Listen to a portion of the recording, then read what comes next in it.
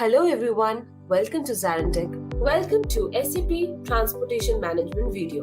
In this video, we will walk through the key capabilities and configuration steps to leverage SAP logistics and supply chain functions for efficient transportation management. Before we dive in, please make sure to subscribe to our YouTube channel and click the bell icon so you don't miss out on latest videos from us.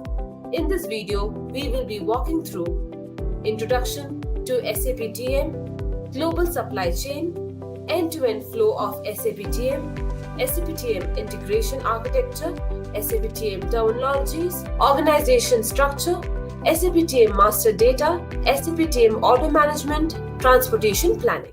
So today will be a module 1. So in the module 1, if you see the content which I received, obviously it starts with master data, but I will not start with the master data because if you start with the master data, what are the different features of transport management that will obviously be has to cover first of all, because when we start with the overview part of any transport management, it is very important to know why we have transport management in today's supply chain process. What are the different impacts and force and benefits we have when we are implementing transport management? What are the features and scope and also the deployment options we have for transport management? So these are the different features and things one needs to know before you actually go deep dive into the system. Okay. So today we'll try to cover that part so that you can have an idea of what are the pillars and components that makes up transportation management. So when I say pillars and components, like if you are from background, you know, like we have got 4 different pillars, right? Like for example, we have purchasing, inventory, account determination, and logistics LIV process. Similarly, for SD also, we have some pillars like starting with order management, delivery management, shipment. Okay. Similarly, in TM also, we have got different pillars and process components that fits to the end-to-end integration or end-to-end scenario for TM. Okay. So before I go into it, first of all, let us understand what is the implication or importance of transportation. As you said rightly, that it is considered as the backbone of the supply chain. Obviously, it is very aptly answered because no process will work without the use of transportation services behind the scenes. So when you talk about different types of industries, like for example, if you are planning to manufacture goods from different components, or if you are shipping the goods from an online store, or if you are getting any, you're procuring anything from a supermarket, everywhere, every processes, whether it's for any across different industry LOBs, you'll find that if transportation is not working, the entire supply chain tends to falter down. Okay. And transportation is such an important component because it's not only about, delivering or moving your product from one point to another, but it is also about meeting the different types of commitments from different customers, right? So if a customer is telling me that I want a product on this date at this location, it is very important from the shipper perspective that I need to make arrangement for the products and goods to be delivered to the customer, right? So to able to daily procure a goods or sell your goods, okay, you need a module which is actually responsible for making the goods movement from a point to point. So whenever we talk about transportation, it is very important that it's always a point-to-point transfer. So when I say a point-to-point transfer, that means it always pertains to location. Because today transportation always has 2 different points. Point A means is the source, that means from where the shipment originates. And point B is the delivery, where the shipment has to be delivered to the customer. That is the final destination location. So throughout the entire content, you will see that I'll be using source location and destination location as the concept or as the terminology. And whenever I talk about source location and destination location, it is not only about transportation management, it is also talking about SAP transportation management also. Okay. So today managing transports are done across multiple modules. I don't know whether you have heard about, it's not, although SAP is considered as a market leader, But there are different software products which have been launched in the market. Like if you talk about Oracle, if you talk about JD Edwards. So these are the different software modules which have been implemented in the market in order to track and trace the entire transportation process. The transportation process is not only the movement of the product. Transportation process will also ensure the movement of the product respecting the capacity of the resource. So when I say the capacity of the resource, that means you need some means to move the transport, right? So if you're moving from point A to point B, you may use a truck. Or if you are doing any type of long distance haul or long distance shipment process, you need a sea, mode of transport, sea or vessel to move it across. So it is very important that whenever the transportation process starts, you need to know the means by which the transportation needs to happen. So if I now just rephrase the definition of transportation, it is actually the movement of your cargo from point from source to destination using a specified means of transport. So these three things, source location, destination location, cargo, and means of transport. So these four dots make up your entire transportation process because all are very tightly integrated with each other. And without this, the transportation process cannot be realized in practice. So if you see my first slide, so in my first slide, you see that there are different types of, the shipper, you can see that. Terminology is very important in TM. So you should be very much clear what is, because these are the different part functions which is played by different entities in any supply chain process, right? So you should know what are the different, who are the basically the partners in the entire transportation process. So you can say shipper is also actually called as a consignor. Why they are consignor? Because they are usually the supplier or a owner of a commodities being shipped. Okay, so if I am supplying or if I am owning a particular commodity which is going to be sent across to my customer, then I am a shipper. So whenever you are working for any shipper scenario, okay, and whenever transportation management is being used, please note that a shipper scenario always needs to trigger the shipment process using ECC, right? So you use the ECC as a source system to trigger any shipper scenario. So that's why you see in the figure in the left hand side, if you see my shipper is there, and from the shipper, this is pointing to suppliers, this is pointing to logistics providers, this is pointing to customers as well as carrier. So all the entire transportation process which originates from a shipping point or from a shipper scenario is actually interlinked with all these other business partner functions. Obviously, for example, supplier. Why supplier is important? Because supplier is my vendor location. And whenever any type of movement of cargo happens from the vendor location to my receiving plant, you can use transportation management. So that is also called as an inbound freight. Similarly, whenever you are transporting any commodity or goods from my shipping point to my customer location, it is called as an outbound freight or, or rather an outbound scenario. And in order to, perform both the inbound and the outbound transportation process, we need some business partners who are also called as a carrier or LSP, who will actually be used to do the transportation on behalf of the shipper. So that's why you see the connecting link between shipper, carrier, LSP, customer, and supplier. Now, in many projects, you may have come across that you are only implementing transport management for outbound and not for inbound.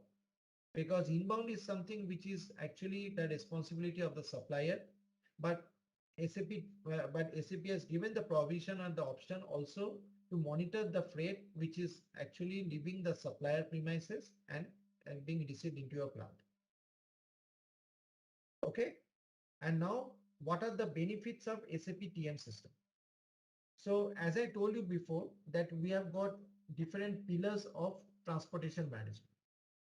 Now, before I come into SAP transportation management, you can see like there are different core features which are available within any transportation process. One is the order management. Second is the transportation planning. Third is the transportation execution. And fourth is the charge management and settlement. So I will come into each of these boxes in details. But when I talk about the different pillars of transportation management, I am talking mainly about these four pillars. Okay. And these four pillars are so integrated with each other in TM. That's why, without these pillars, TM will not be able to execute it end to end.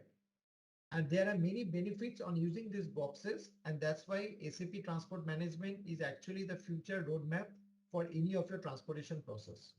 You know that, in our early R3 days, we used to use the Elytra process, right?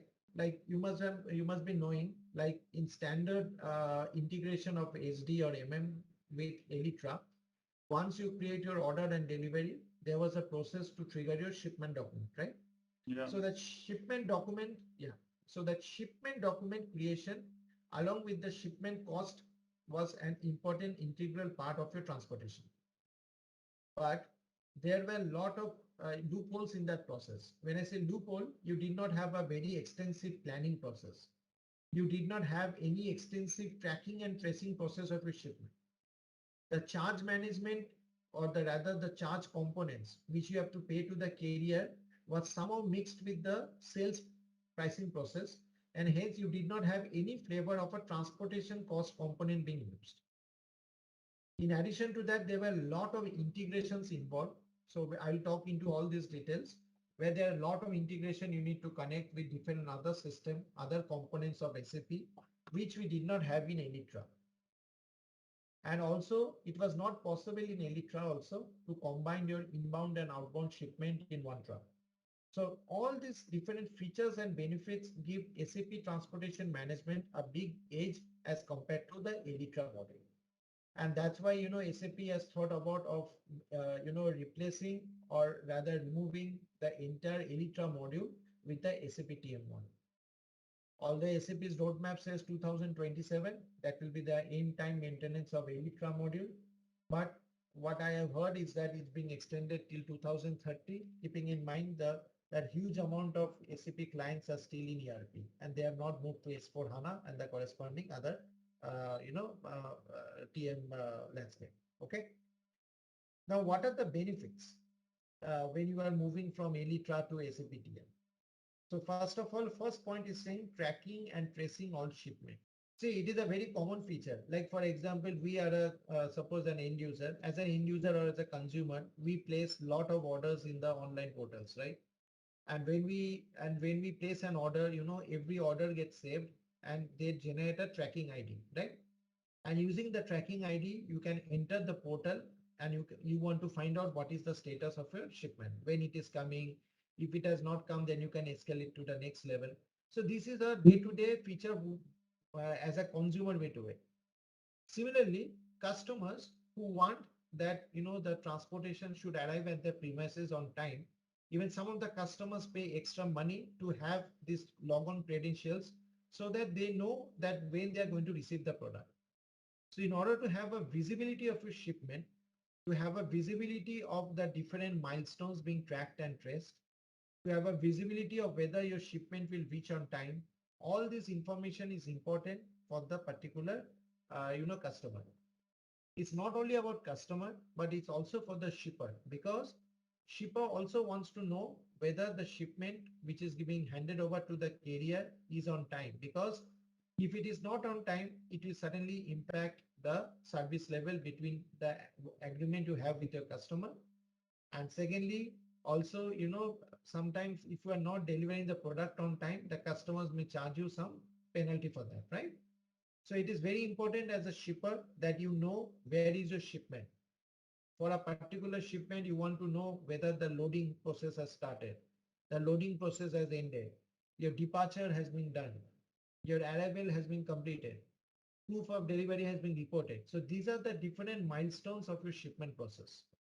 And all these milestones needs to be tracked and traced. So the real-time updates or visibility to all these milestones of tracking and tracing is possible using the tracking and tracing shipment process within TM.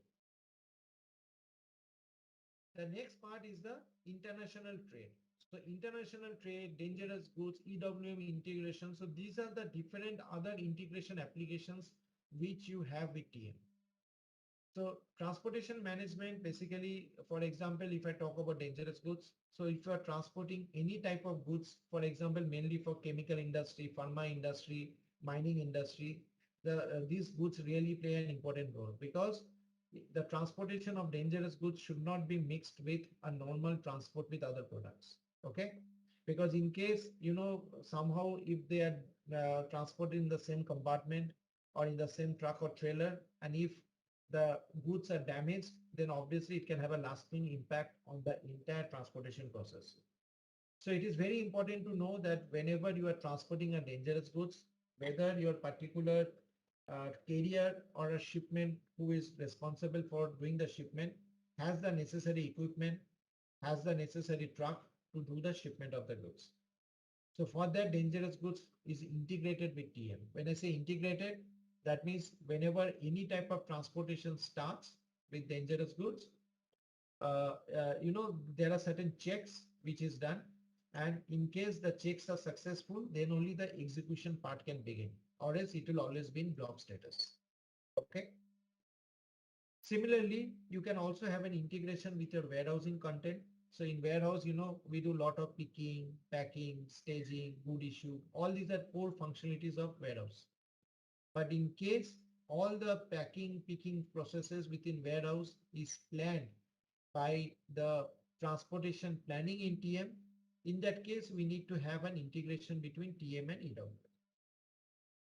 Similarly, whenever you are doing any type of cross-border shipment, cross-border means international shipments, which is actually extending beyond the borders of the country. In that case, there are certain declaration you need to do to the customs authorities. You need to declare them what is the value of the goods. You need to declare to them from where to where your shipment is moving. You need to tell them whether you are doing any security filings or transit filings, because filings is also done. So all these are part of the international trade and regulations. Okay. And in case the customs authorities are not allowing you to cross the border because maybe the business partner with whom you are dealing is blacklisted. Okay, so there are certain screening process being done to ensure that the business partners are correct enough to allow you to do the business. So in such cases, the execution can be blocked. So it is very important that when you are crossing the international border, you should have a declaration from the customs, and these customs processes differ from countries to countries. Again, TM comes into the picture there. Okay. Similarly, you have got a very important analytical contents with TM. So analytical content means there are a lot of stakeholders who are not interested into day-to-day operational process, but they want to know how is the shipment going for them, whether the shipment is earning profit for them, whether it's a cost for them. So the profitability part, the different expense reporting part, or you can also have an overview of who are the carriers who are delivering the product on time, the carriers who are delivering always late. So there are certain reports, analytical reports or KPIs, which is required to monitor your entire transportation process. So for that, we have a strong integration between TM and analytics, which will help you to provide all these ad hoc reporting capabilities. And finally, on a day, in a supply chain process, collaboration is the most important component. So when I say collaboration, it is not only collaboration with your customer, that is obviously required, but also you need to collaborate with the carrier. So carrier means they are the person who are actually helping you to move the transport from point A to point B. So a carrier can be an LSP. So LSPs are a bigger umbrella where not only they are responsible for doing the planning and execution, but they also have warehouse facilities, storage facilities. So either the carrier or the LSP, communication or collaboration is very important for any transportation process. And for that, the communication can be done through web service. It can be done through A2A or B2B communication. It can be done through EDI. And the SAP has also provided some standard portal options where the carrier can collaborate with the transportation management partner. So these are the different on a higher shell, the benefits which you get when you are implementing transport management. I have one question. Here, LSP, I understand that it manages transport and it also has warehousing facilities to manage the supply chain of the shipper. But what about carriers? Carriers is something independent from logistics service providers, or uh, I think carrier are the vehicle resources we are talking about, or is it something else? No, basically there are there's a subtle difference between the carrier and the LSP. So when we talk about, for example, you are a customer, okay, and suppose, or I am a customer, I am transporting my goods from Germany to US, for example, and I want DHL or FedEx to transport the goods on my behalf, right? So what you will do, you will call up the customer service of DHL and DHL will do the transport on your behalf. So if you see in that way, DHL responsibility is the core business is the transportation because they are selling transportation service. Okay. So they are also, maybe they don't have the assets with them or they may have an asset, but their main purpose is to not only pick up the goods and deliver. Their main purpose is to entire plan the transport, execute the transport. They do all the custom documentation, custom clearance. Okay. They do also a lot of brokering services. They are also responsible for storing the product in case, the pickup and the delivery time window is violated. So in other words, LSP is at a very much higher level. And sometimes, there are LSPs who are actually also working in closely with shipper to plan and execute the entire shipment. Okay. So such is the power of LSP. But when we talk about carrier, carrier is something, so a LSP can also be a carrier because ultimately responsibility is to do the transport, right? But the carrier in terms of, final performing its functions is not as much huge as compared to LSP. So what are the carrier? Carrier like the forwarding agents. Like if you see in any Elytra module, you have carrier in your shipment document.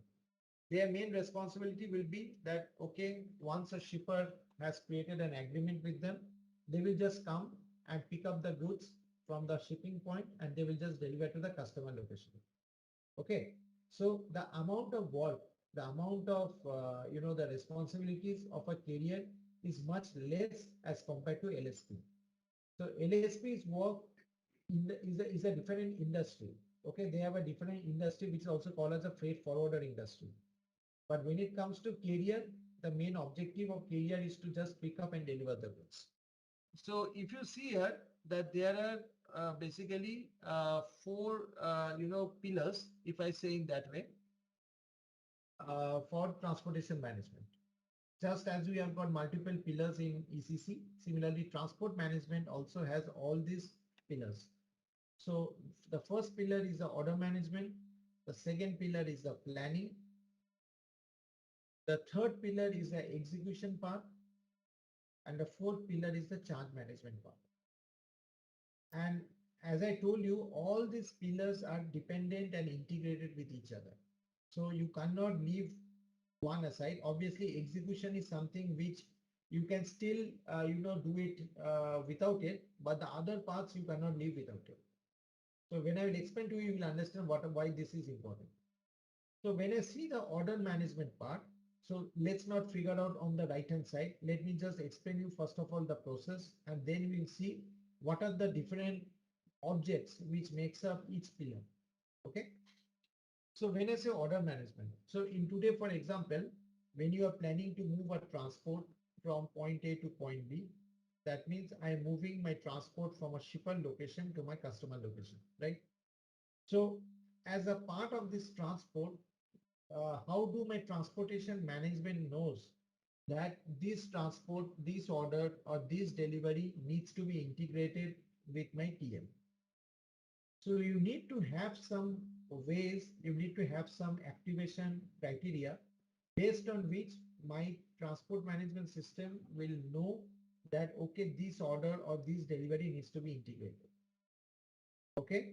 So every time an order or delivery is created in ECC, a transportation demand or a transportation requirement is generated in transportation management system. And that is what we call order management. So for example, if we're talking about purchasing scenario, sales scenario, subcontracting scenario, or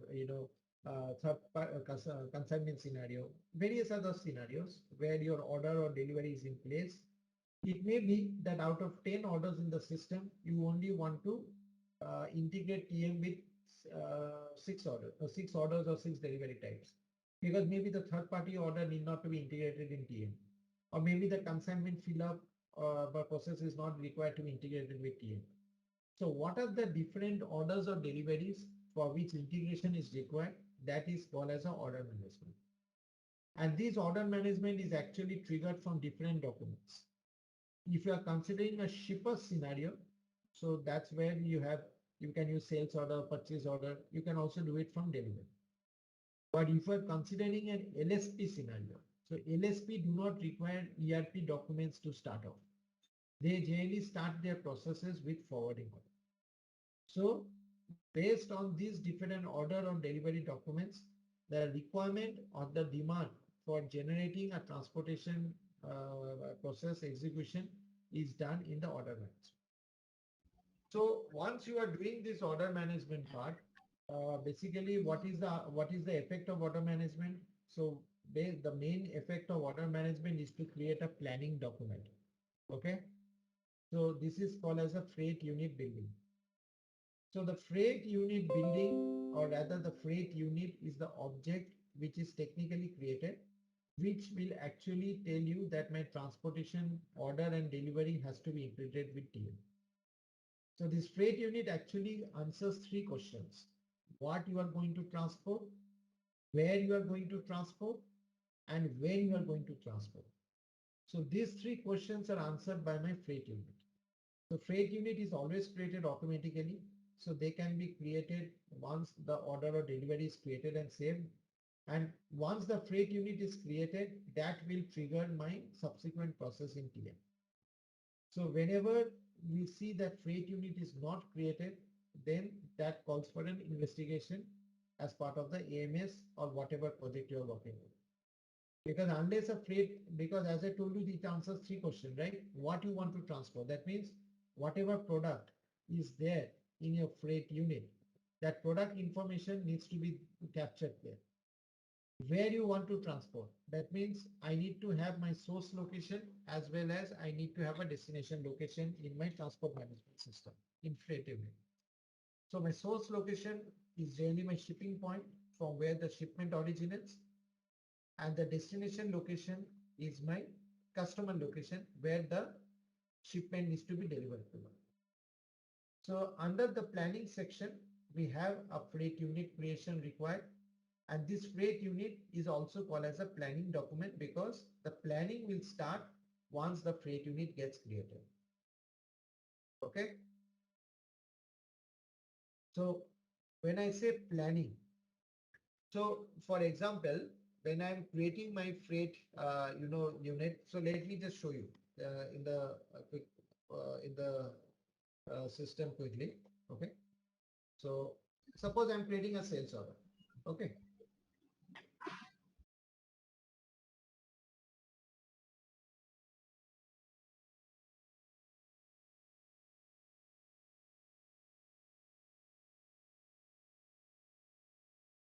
So suppose I'm creating a sales order.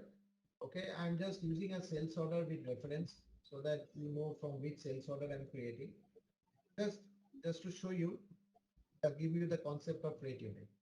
So when you see when I'm creating a sales order, I have my ship to party. I have my material. That means what I need to transport, where I need to transport. So where means my ship to party and my shipping point is there. This is my shipping point.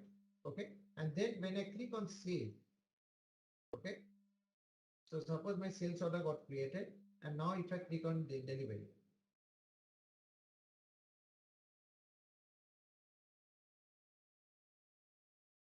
what is the date I used? Just 1 minute.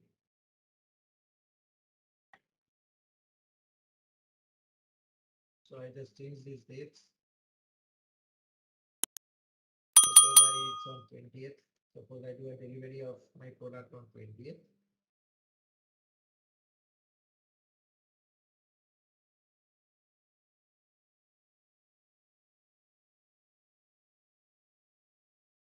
I do a delivery on 20th.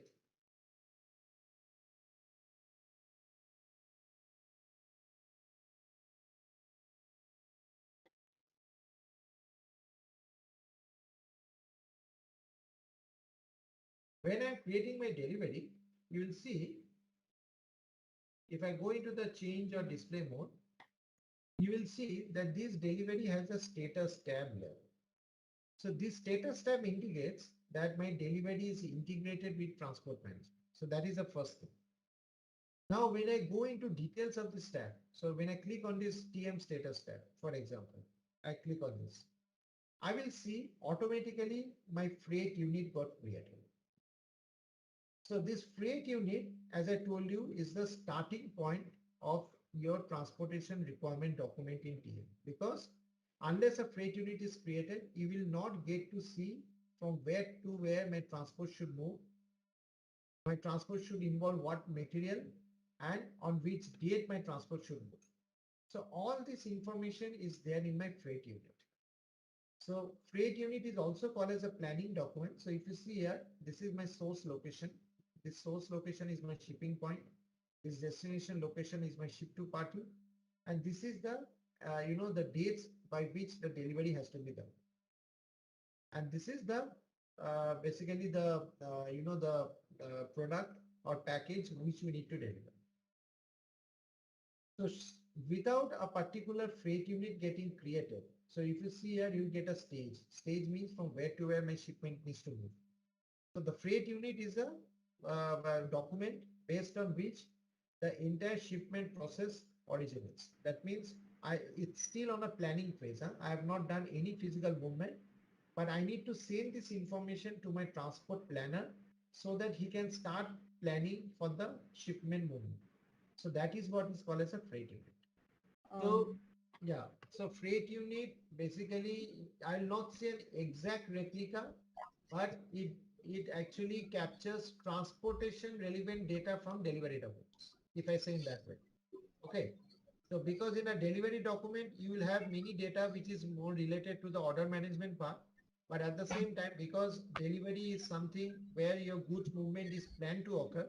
So for transportation process, so the transportation relevant info from delivery is passed on to this freight unit. So a freight unit can also be created from sales order. So I'll come to that part later on, whether a freight unit can be built from sales or can be built or should be built from delivery. That is a different question. But answering your question, all the transportation relevant info from your delivery is captured in a freight unit. And the freight unit is always created automatically. And this freight unit is the thing based on which your transportation planner does the planning. So he has shipment of the product that is possible only through the freight unit. Okay. So source location should not be changed, because if you are changing the source location, then the business objective of creating delivery and freight unit gets lost. Because when you are creating a sales order or delivery, your shipping point should always be the source location. Okay. Now, if you are doing a picking from any other point apart from your shipping point, okay, then that must be reflected somewhere, right, in the document. SAP has given the option where you can always select the stage. So answering your question, it is possible to change the locations.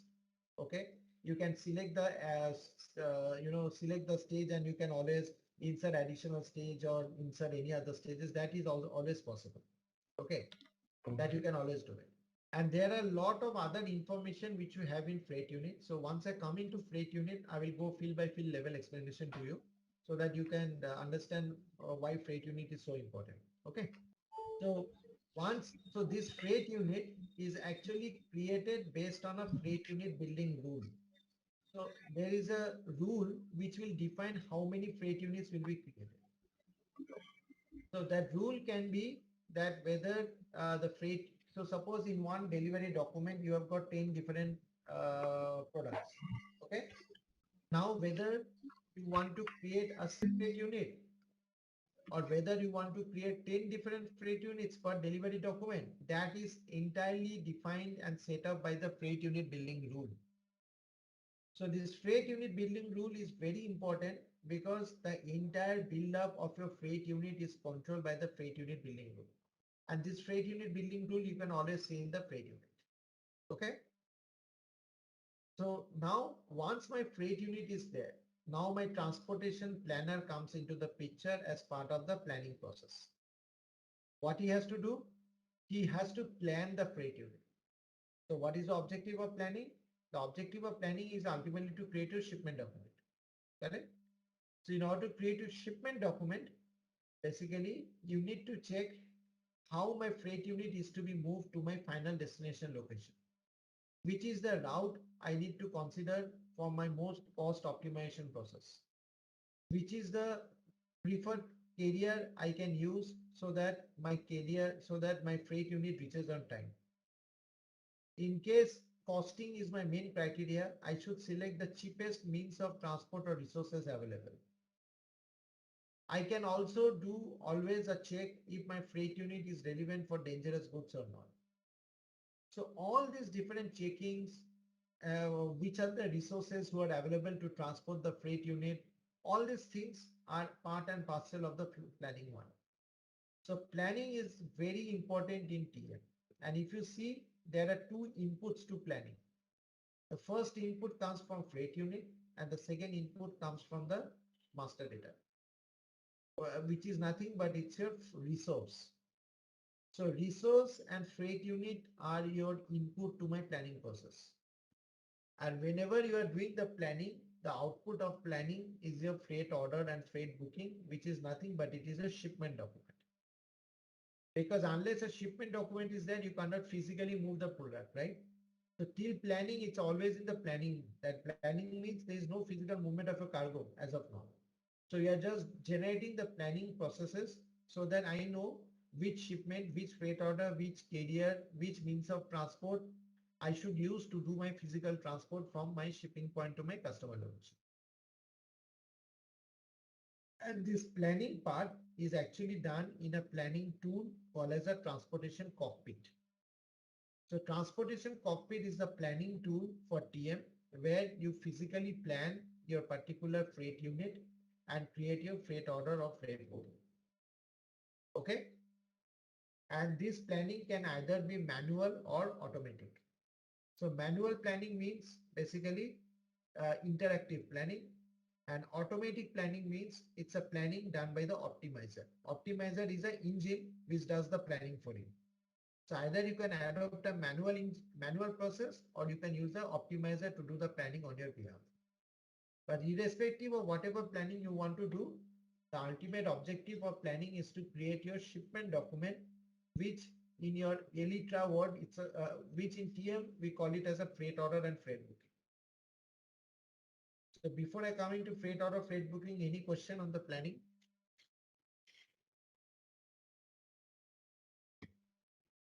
So then once the planning is done, that means once your freight order. So why these two different terminology? Because I'm calling them both as a shipment document, but then why these two different terminology?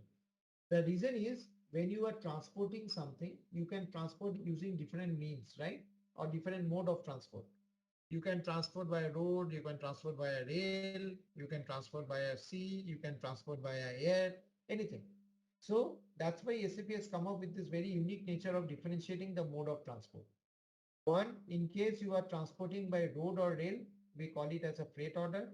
In case you are transporting by sea or air, we call it as a freight booking.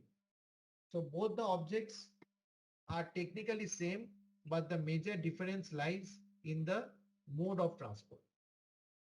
So this freight order freight booking is actually the replica of your shipment document. So whenever you'll be implementing TM, you actually don't need to worry about whether your shipment is created or not, because in TM the shipment document is replicated as freight order freight book. And this freight order freight booking is also called as an execution document. Why it is called as an execution document? Because Your actual or physical execution will begin once your freight order and freight booking is created. It is also called as a subcontracting document because this particular freight order freight booking needs to have a carrier assigned. So because you need someone to execute the freight order freight booking, right?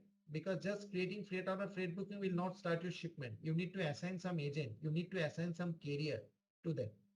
So that's why it is also called as a subcontracting document because a carrier is assigned to such type of business documents. And whenever a freight order freight booking is created, now your shipment can start off. So now you can say that, okay, my shipment is ready to be executed. And how do you execute the shipment? The execution part is done by tracking and tracing through different events. So for example, you can say, okay, my shipment has departed. So departure is an event. My shipment has been loaded. My loading is an event. My shipment has arrived at the final destination. So arrival at destination is an event. My shipment has done a check-in, check-out at the yard. So that is also another event. So all the different events are actually nothing but the milestones of the shipment can be used to do the execution process. You can also specify in your shipment document or your freight order whether your load plan is being done so that your integration with EWM can start off.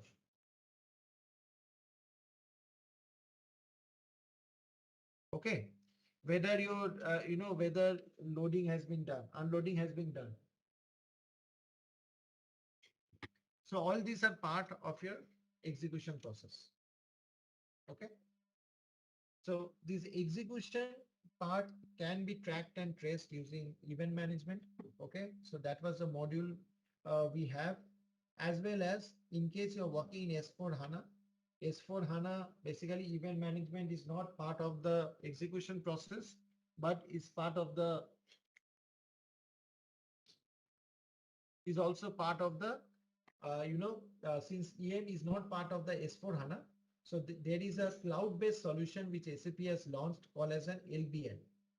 So LBN is also called as a logistics business network. So through the LBN also you can actually track and trace the shipment process. Okay. So the execution and and subcontracting is again a very integrated process which starts with your freight order and freight booking.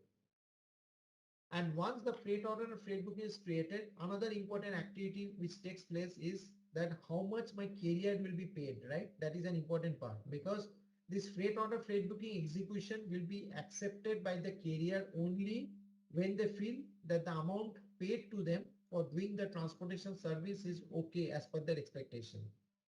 So there should be a freight agreement created beforehand with that particular carrier so that once my freight order is created, the charge calculation happens automatically. So that's where we come into the fourth pillar, which is the charge management and settlement pillar. So every freight order freight booking with a carrier assigned must have the charge calculation done automatically based on the agreement. And within an agreement, there are certain other components which basically helps you to decide the total charges. So call as a calculation sheet, rate table, scale. So we'll come into these terminologies later on. But you can say this is the pricing procedure. And the pricing procedure actually helps you to determine how much prices you have to pay to the carrier for their transportation service. So once my charge calculation happens in my freight order and freight booking, then the final the final step is to create a settlement document. So settlement document is like your shipment cost document. So shipment cost document, as you know, captures all the charges from the shipment document and then it goes to an accrual, right? The same process is done by the settlement document. So you see here, there is a settlement document called as a freight settlement. Don't be confused with the word forwarding settlement. This forwarding settlement is for an LSP scenario. For the carrier, we need to create a freight settlement document from the freight order. And once the freight settlement document is posted, it will create a service purchase order and service entry sheet so that you can do a three-way match using the invoice verification process. So all the charges that needs to be paid to the carrier flows into the service PO. Then in the service entry sheet, you can see the cost accounting document, the material document. And once that is done, then you can perform the invoice verification process in ECC. So the only thing what you need to understand here, that freight settlement does not do any account determination. There is no GL account postings which is done in TM. All the different accrual postings, your GL account postings, your OBYC setup, all still follows the same process to be done in ERP. So ERP, all the account payable process is triggered. But for the triggering point of accounts payable is the settlement which is done in TM. So with this, the entire flow comes to an end. So if you see, you have order, that means you have placed the requirement for TM, you have done the planning, you have done the execution, and now you pay the carrier and you settle up the books of accounts with. So if you are working in S4 Hana, okay, we don't need any shipment document, because shipment document will be obsolete very soon with the ultimately the once the maintenance of Elytra is done, you'll not be able to see any shipment document in the SAP landscape as well. That is the main reason why SAP is replacing Elytra with SAP TM. So you don't need to have two different shipment documents for the same processes. So it will be a freight order and freight booking, which will ultimately be used to replicate to shipment, because shipment has very limited information. When I'll open a freight order for you, you will see that there are a lot of information which is there in freight order, which typically represents a transportation process. And if you basically see the roadmap of SAP TM, and I'm quite sure all of you follow different journals and supply chain magazines. So as per the Gartner report, SAP's transportation management is a leading software solution. The reason for that is because of its integration capabilities. Because ultimately, for a transportation guy, the shipment is the most important part for him. And this freight order is integrated across multiple applications within TM. Okay, so that's why if you are using TM, you don't need to bother too much about shipment document. Now before I go into this, I think some of you have asked a question, what is the difference between 2PL and 3PL, right? 2PL is also called as a second party logistics provider. 3PL is called as a third party logistics provider, and 4PL is called as a fourth party logistic providers. Okay, so there are different bifurcation based on different functionalities which they perform. So as I told you, when you are talking about LSP, now this whatever I have spoken to you as of now is all shipper. Okay, I have not spoken anything for LSP, because for shipper, transportation is not the core business. But when you come into the LSP scenario, if you see, the main difference lies in the order management, rest all are same. So LSP stands for Logistics Service Provider. So they basically provide management and execution capabilities to shipper and other LSP. So besides the shipping functionality, this provider will also handle inventory, warehousing, packaging, and security functions for shipment. Now, the differentiation into different groups, that is your 2PL, 3PL, is completely dependent on what type of functions they're performing. So when I say 2PL, so 2PL means the LSP companies will directly execute transportation and logistics process for others using their own capacities and capabilities. That is, they will use their own fleet and storage capacity to directly execute the transport and the logistics process. So that's why sometimes the 2PL is also called as a carrier. Okay, clear? Now, when I come across 3PL, so the 3PL and 4PL basically don't usually operate on their own fleet, because they are much less asset focused than carrier. So carriers are always bringing their own assets, like their drivers, their carrier, their trucks and all. But when we talk about 3PL, 4PL, they don't operate mainly with their own fleet. That is what I have seen in majority of the industry. So the main objective of this 3PL is to organize end-to-end shipment for shippers by basically, subcontracting its operation to a third-party carrier and all. So basically the carriers perform on behalf of the LSPs to do the transportation. So those are called 3PL. Okay. Carrier is just like a guy who will just come, you call them. For example, I want to pick up our goods. You just call them and book a trucker. So you have to prepare the shipment for yourself. They are not, so in case, when they are delivering the product, in case the customer is not there, they will just keep it there and go away, because they don't have any place to store, right? They don't have any packaging mechanism. They don't have any way to get a clearance from the customs. They don't know the process to execute and plan the shipment of their own. Okay. What they do, they just pick and do the delivery. That's it.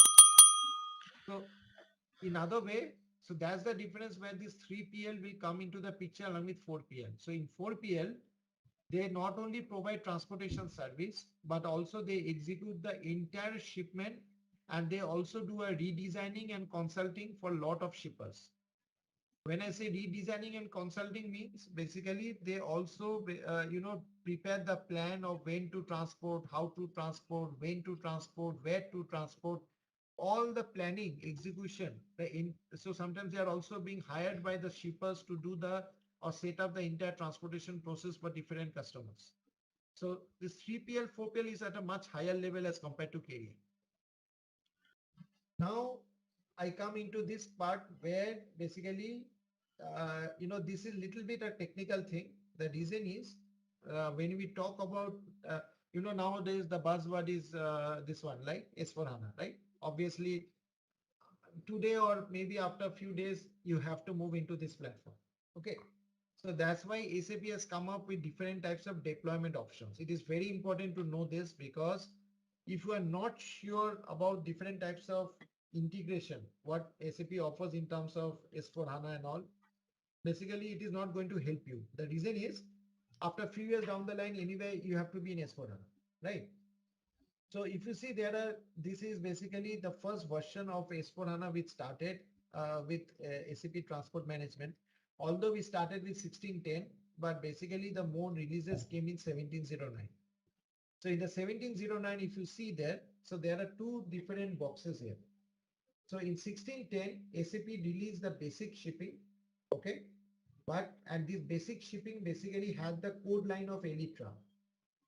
Okay, so when I say code line, these the basic functionalities of Elytra were still visible through basic shipping. There are very limited functionalities you can do using TM at that time.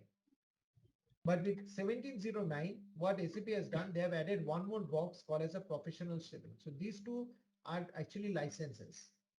So whenever you are using basic shipping, so basic shipping is always focused and it is applicable for both S4 HANA as well as Elytra. When you are coming into professional shipping means it is actually the S4 HANA advanced license part. That means all the functionalities of your standalone transport management is available in S4 HANA. So that is why if you are using a basic shipping license, you don't have to pay any extra fees. But if you are using any advanced license, you need to pay extra fees to the SAP. And in the long-term view, actually, you will not be using Elytra. So we have removed Elytra from the picture. All will be done based on S4 HANA TM. So that's why when I say, so SAP in terms of Elytra, means Elytra module and S4 HANA module, there are few changes, differences in the model, in the functionality wise, you can say in terms of usage wise, in terms of end user experience, there are a lot of changes which you have. Also, in addition to obviously simplification. Okay, simplification is another reason why the S4 HANA product is there in the market, right? So for that reason, we have this differentiation. Okay. So that's what I have specified here, that there are two licenses. One is a basic shipping license and another is the advanced shipping license. So in the basic shipping license, you have the basic Elytra module still available, which is to be used by the customers. But when you are moving for the advanced license, every business user or company has to pay an extra amount for using this functionality. So they require a specific license, okay? And for that, per license wise, SAP charges you some licensing fees amount for that. So basically what happens when you are planning to install S4 HANA. So okay, by default, nowadays you will have SAP TM as well as SAP EWM in the same box as S4 HANA. Okay, that is one thing. So in the same server, you can access both TM as well as ECC. Now, which functionalities you can access without user license, that is defined by basic shipping and advanced license. So with basic shipping, you can perform very, very limited functionalities. Like for example, you cannot perform advanced planning. You cannot perform advanced charge calculation. You cannot perform any TM to EWM integration. You cannot perform any load planning features. So there are a lot of constraints you have when you are going with the basic license, because basic means it is just creating your particular freight unit. It will just create a freight order and a very standalone settlement process, and then it will create your service for service entry. That's it. Okay, that is a basic license. But if you want to do a planning, if you want to do an automatic planning using optimizer, if you want to do certain type of map-based planning, load planning, if you want to do certain type of features such as integration features, okay, in that case, it will not be support. So if you want to have the support of those features in your S4 HANA, in that case, you have to use the advanced license. Okay. So I will send you a document where you can see what are the features which are available for basic shipping as well as advanced shipping. Okay. Okay. So this slide will help you to clear a lot of doubts. So when I say deployment option, so deployment option means what? So see, first of all, when you are going for any client project, maybe right now you are going into AMS, so you know the landscape quite well. But you know, when you are going for any architecting work, if you are going for any RFP work, any type of POCs you do, any type of implementation you do, okay, it is very important to know where, like what type of instances you are going to use for TM, right? So if someone says I'm going to use S4 HANA, so that is actually, I would like to say a little bit in a vague way, because S4 HANA can be anything, right? Means you need to specify, okay, I want S4 HANA embedded or S4 HANA decentralized. That will be a more better way to articulate your stance on the deployment. So deployment means how you are going to deploy transport management in your current landscape. So if you see, there are 5 deployment options. The first deployment option is generally the normal S4 HANA embedded feature, where you see your entire ECC is on S4 HANA application, your transport management also is on S4 HANA. So when we have both the applications on S4 HANA embedded, so this is also called as an embedded feature. So when I say embedded, see, the word itself is quite clear. Embedded means you don't need to have any separate server instances. It's a single server, single sign-on, single login credentials required. And when you just log into the system, you will find or you can enjoy the benefits of all ECC application as well as transportation management application. That is the meaning of embedded. Okay, so embedded means you don't need any separate SODs for that. No separate segregation of duties are required to set up by the security team. It's only a single instance. Now, when I say single instance, obviously you can have multiple clients within the single instance. Okay, you can have the 3-tier landscape as well. But even though if you're having a 3-tier landscape, still both ECC and S4 HANA is in the same server box. So please make this clear, the concept of embedded. Embedded means single sign-on, single server. You don't need to log on into 2 separate credentials. Okay. Now, the second deployment option is about your sidecar. This is also, see, another word of sidecar is decentralized. Why decentralized? Because it's not on the same server content like embedded. So if you see here, this is another option where your S4 HANA and your transportation management is separated by a code line. So this code line is the middleware. It can be a PI or which can be a SOA manager, which is actually separating the application between 2 sites. So you need to transfer your data from S4 HANA to TM, and also an update is required from TM to S4 HANA. So you need 2 separate servers here.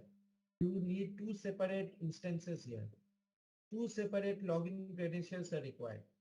And you need a monitoring mechanism for the transfer of your data from ECC to TM. So that's what we call it as a decentralized version. So in both the servers of the systems are on SAP S4 HANA. Does anyone know what is the meaning of S/4?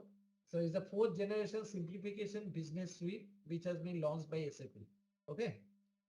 So hopefully we will not get any S5 or S6, S4 only, but I don't know what is SAP's roadmap for that.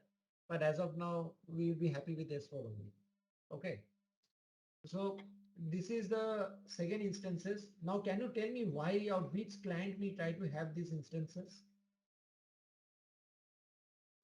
Or why you want to propose someone that both are in S4 HANA, but I want to have separate server.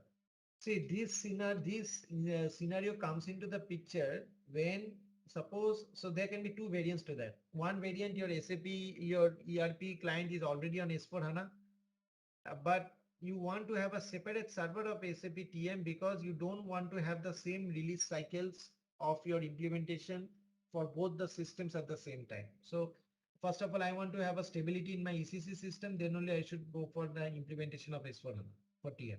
That is another one reason maybe. Another reason maybe is that maybe, my ECC part is going to have different upgrades and different types of lot of, interfaces, frameworks, lot of RICEPs are there. And for that, I don't want to mix that with my TM because TM, I should go for a standard best practice business suite. Okay. So some of the other clients is that then why to in that way, why should I basically merge and mix both the applications in one? Because I have first to stabilize my ECC and then I should go for transport management. Or I don't want to mix my TM and my ERP application developments in one server so that to put extra load on the server. So that's why they do a segregation. So this segregation has to be understood from client's perspective. You can put your viewpoint, okay, because you see a lot of benefits are there when you are into S4 HANA. That I'll come into the end of the part. What are the benefits? But the thing is that you need to understand and make them feel that, okay, if you're using S4 HANA embedded, this is the benefit. If you're not using, then what is the rationale behind not using it? So you have to do a little bit of, your as is scope study as well. And you see that what are the things which is there in embedded, which is not there in S4 HANA sidecar. All these things will actually help you to make up the decision. Okay. Then comes the third instance. In third instance, we keep the right hand side instance same, but the ECC part is still in the old business suite, R3 ECC 6.0. So it can be of any HANA or it can be of any database. So in that case, what will happen? Sometimes what this is the major scenario we see where currently the current client has too much of developments or enhancement done in your current ECC processes, and you don't need to migrate to S4 HANA as of now because you are doing some due diligence studies. You need at least a 1 year or 2 years stability to do all that.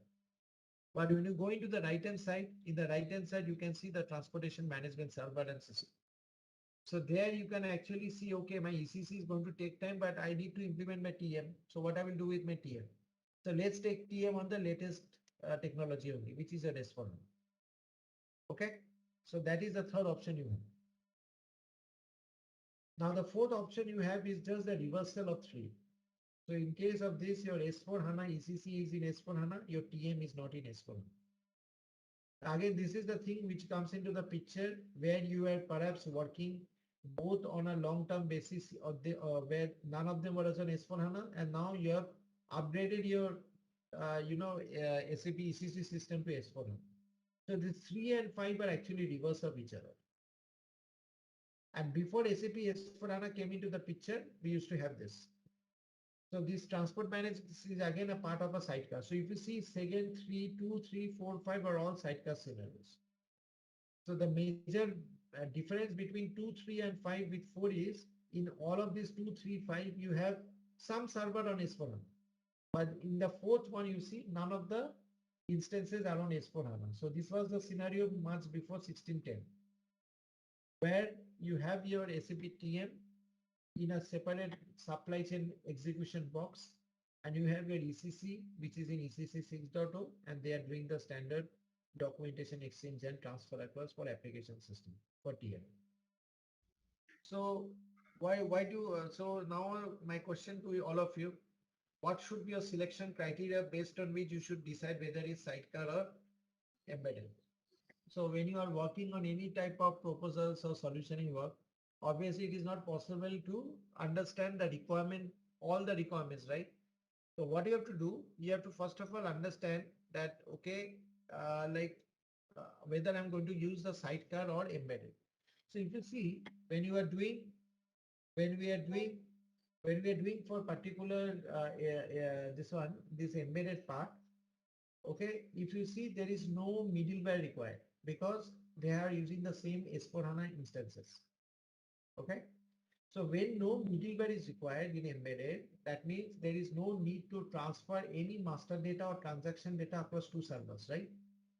So what does that mean? The cost of ownership of the middleware gets reduced.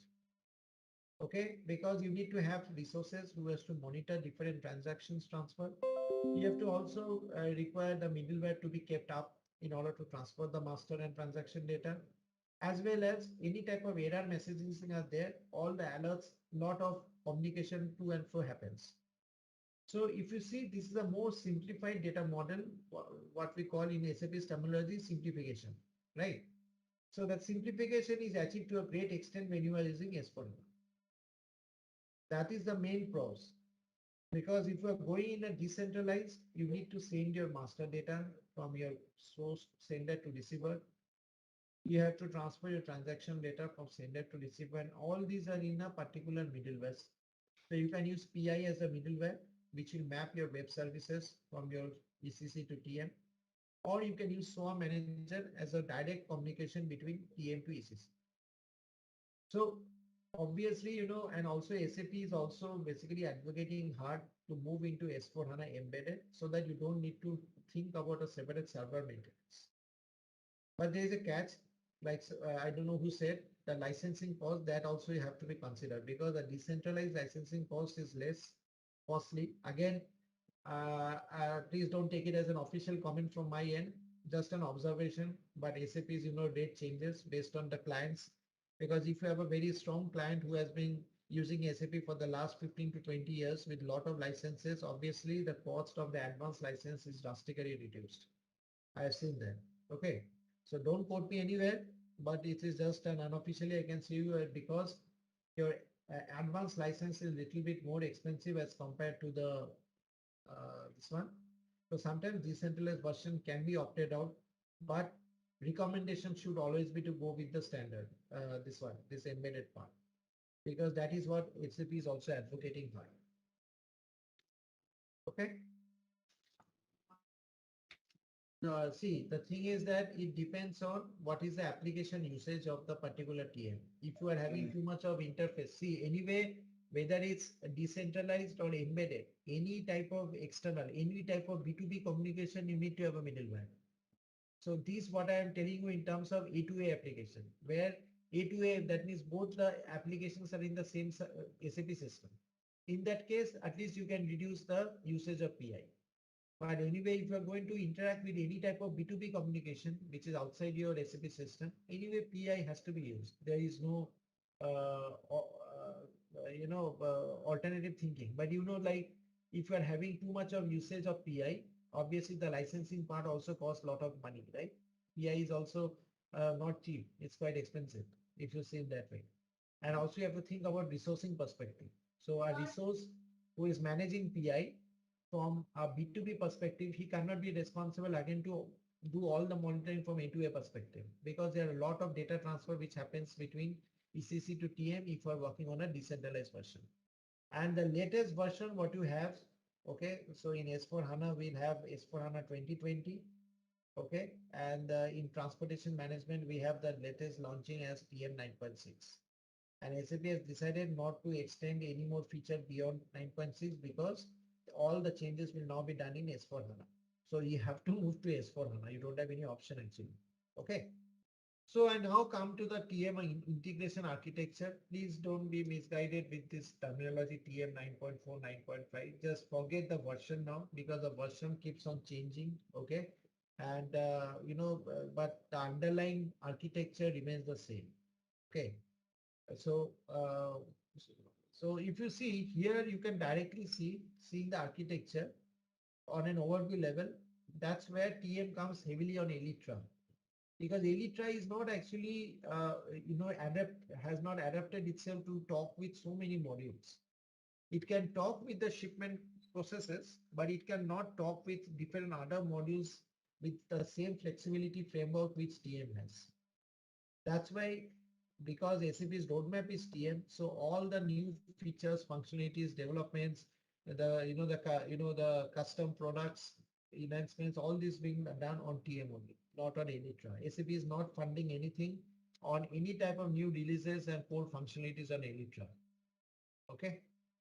So be careful on that. So don't basically recommend TM now for any type of the shipment process, because that document will anyway be wiped off after certain years down the line. One thing I needed to tell you, okay, so when we are working in either a standalone server or a S4 Hana server, the only difference lies in the order management. Okay, there are two additional documents which gets created in order management. So that is your OTR and DTR. And when you are working in S4 HANA, you don't have these two documents, because these documents are redundant objects, and unnecessary redundant objects basically slows down the performance of the system. So this is the major change what you have from your TM standalone to S4 HANA. Now, when I come into the different integration part, so integration means to which other modules SAP transportation management talks of. Okay, so that is very important. So SAP transportation management talks both functionally as well as technically. So if I talk about first module as EM, when I come into the integration architecture, so as part of the integration architecture, first integration we'll talk about is event management. So event management is the tracking and the tracing module. So in any transportation management processes, I have, in fact, later on, I have some structure or flows on event management. So let me show you. Yes. Okay. So whenever you are going to monitor any type of business events means, for example, you want to monitor departure, you want to monitor loading process, unloading process, proof of delivery, arrival, check-in, check-out. So these are different milestones of any processes in transportation management. Okay. So in order to do that, okay, you need event management as a module in order to integrate with TM. Because unless the event management is there, so you can also live without event management. First of all, tell me that event management is not mandatory, but event management gives you real-time updates. It, it gives you an exception management feature. Exception management means, for example, if your transport was supposed to come at 6 p.m., but it is not able to come at 6 p.m. So that means there will be a delay, right? So because of the delay, it will impact the entire planning of the other subsequent process. So in that case, you need to send an alert to the corresponding transportation planner or the operational guy that, okay, my transport is going to come after 1 hour. Still the operational guy needs to be there in the warehouse for receiving the products, right? So in that case, an exception, alert, communication can be sent across in case the expected events become overdue. Overdue means 6 o'clock was the time of the planned event. It did not occur. It has become overdue because it has not been reported by someone. So that reporting can come from different sources, that come from carrier, can come from some external interfaces. But all the milestones of your transportation has to be mapped, and those reportings can either happen in TM, or you can also use event management to report the events. But the major difference why we always propose event management, in case you are interested to monitor the milestones, is that it gives you a real-time update. You do not get real-time update when you are using transport management. That is the first thing. Second thing, if you want to know which are the events, so for example, you want to know the list of all events for a specific freight order, which has been reported or not reported. You can get a very good flexibility tool within event management to do that. But in case of transport management, you don't have any standard tool for that. What you have to do, you have to go into individual freight order, and there within an individual freight order, you have to look into individual events. But if you go into EM tool, in the event management tool, you can just give a selection criteria. Okay, please show me all the events from 1st of August to 8th of August which has been reported. So if you give such type of criteria, automatically referencing different freight orders, the entire list you can retrieve. So there are a lot of features available within EM. Okay, you can also do a resource tracking. You can know where is your resource. You can do a asset tracking. You can also, so in case there are any discrepancies while delivering a product, you can also use events to report those discrepancy. Okay. So in other words, event management is also called as a visibility tool. so that you can have an entire visibility of your supply chain process. And the event management is integrated with TM for freight unit, freight order, freight booking. It does not have any integration with any settlement process or service order, whatever objects you have in TM. Only freight unit, freight order, freight booking are the objects with which you can integrate. And the communication between TM and EM is done within RFC communication. So in case any event is reported in event management, through RFC, it will automatically update in TM and vice versa. Yeah, so that is there. See, there are two ways by which if we're working, okay, I talked about S4 Hana, but if we're talking about decentralized, see, you can have a SCE box, supply chain execution box, and the supply chain execution box can have TM, EM, EW. That is one way. Okay. Another way, if you're also working in S4 HANA, you will see still the configuration, but because we don't have the event management within your S4 HANA, okay, that's why even though the configuration exists, but it does not work. There is no connectivity or linkage between EM and S4 HANA in that way. But around 1 or 2 weeks back, I heard from SAP that they are planning to have event management in S4 HANA as an add-on, but with an advanced license. That means you need to have the advanced license of transport management to talk with S4 HANA embedded event management as well. But event management will be an add-on. It will not come automatically. But that is still on an evaluation phase because we don't have any successful customer story on that because it just got released a week back. Okay, if I say it that way. So in warehouse, basically you perform your picking, packing, staging, good issue, loading, etc. Right? That is what the warehouse activities are. But in addition to that, there are some other activities. There are certain warehouse tasks you need to do. There are a lot of other process, value-added servicing, meeting, like production integration, quality inspection. Right. There are so many things you can do in warehouse. But so that is a warehouse feature. But you can also integrate transportation management with extended warehouse management through through two different services. Okay. The reason why transport management can speak with warehouse management is that my planning in TM will drive the warehouse planning. So in other words, when I create my freight order can send a load plan to the warehouse, and based on the load plan transferred by warehouse to warehouse guy will basically wait for the truck to arrive, and then they will do the staging, good issue, picking, packing, everything. So that means here my transportation management is the leading force which drives the entire warehouse execution within EWM. Okay, so whenever when the good issue or the departure happens from your warehouse for a truck, it sends an update back into TM as well as ECC. So this entire integration or the touch point between ECC, TM and EWM is also possible using TM as a the sending system. And you can actually connect your transport management with extended warehouse management. So you see there that there is a direct web service. Okay. So in case you're using an embedded part, you can use a web service or a PI basically also to set up the transfer of data between TM to EWM and vice versa. So if you are using a S4 HANA, you should use SOA manager as the point-to-point or direct communication between both the systems. Okay. Clear? The third integration, what you have is with the GTS.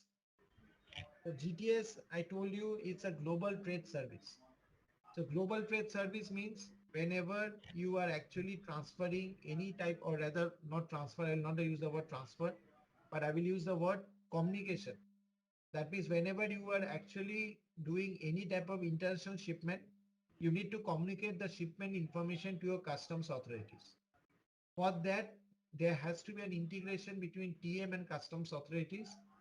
And for that, we use GTS. So TM and GTS talk to each other, and GTS through IDOC talk to your customs server. Because customs system is not in SAP. They are in non-SAP or legacy system. So GTS needs to receive the confirmation from my customs authority that, okay, this shipment can be moved from one source to another. And once that information is sent back by GTS to TM, then only the execution block gets removed. What does that mean? This means that unless I receive a confirmation from the customs authority, the execution block will remain and you cannot do any type of execution using TM. Okay.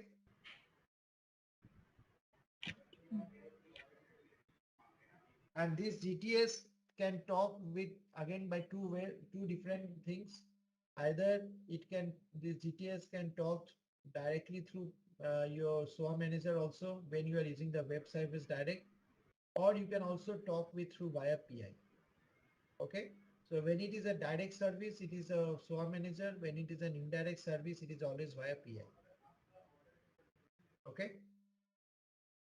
Next comes the ERP part. So I think ERP part, more or less, you guys will have an idea. So if you're working in S4 HANA, you can have both a sidecar as well as a decentralized version. Okay. So when you are working in the S4 HANA content, if you are using your S4 HANA embedded, we don't need to have any mechanism to transfer your master data and transfer your transaction data because it's in the same system, right? But whenever you are using any type of decentralized or sidecar scenario, then you need to think about how to transfer your data from ERP to TM. So that's where you see there are two websites. There are two options. One is direct, where you can use your SOA manager to transfer your data from ERP to your TM, and second is your indirect method where you can use PI. So PI has lot of services. So using that services, the source and the receiver can communicate. So every service carries a data segment. They have a data content. It's type of a package, you can say, which transfers the data from your source to receiver. So that's why whenever you are using ERP, in case you are using your S4 HANA, you don't need any type of this because the communication between S4 HANA, TM and ECC is done through RFC. So if you are doing a BGRFC setup, BGRFC means background RFC call. The background RFC call is the mechanism by which ECC and TM talk to each other in S4 HANA. But if you are using a decentralized version or a sidecar version, then either you can use web service through PI or you can use also through SWAMX. And if you see, there is another button which is going up called as a SIP. SIP means if you want to transfer your master data from your ECC to TM, in that case, you need to use the SIP technology or framework to basically transfer that information from sender to receiver. Any question? So the SIF technology is through the web service, right? No, SIP technology is through queues. SMQ1, SMQ2. So when you are using SIF, that means the master data transfer is happening and that master data transfer is through SIF, through queues. But when you are transferring your transaction data, the transaction data transfer is always done using PI web service. And if you are using your S4 HANA system, so in S4 HANA, we always transfer the data from source to from TM to ECC using RFC. Because you're using RFC, you don't need any middleware between them. You have got another few integrations, like for example, GIS. So GIS stands for Geographical Information System. The Geographical Information System is what? So for example, if you want to send the latitude, longitude, altitude for a specific location and to be provided by a specific service provider, then you can integrate that geographical information system to TL. Because based on the geographical information system, the latitude, longitude, altitude can be determined for a particular location, and then it will help you to maintain the actual distance and duration taken to cover a particular transportation process. So that's the usage of GIS. But if you are using a GIS, basically like Nokia or other service provider, you need to buy a server or license for them to interact with them. So in case you are using a GIS, again, the integration of GIS can be done through web services direct, or if you are using an indirect if you want to do indirect communication, you have to do it via IGS. And that IGS talks with TM using RFC. Okay. IGS would be? Is an integrated geographical system or indirect geographical system. Okay. And the most important part here is this optimizer. So as I told you in the 4 pillars of TM, that you can do the planning part either manually or automatically, right? If you remember this. So when you will be doing the planning part can be done either manually, that is your interactive planning, or automatically. And as part of the automatic planning, so in that case, you need to have the optimizer in the system. So this optimizer is the engine. You can say it's an engine which runs in C++ language, and that engine actually does the planning for TM. So you have to install an optimizer if you want to do all automatic planning. And automatic planning is lot of functionality is there, but many clients don't use optimizer. I'll tell you what are the different constants we have later on. But many clients is still especially for transportation business, because you already have a predefined carrier, predefined charges to be paid. So why to invite an engine which will do the planning based on the data? So in case some data changes, then your entire output gets changed. So that's why many clients still wants to go with the manual planning rather than automatic planning. But if you want to do automatic planning, you have to use optimizer, and the version is 13.0. Rather the latest one is 14.0. Okay. So see, whether it's standalone, whether it's this one, you have to always install optimizer. Okay. Optimizer is a component. Okay, so that component installation has to be done irrespective of what version you are using. If it is connected through ECC also, that is the standalone you were saying. Okay, in that case, I have seen, see, optimizer installation and connection is not very complex in terms of license fees. Also, it's quite very negligible. Okay. So depending on the client, you know, sometimes SAP do not charge anything, even if you are working on your standalone server. But if you are working in S4 Hana, and in case you want to have the advanced license, then only you can get optimizer with that paying of additional cost. Similarly, you can also have and that connection or updates is based on RFC. You can also have an connectivity with ADS. ADS, I think all of you know that in case you want to do any printout of any forms and all, the Adobe forms, in that case, you have to build up an RFC with the Adobe server. You can also have an integration with BI, BW. So in case you need to perform some analytical contents, analytical analysis, in that case, the business information warehouse content can be used there, which is called as a BI and BW.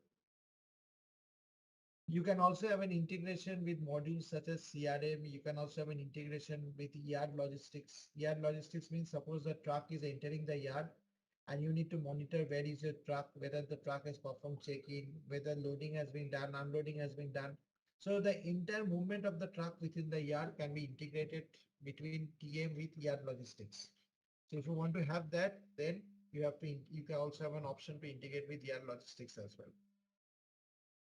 So there is a slide which is called as a terminology.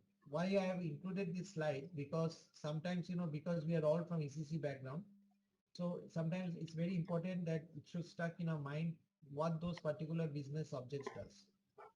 So when I say business object means where the different transactions are taking place, those are called business objects.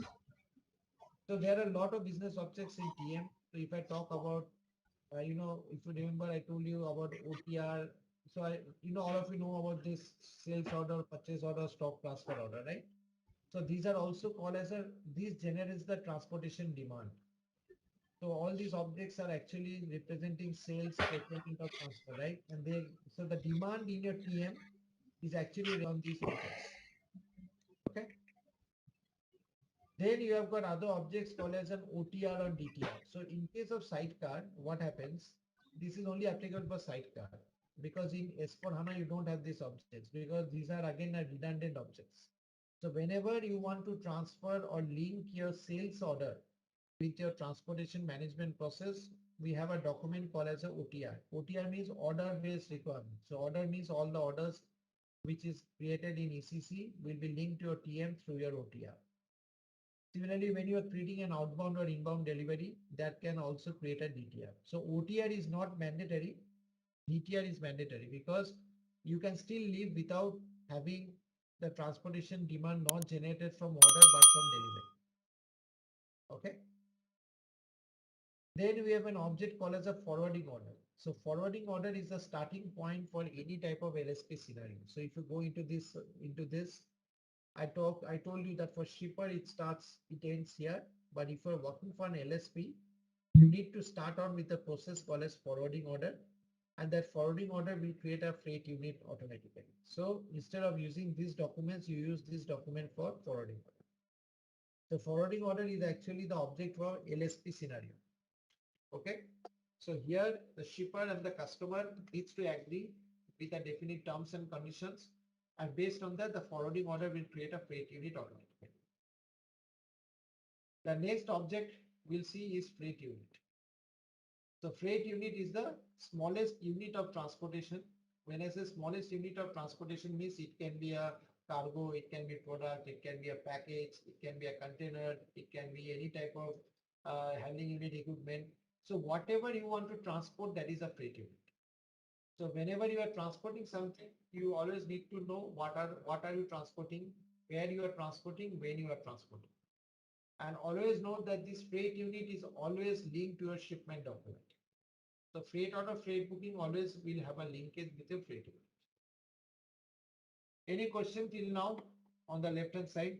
Then we come to the right hand side where you have some terminologies called as a freight order, freight booking. I think this is quite clear to everyone. So these are my shipment documents. This is also called my execution document, or this is also called as my subcontracting document. So in case you are planning to move your transport using sea or air, we call it as freight booking. And whenever you want to transport using road and rail, we call it as a freight order.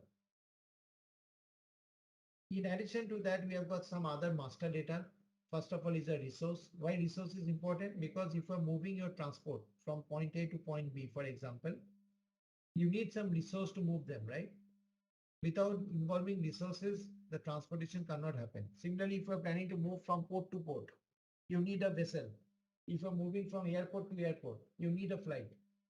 So all these are resources. So every resource has a capacity, and you need to make sure that the capacity of the cargo which you are transporting should not exceed the capacity of the resources.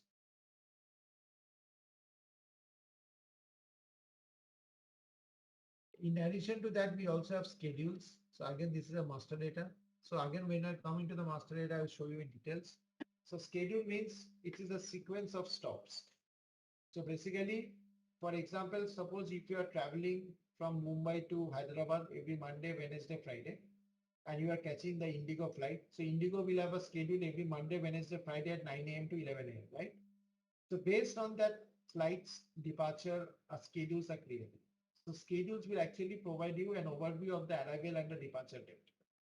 And by doing that, you can also create a freight order, freight booking from a schedule. Because in a freight order, freight booking, we generally have your loading date, unloading date. So the loading and unloading information in your freight order, freight booking can be captured also from schedule. Because in schedule also, you have arrival date, departure date. And finally, you have the settlement documents, trade settlement. I think all of you know as of now that this is the shipment cost document. So the document which is posted so that your service PO and service entry sheet is created is called as a settlement. So if you see here for a shipper, once my settlement document is created, it inherits all the information from my freight order. But when I'm talking about my forwarding settlement, so forwarding settlement is an LSP terminology which is always created from a forwarding order. So in case, so for example, I am a customer, I want to have my shipment from Germany to USA. I call up DHL or FedEx. I tell them to transport my goods. Now, while they do the transport, I have to pay them, right? So that means if you are implementing TM for DHL or FedEx or UPS, you need to install SAP in their own premises. And because you are getting a payment from the customer, okay, in that case, what I will do, I have to create a settlement document. So that settlement document is also called as a forwarding settlement. So this forwarding settlement is a revenue to my LSP because it will ultimately create a billing document. And freight settlement always create a invoice document. So freight is always my cost and billing is always my revenue. And this forwarding settlement document will always be created with a forwarding order. That means once a forwarding order is created, now I as a DHL or FedEx know how much I will be paid by the customer. So I can do an automatic charge calculation and then I can trigger my settlement process to do my billing document. Alright, let's test your knowledge. Here is a question for you. What is the purpose of the career determination in SAP TM? A. To assign couriers to delivery items. B. To optimize transportation routes. C. To calculate transportation costs. D. To schedule delivery appointments. Take a moment to think, and when you're ready, choose the correct option. And remember, each choice holds a key to unlocking the answer. Good luck and type the correct answer in the comment section. Future proof your supply chain career with SAP Transportation Management expertise. ZaranTech offers in depth SAP TM training program designed to help you master this powerful logistics solution. With easy to grasp online video modules, this course breaks down end to end processes of freight orders and shipment management using SAP TM. From transportation planning to track and trace visibility, you will gain hands on practice configuring and operating SAP Transportation Management. Check out our testimonials on our website from professionals who have become sought after supply chain experts after taking this career boosting course. You will be confident applying your skills in roles like logistic manager, transportation analyst, and shipping coordinator, and more. Whether you want to stand out in your current organization or explore new opportunities, SAP TM skills are highly valued for top employers. Give your resume a competitive edge and enroll in our SAP Transportation Management course today. So, click below the register SAP TM course details. Let me know how I can help answer any questions about growing your skills in the transformational SAP solution. So today we will have obviously some hands-on in the organization structure setup. But before that, I would like to spend some few minutes on what is the org structure for TM. And when you are setting up the organization structure, please note that the org structure, whether you are setting this in your S4 Hana or whether you are setting it up in standalone, the organizational structure always remains the same. There is no difference in the setup in the content level whenever you're setting up TM for any of the components. Okay. So before coming into the org structure setup, so I'd like to know what do you understand by organization structure? So if I say in a way, like different elements of an organizational structure are actually used to map an enterprise operational framework where different functions of your logistics and financial processes occur, right? So an organizational structure also allows you to create some models which is actually applicable on a legal, geographic, or for organizational boundaries for different components of your enterprise. Okay. So through the enterprise structure setup, the framework is built, and within that framework, all the different applications, transactions, execution of transactions, processes occur. So it is very important to know what are the different organizational structure we set up in TM. Now there is a thing what you need to know when we talk about organizational structure in SAP transport management. There are two components we talk of. One is your internal org structure. Okay, so these are the org structure which you actually basically set up when doing any type of transportation management system setup, as well as also we have the master data component, which is although segregated from the organizational structure, but all different master data is very interconnectedly linked with different organizational components in TM. So that's why when we are talking about organizational structure, we talk about the internal organizational structure, which represents the organizational entity, as well as we'll also come up with the different master data, which makes up the entire organizational structure. So today we will mainly focus on the organizational structure which makes up the enterprise framework for TM. Now, if you see in this particular org structure component, there are three important roles what we see. Okay. So one from the perspective of selling, one from the perspective of purchasing, and one from the perspective of planning. So whenever you are working for any shipper scenario, okay, so that means where your core processes are created in your ECC system, where you have your orders or deliveries in place, there we need to have purchase org and planning execution org. Okay. The reason why I come into this, why we need this, and when you are working for an LSP scenario, LSP means a freight forwarder industry scenario. At an order management level, we need the sales. Okay.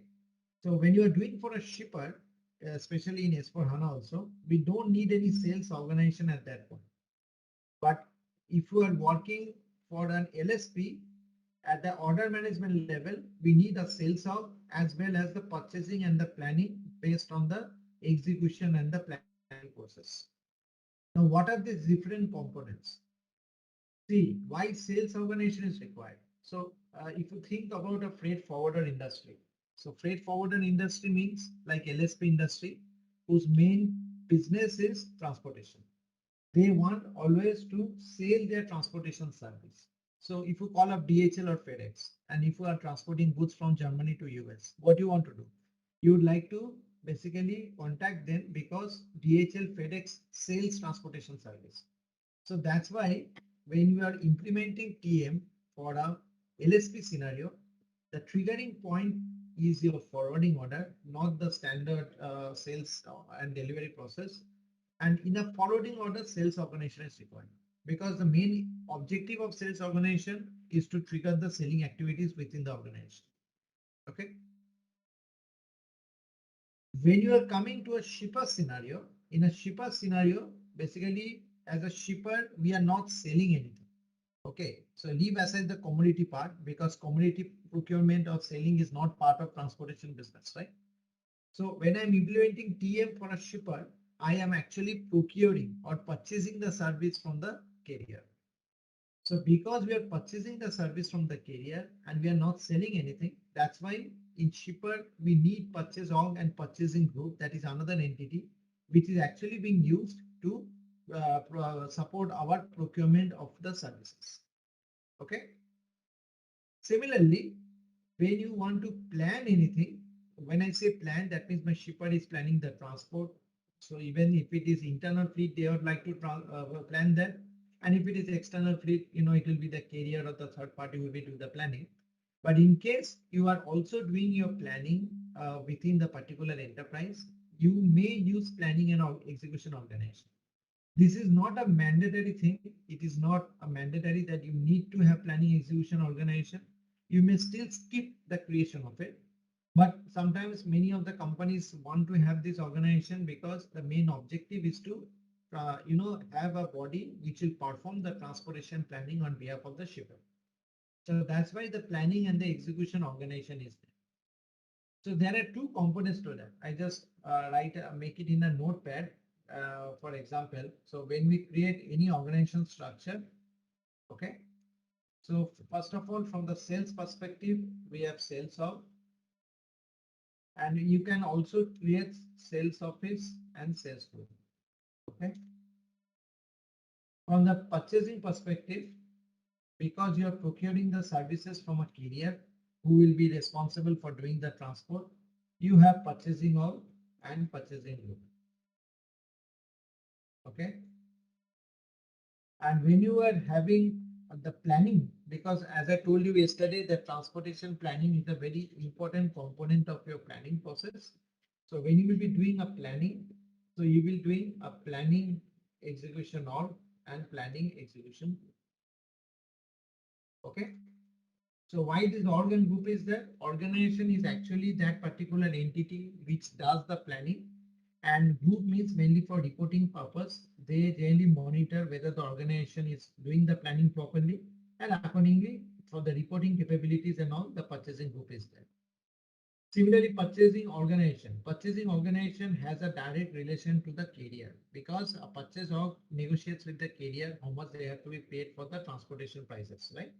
Because when a carrier is picking up the goods and delivering it to the customer location, he will charge certain amount to pick up the goods and deliver. So for that, purchasing org is that entity who will negotiate with the carrier. So a freight agreement has to be there. So when a freight agreement is there, based on that agreement, the carrier will charge you. And in order to build up the freight agreement, it is a purchasing org who actually negotiates with the carrier on the rates and the validity. And purchasing group is the group of people or group of buyers who are responsible for monitoring the entire purchasing process. Similarly, I think all of you are mainly from SD background, so you must be knowing what is the functionality of sales office sales. Okay. So any question on the definition of the org structure? No, it's not a PO to a carrier, it's a FO to the carrier, freight order. Okay, because freight order is a shipment document. So when we are creating this purchase of purchasing group, basically we need to have a reference of your ECC. Why I tell you? The reason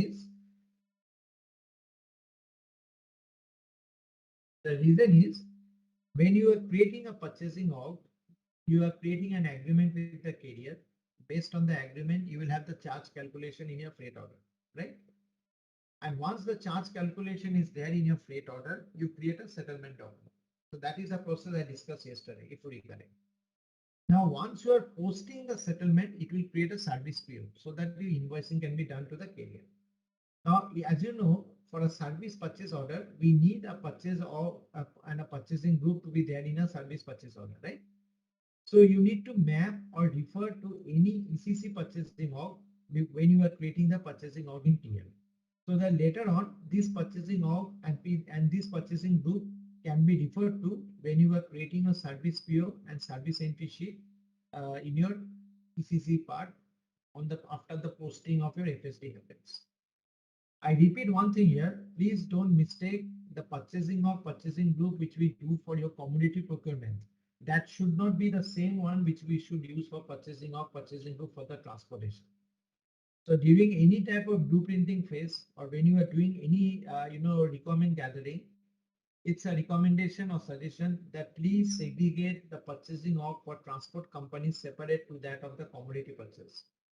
Because commodity is something you are procuring from an external supplier, and here you are procuring the services. So one is the service, one is the actual procurement. So it should be differentiated based on the purchasing. Okay, so that's why suppose in your particular project, if you are working with 10 different purchase of, try to create an 11th purchase of which will primarily be used only for transportation process and not for commodity procurement. Is it clear? Okay. Clear to everyone? Yes. Okay. Now, before I just begin this, so suppose I am a transport company, okay, or rather the shipper has a transport company. So whenever a shipper is doing the transport, basically he has the tendency or he would like to basically book all the transportation cost into a specific GL account, right? And whenever you want to book the cost to a separate accounting process, you need a company code to validate whether the reconciliation is going to happen at the end of the year. Okay, so this company code basically can refer to any existing dummy code of ECC as well, or you can leave it as it is. Okay, so I to show you what I mean by that. So this is my TM system. In order to create any organizational structure, so I have not specified here company organization here. Okay, so this is all the part which you have, but you can also create a company organization on the top. So that this is the umbrella, and under this umbrella, the entire sub entities are there. So for example, in your particular shipper company, you have two branches. One branch is taking care of your entire procurement part. One company ID is taking care for the entire selling part, and another company ID is taking care for the entire transportation. So that they can book the transportation cost in a complete different books of account. Because in the year end, some of the companies want to have a reconciliation separately your transportation cost with reference to your procurement cost. Okay. So that's the reason why you can create a company or you may not create a company. But I will show you with reference to the creation of a company. Okay. So in order to create your enterprise structure, the transaction code is PPOCE. So please note SAP TM is a web-based product, web UI product. Okay, the user interface technology framework is completely different as compared to ERP. So the transactions to create the screens which you'll see is little bit different as compared to the standard ECC GUI screens. Okay, so this is the transaction which we use to create your specific organization structure. So the transaction code is PPOCE. I click on create, and when I click on create, system will ask me for which date to which date you want to create your organizational object. I say I want to create it from till 9999. That means till the end of the entire SAP system. Okay. So my scenario is, so this is the scenario I am talking about, where my objective is that my transportation should start from Germany and it should end in US. Okay. And the intermediate locations are the ports. Okay. So in case my transportation is starting from Cologne and is ending at Chicago, so I am planning to create my company organization who is responsible for doing the shipment at Germany only. Okay. So that's why I will create, when I will be creating the nomenclature, I will create the Germany nomenclature. So first of all, I want to create a company organization. So I give a nomenclature, for example, company code. So this is a free text. You can give any name. Okay. So please note this organizational ID which I'm providing is not actually used in your TM business documents. I'll show you which documents, which number is used in TM document. So so for example, company of what shipper in DE. And then when I go into the org data, you will see a number got created, 500854. Okay. So this number is the number which will create, which will be used in your different business documents. Okay.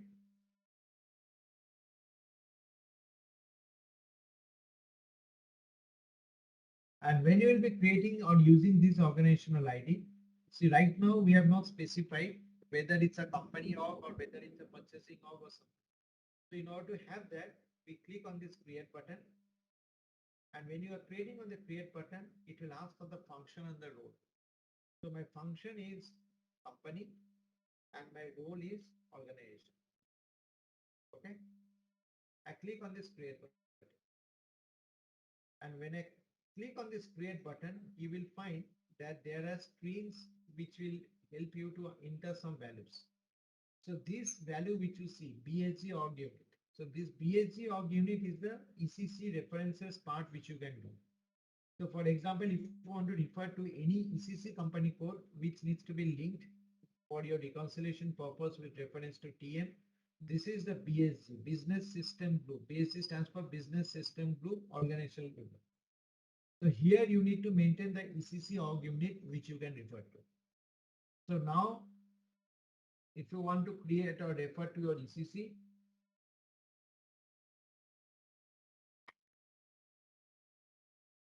you can always go to the enterprise structure. You can go into the definition. You can go into the logistics, financial accounting part. And here you can specify which company code you are going to use. Okay. So suppose I'm going to use this company code for my creation of my data. So you can always go here and you can put in the data here. So that means I'm referring this particular company code in order to create my data or rather create my company organization in my transportation management system. Okay.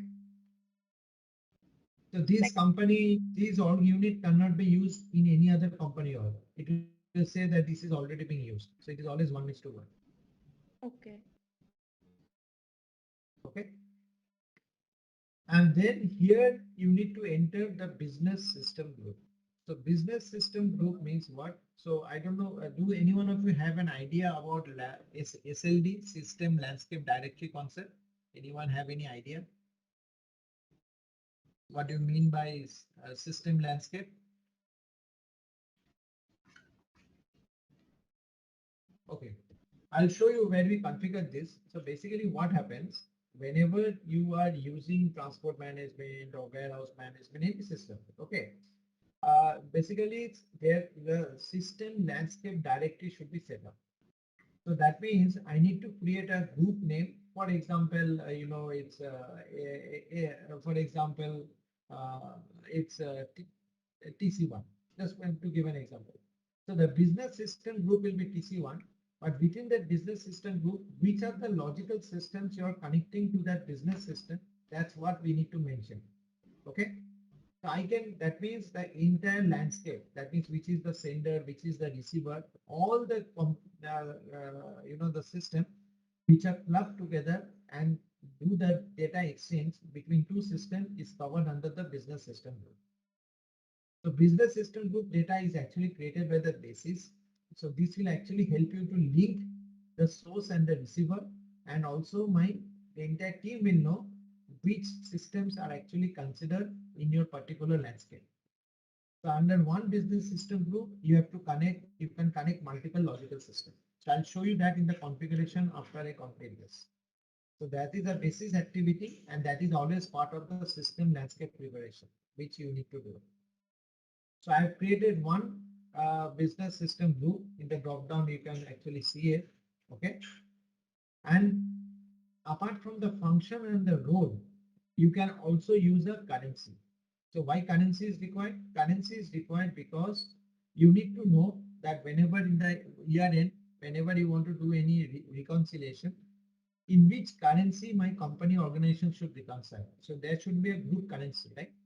So that currency will be used as the basis for doing a reconciliation. In addition to that, there are two other important functionalities which you have. One is called as an intra-company settlement, and another is called as a group logistics component.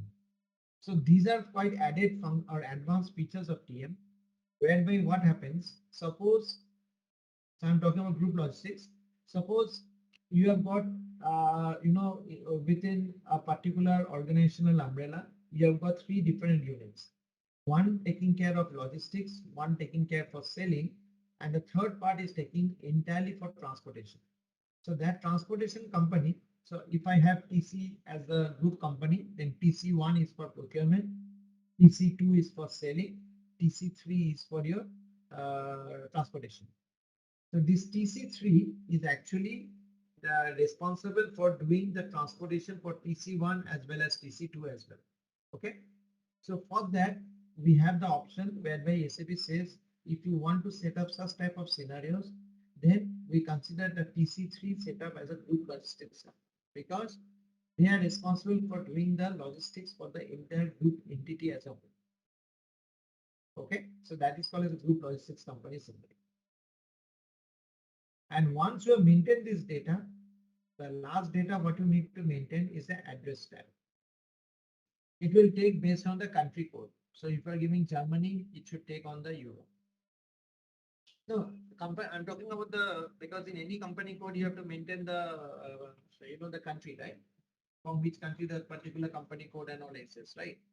So if you are maintaining the particular country there, okay, based on the country, that default currency will be picked up. But I will always recommend please put the currency in. See, ultimately what will happen? Ultimately, this is used in two cases. One in your freight agreement, and secondly in the reconciliation when you are transferring the payments for invoicing. So whatever currency we use, ultimately when you are creating a freight agreement, there is a field where you can actually specify which currency we should use for payment to the carrier. Okay, so that is called as a document currency. So ultimately that document currency will be used for payment to your carrier and doing the invoice. Okay. So for example, if you are putting it here, DE, okay, you can put the city name here. You can also put some regions here. And you click on the save button.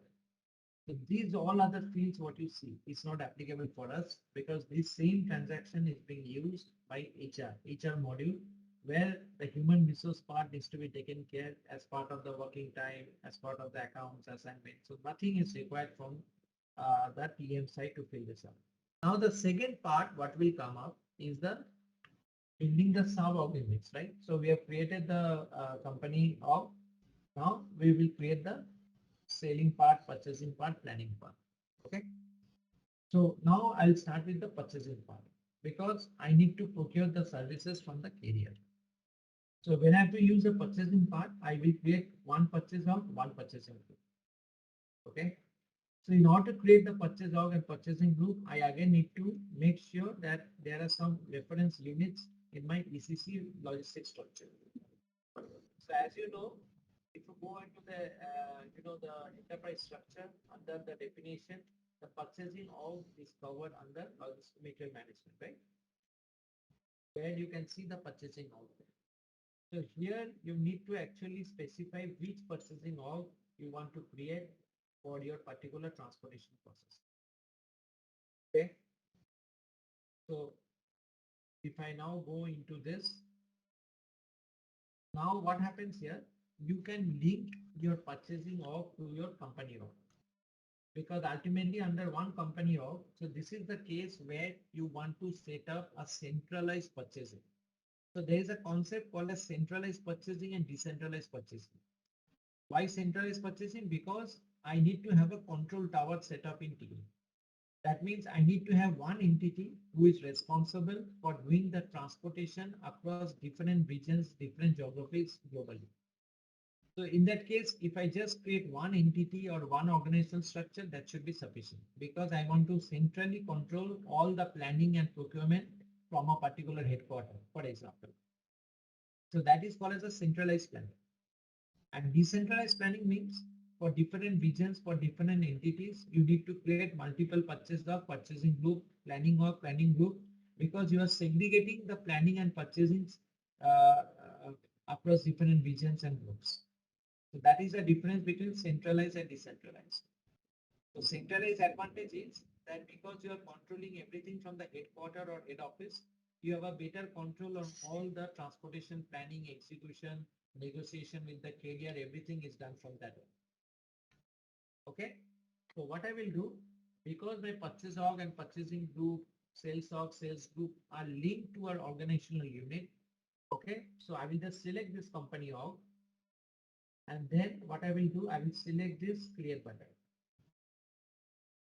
So when I select this create button, I will select line supervisor org. So why line supervisor org? Because now I created a parent-child relationship. I'm showing under one company org, I have this purchasing org. And this purchasing org will be doing the negotiation with the carrier for the rates and all. This purchasing org will be procuring the services from the carrier. You may not link to the company org, that possibility is there, but because you're working on a control tower concept, so it is always better that you link the different organizational units under one hierarchy, so that you can track and trace the planning and the execution piece centrally. Okay. Now I'll create a purchasing org. So I just give a dummy name. Okay. So you can change the name. It's a free text. You can change. You can give any name. Okay. I'm just given a free text here. So if you want to give any name, you can give anything as of your own. And this is my purchasing org for future.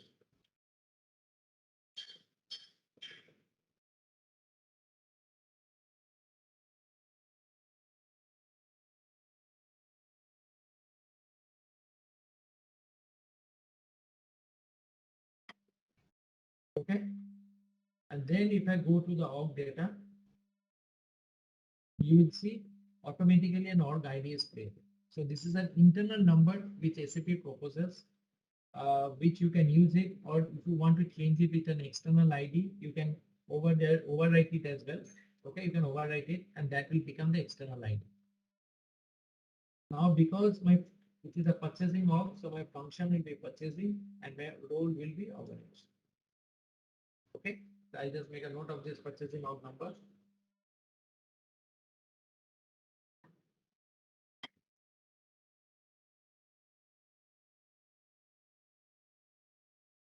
So this is my purchasing org number 855 and my company org was 854.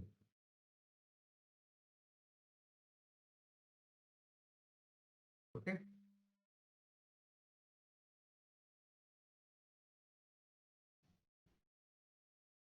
And here I need to specify the ECC purchasing org. So my ECC purchasing org is again this part, okay, which I created specifically for transportation process. So you need to coordinate with your ECC guy. When they are creating their own purchasing org, please tell them you segregate one purchasing org for your transportation process. Okay. And here you'll see a new field called as a charge profile. So this charge profile is actually used later on when we do the charge calculation with a carrier. In order to have the charge calculation in my freight order automatically, I need to have some creation of a profile called as a charge profile. Okay, so I'll come into this profiling part later on when I come into the charge management framework. But this profile, as of now, you can keep it blank. Later on, you can always change it. And this is the city. Okay, and this is the country.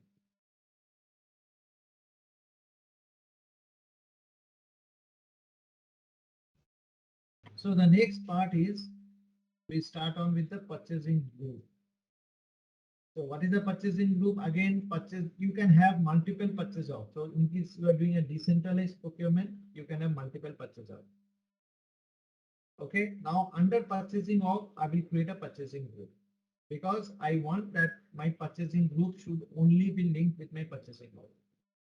Okay, you can again create multiple purchasing group also under one purchasing org. So in case you have one purchasing group for North Zone, South Zone, East Zone, West Zone, you can create multiple purchasing group. But again, because I'm following the concept of a centralized purchasing, so you should link one purchase org and one purchasing group directly to the company. So how do I create my purchasing group? In order to create a purchasing group, again, you need to coordinate with your ECC team. You need to tell them that, hey, please create one purchasing group for me. In order to create the purchasing group, I guess it is under material management. Okay. And under material management, if you go here, if you go to purchasing, under purchasing, you will create a purchasing group. Okay.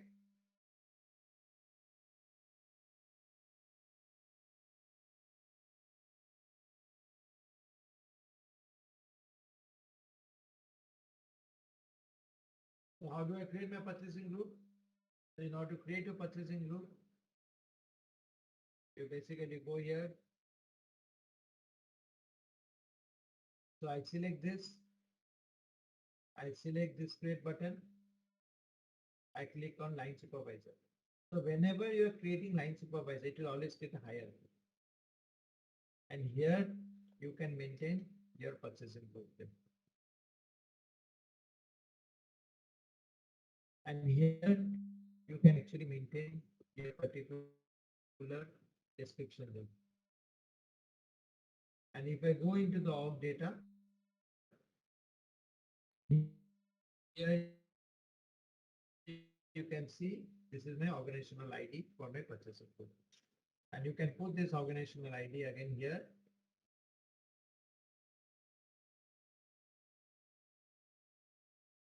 And you can click on this create button. And under the function, again, you need to specify purchasing, and under role, it should be my role. Okay, and here you need to maintain which ECC purchase org you want to use, purchasing group you want to use. Suppose I want to use STM. So you go here You go here and you put your business system group here. I'll show you where we create this business system group. Okay. And again, because my procurement is starting from Germany, so I can say my country, city. If you want to maintain telephone number, maintain fax, you can maintain street house, you can maintain. So this I think depends on you what data you need to maintain. Okay. And I click on save.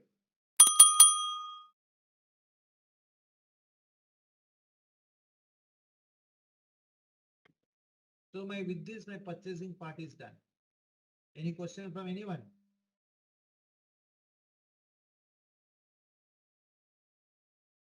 A address may differ also because see the thing is, suppose just think you have a single building where your second floor, third floor is your procurement department and your transport department is also on the fourth floor, but you are using the same head office. So maybe you are directly replicating or just referring to that organizational unit, but address may be different because your transportation team is sitting on the fourth floor. Just to give a very, very simple example. This address is actually the address what you are speaking of. This address actually has no significance in terms of sending this information to a carrier. Okay. Okay. So, Mhm. okay. Because see, when you are creating a purchase order, there the delivery address is important. But we are not capturing this information as any communication to the carrier. The carrier is communicated about the source and the destination, right? Okay, Yeah. so that's why even if your address is different, that is not a problem here. Only thing that you should know, see, recommendation is obviously to keep the same ID, same address from ECC. That part you need to cross check because the amount of information required is not so huge. If you just put on country, postal code, city, that should also be sufficient. Okay. Or if you want to put the street house number, because it's only one entity or two entities you're creating, right? So it should not be a huge activity. So what we used to do in our implementation project, whenever we are creating such type of org unit and org structure, we first of all prepare that in an Excel template. Okay. So in the Excel, I know that, okay, these are or in a PPT format where we know that this ECC purchase or purchasing group with this street house number needs to be mapped with this TM object. So we used to create a relationship in a PPT so that you can know that, okay, this address and this address should match with each other. Even if it is not matching 100%, that's still okay. Because it is not something which you are actually transporting or transmitting this to your carrier. It is just for your information or FAQ sake. Even if you don't maintain the address, still SAP will allow you to save this. Okay. But if you transport, the problem is the number range may be put up. Okay. Because if you are not having the same number ranges across all clients, then when you are planning to transport, it will give an RCC error code 4. So that means you will not, that is not. So that's the reason why many people always do this on as a cutover activity once all the data migration and the data content is there. Then we come to the next part, which is the selling part. So again, as I told you, selling part is mainly required if you are working as an LSP scenario. Okay, because in a typical shipper scenario, if you are working in S4 Hana, you don't need to, you're not selling any service, right? You are actually procuring the service. So that's why you need to really understand for whom you're implementing TM. That is very important. Okay. Because when, when I started my first project, initially, SAP, if you see everywhere, they always tell sales of, purchase of, planning and all. But actually, there is a little bit subtle difference.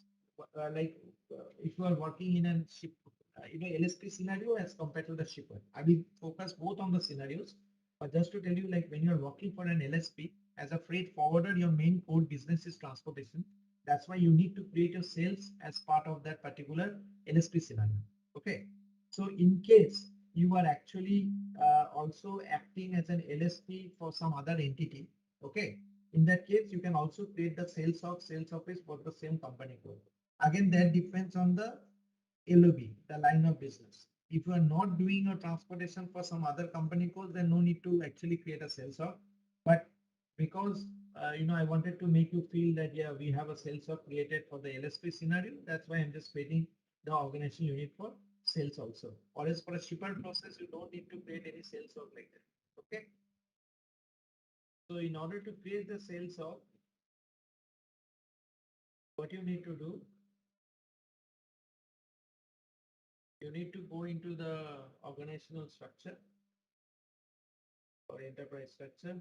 And if you go into the sales and distribution, so within sales and distribution, you will see this is the sales of distribution channel. So out of that, you need to earmark which sales hub I can use for my transportation cell. Okay. Again, you need to speak with your SDT. You need to tell them, hey, I need one sales hub. So again, for example, I will use this sales hub.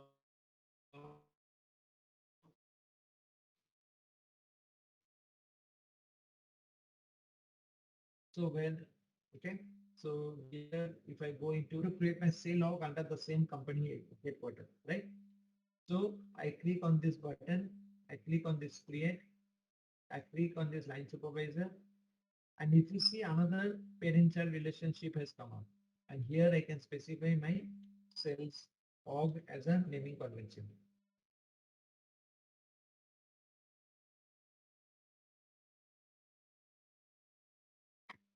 So this is my sales org, okay, and this is my org data.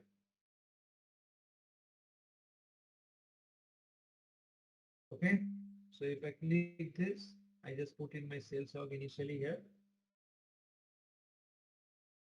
and I put this number.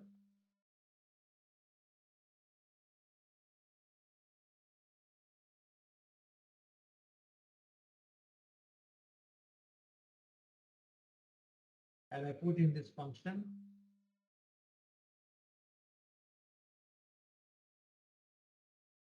Okay. And here I can put in the business system. And again, if you see, there is a field called as the charge profile. This will keep it blank because this field will be later being used for LSP to bill the customers. Okay.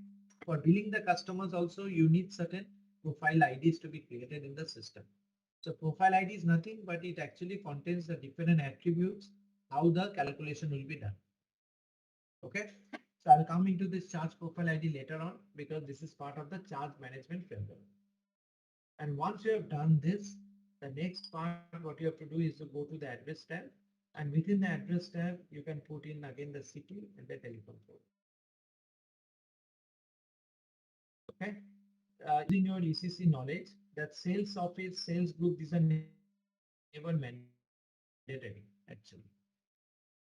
But if you want to find the area, sales office. So again, before I create a sales office, I need to know the references of my ECC. So I go back, and here is my sales office. So what I will do here, I will again go here. So under sales of, I will click on this button, create button. I will click on this line supervisor. And here I will basically sales office. Okay. You can change the name, nomenclature, text, anything here. I'm just selecting sales office. So sales office for LSP scenario in PP. Okay.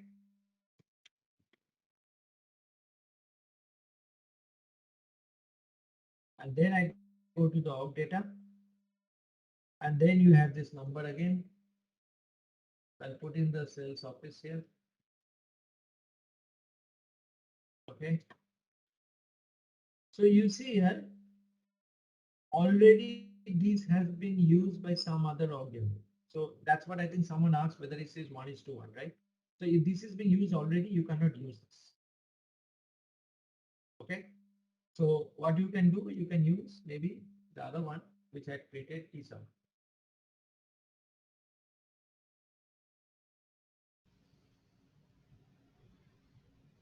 Okay. And this is a business system group again.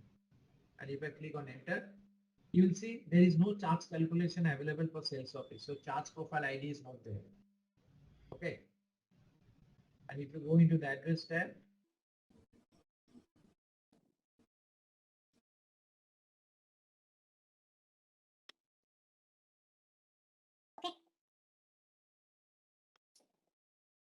any question? Sales of sales office, sales group.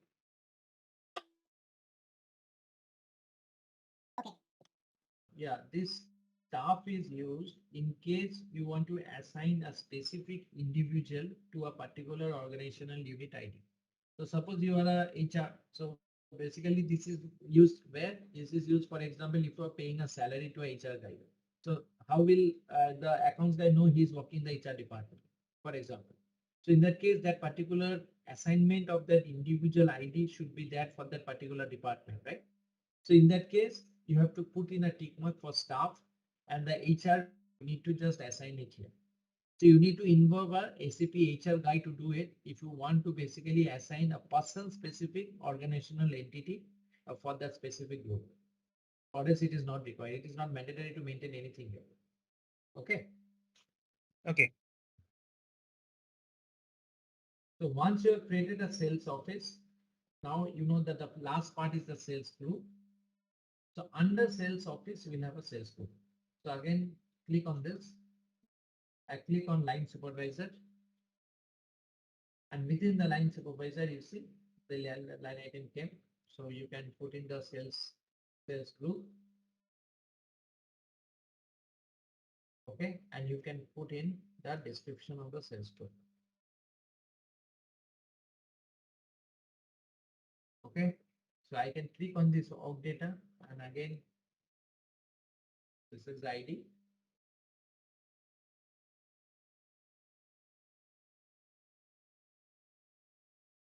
So you see here it comes in sequence. Even if you have missed one sequence, that's not a problem. It should be 858 here. Okay. And once you have maintained this, basically you need to create your function and role. So in order to create a function and a role, you need to create on sales and you need to create on a role, which is a sales group. Okay.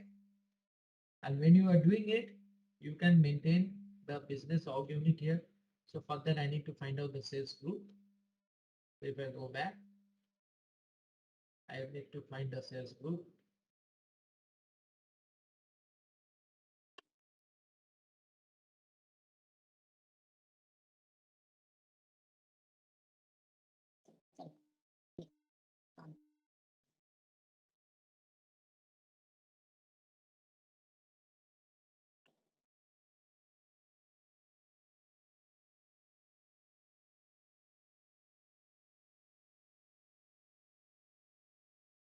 And here you can maintain the business system. Okay. So use this. Let's go. What is this error? All unit to be keep it real once. Yes.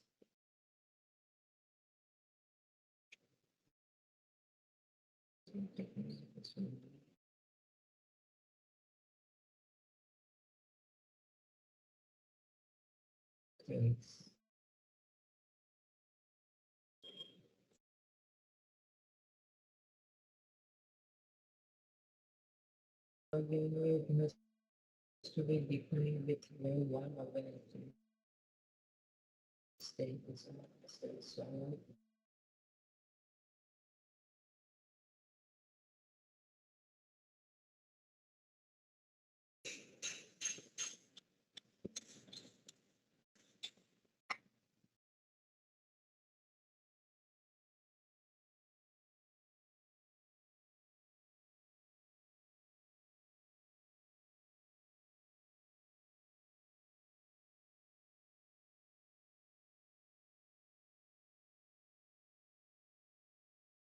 So this is my sales org,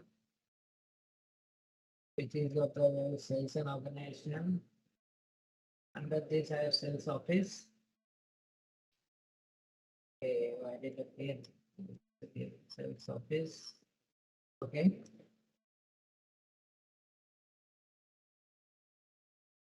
Then after sales office, I will have sales group. So now let me create this.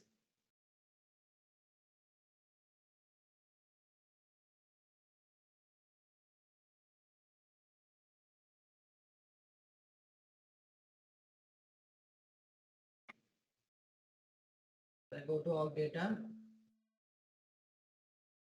Okay. I click on this. Sales group.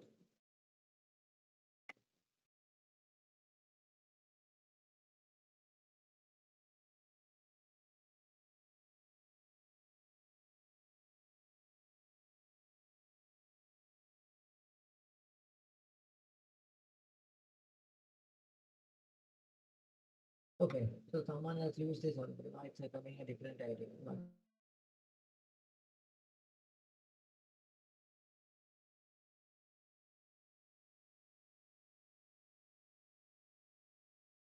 This is also the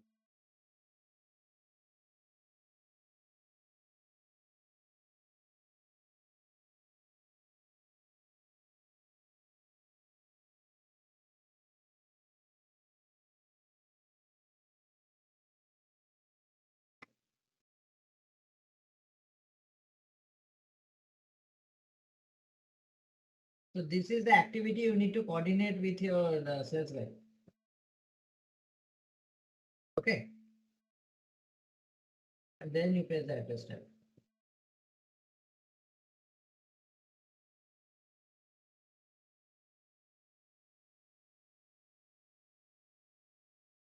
Okay.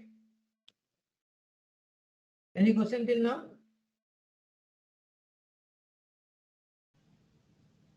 So if you see now the sales part, the purchasing part is done. So the last part which is remaining is your planning org and planning group. So as you know, planning org and planning group is something which we don't have anything in ERP, right? In ECC, we don't need to get this because in ECC, there is no planning organizational unit and planning execution group. So we don't need to link anything with reference to ECC. So if I now go to my original structure, my company org. So if you want to search any data, just click on search term and put in that ID. Okay.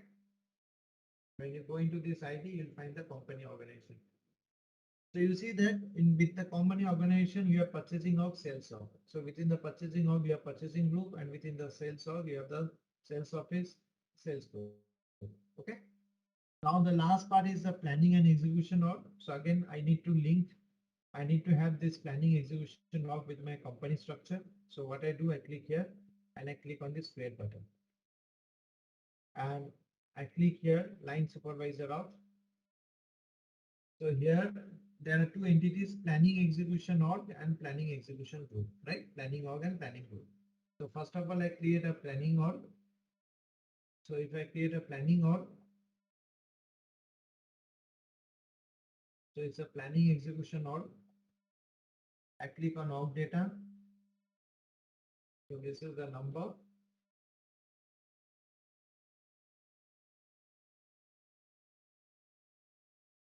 Okay. And this is my particular function. So my function will be planning and execution. And my role will be, first of all, organization. And here I don't need to enter any BSG org unit because I don't need that. I click on S4X as the BSG group. I click on address tab. And within the address tab, I go to city and I go to my country. Okay. And I click on save button.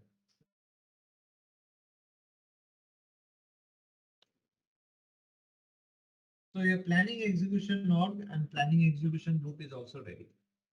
So this planning, why it is optional? Because sometimes during the planning, we don't need to actually attribute any specific organizational unit for doing the planning. Okay, so that's the reason why you can basically live without it. Similarly, on the planning execution org, we can create another entity called as a planning execution group. So I can just create a parent-child relationship here. And the last part is this planning execution group, if you see it here. So this is the planning group. So this is the planning organization group, planning execution group. This is the org data. And this is the organizational ID.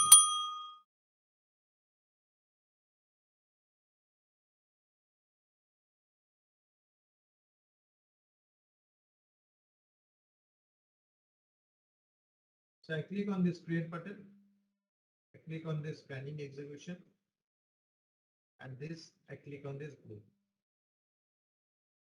I don't need to enter any BSG org. And I just give the address.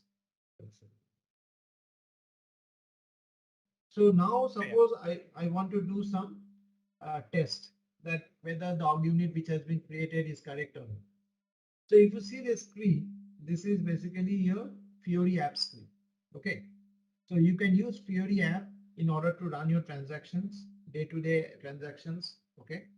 The main benefit of Fiori app is obviously the user experience. The user interface is more simple, and even you can run without being in touch with the recipe GUI. Okay. So the transaction code to launch any Fiori app is basically this transaction.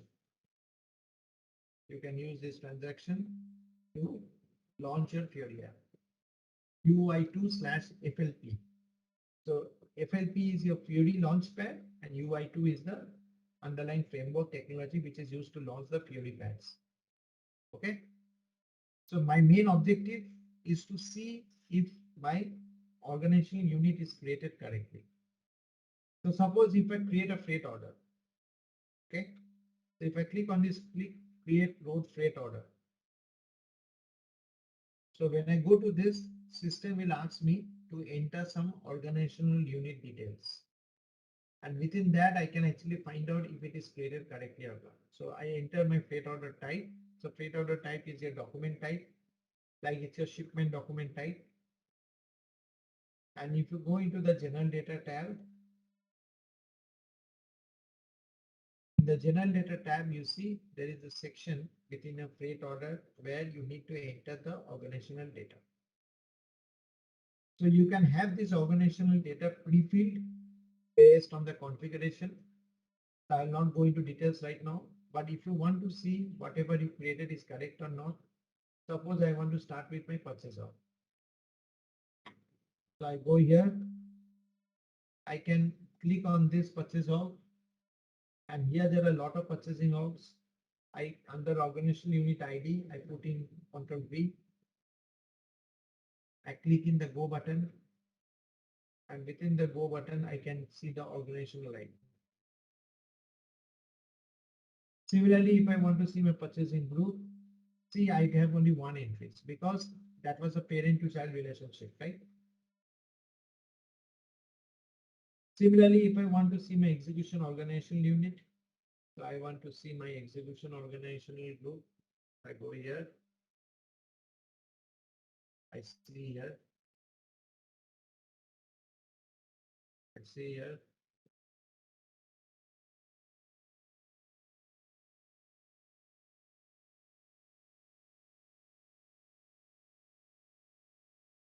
And I see on this execution group.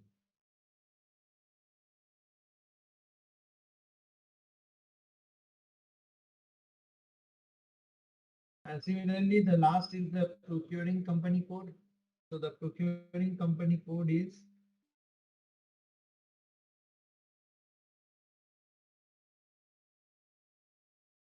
okay. And I'm saying this. So you see here, all the data which I've created is correct because system was able to find out the data in the internal database table as well. Okay.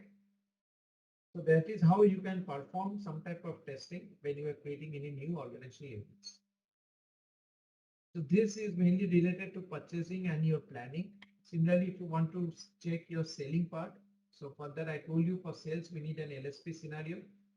And for LSP scenario, we need to basically go and check the forwarding order, right?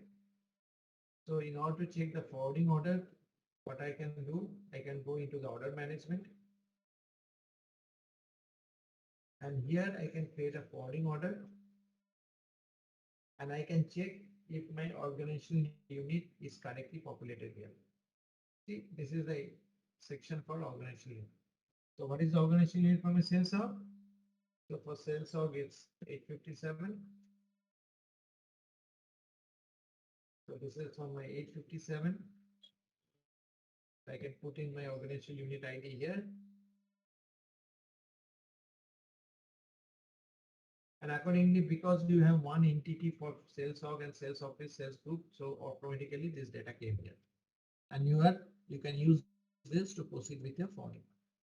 So if you see this transaction PPOCE, suppose if you want to make any change, just replace, because you know the CE nomenclature is mainly used for creation and ME is made for change. So just replace this with ME. And if you want to change anything, go to PPOME and you can change. So for example, you want to add a region.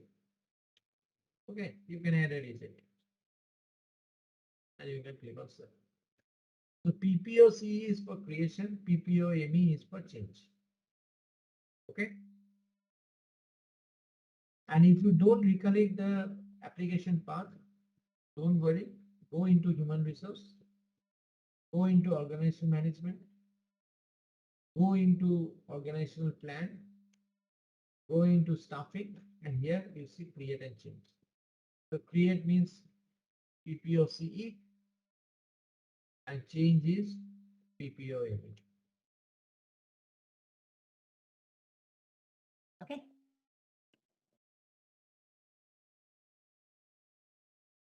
And if you want to see whether this data exists in the database, so you go to a database table. So the name of the database table is HRP 1028. So this is then again an HR table you see from the starting point HR. So HR, Human Resource Personnel Management System. That is the full form. And this is the code which we use for tracking different organizational units within HR. So if I click on enter, I now need to differentiate based on what object I need to view in this table. So suppose I want to view my organizational unit. So what I do, I select O. So I go to O because why O? Because O is my organizational unit. And against my organizational unit, I can see the different organizational units which has been created in the system. So before you actually create,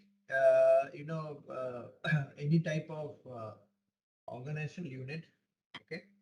So one thing I just needed to tell you that there are certain basic settings which you need to actually, I would like to say validate before you start creating the organizational structure. Okay, so that is called as the system preparation activity. It is not huge, it is very less, but still you need to be sure that those are present, because if those are not working, then you will have some issues in in setting up different types of processes in TM. Okay, so the first thing what you need to do is that you need to create an active version and a model. What is that? If you click on SPRO, so all these are SPRO activities, configuration activities. They are not part of any type of BC sets. If you want to update it, you need to do it manually. Okay, you go into this, go into transport management. Under transportation management, you go to master data. Under master data, you go to create active version and model. So this you need to actually run once. You don't need to run every time.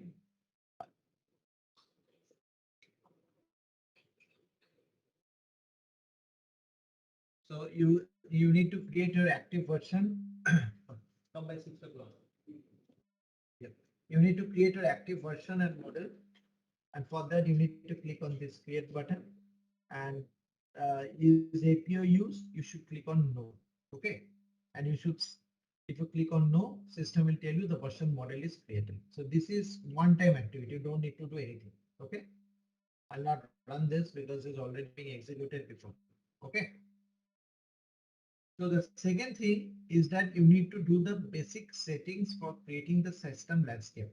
So what does that mean? This means there is a node under this EWM, and here you need to go to HCM basis. Under HCM basis, you have integration. Under integration, you need to create the settings for your system landscape. And under the system landscape, these are different types of settings you need to do. So first of all, you need to set up the logical system. So again, this is your basis activity where you need to set up the different logical system in which you are working. Okay, so basically the nomenclature should be system client, something like that, so that it can give you an overall idea of what is the system ID and the name where you are working. So I will not create any logical system because these are all basis activities, but I just showing you because you can just later on validate if these entries exist or not. Secondly, you need to assign the logical system to the client. So whatever will be the client where you will be working, okay, suppose I'm working in client 300 or 400 or 800, wherever, okay, you need to specify the logical system, which you have created in the previous step. The third part is you need to assign or you need to define the business system group. So this is the place. So if you remember, I was specifying S4H everywhere because this is the place where you need to assign or create your business system group. So this business system group is something like an umbrella, and within this umbrella, there are multiple logical systems you can create and you need to assign to this business system group. So this assignment to this business system group is actually done in a different area. I'll show you where we do it, but you need to create system where you're working on. Okay, and this is the sorry, and this is the next one where you need to assign the logical system and queue type. Here you need to assign logical. So in case you have got multiple logical system, or else SAP will not be able to create the different process documents. And here the indicator needs to be X. Okay, so in that case, you need to specify the indicator X, and the release version is 700, and the queue is inbound because the sender and the receiver for transport management is coming inside. So you are the receiver recipient. So the queue type is inbound. Okay. So once you have maintained this, there is again one more configuration you need to do. So that is under your transportation management. So when you go to transport management, so under transportation management, you need to have basic functions. So if you go to this, sorry, where did you go? Yeah, you go to basic functions. Under basic functions, you will have your user interface. And under user interface, you see there is another call as message settings. Please specifically for each of the ID, please maintain the message types as both, because you want to view all the different types of errors, whether it's an application log error or whether, so there are two types of errors. One is called as an application log. Application log means basically whenever you are running any type of transactions, there can be some logs which is there in the database which you want to visualize it. And when you are clicking on S, which is a user interface, that means on a day-to-day level, when you are running any transaction data on the screen, if you want to have that log being captured, then you can click on user interface. So I want to do for both. So I click on both. And here I need to specify the severity. The severity should always be both error and warning message. That is all message. And the detail level is 9. So 9 is the highest level of data logging. That means all the messages which you want to have, which the system displays in the UI, you need to capture that. So that is called as a level 9. And you need to write all the logs to your DB so that in the database also these logs are getting captured. So this is one setup which you need to do.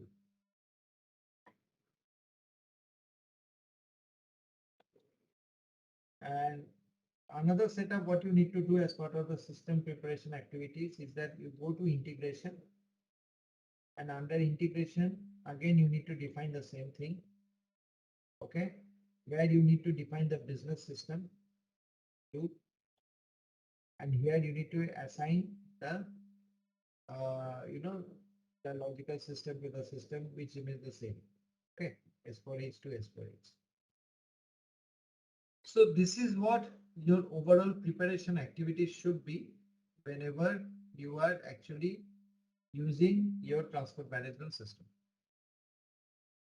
And there is one more integration within your HR master data, which the HR team will do it.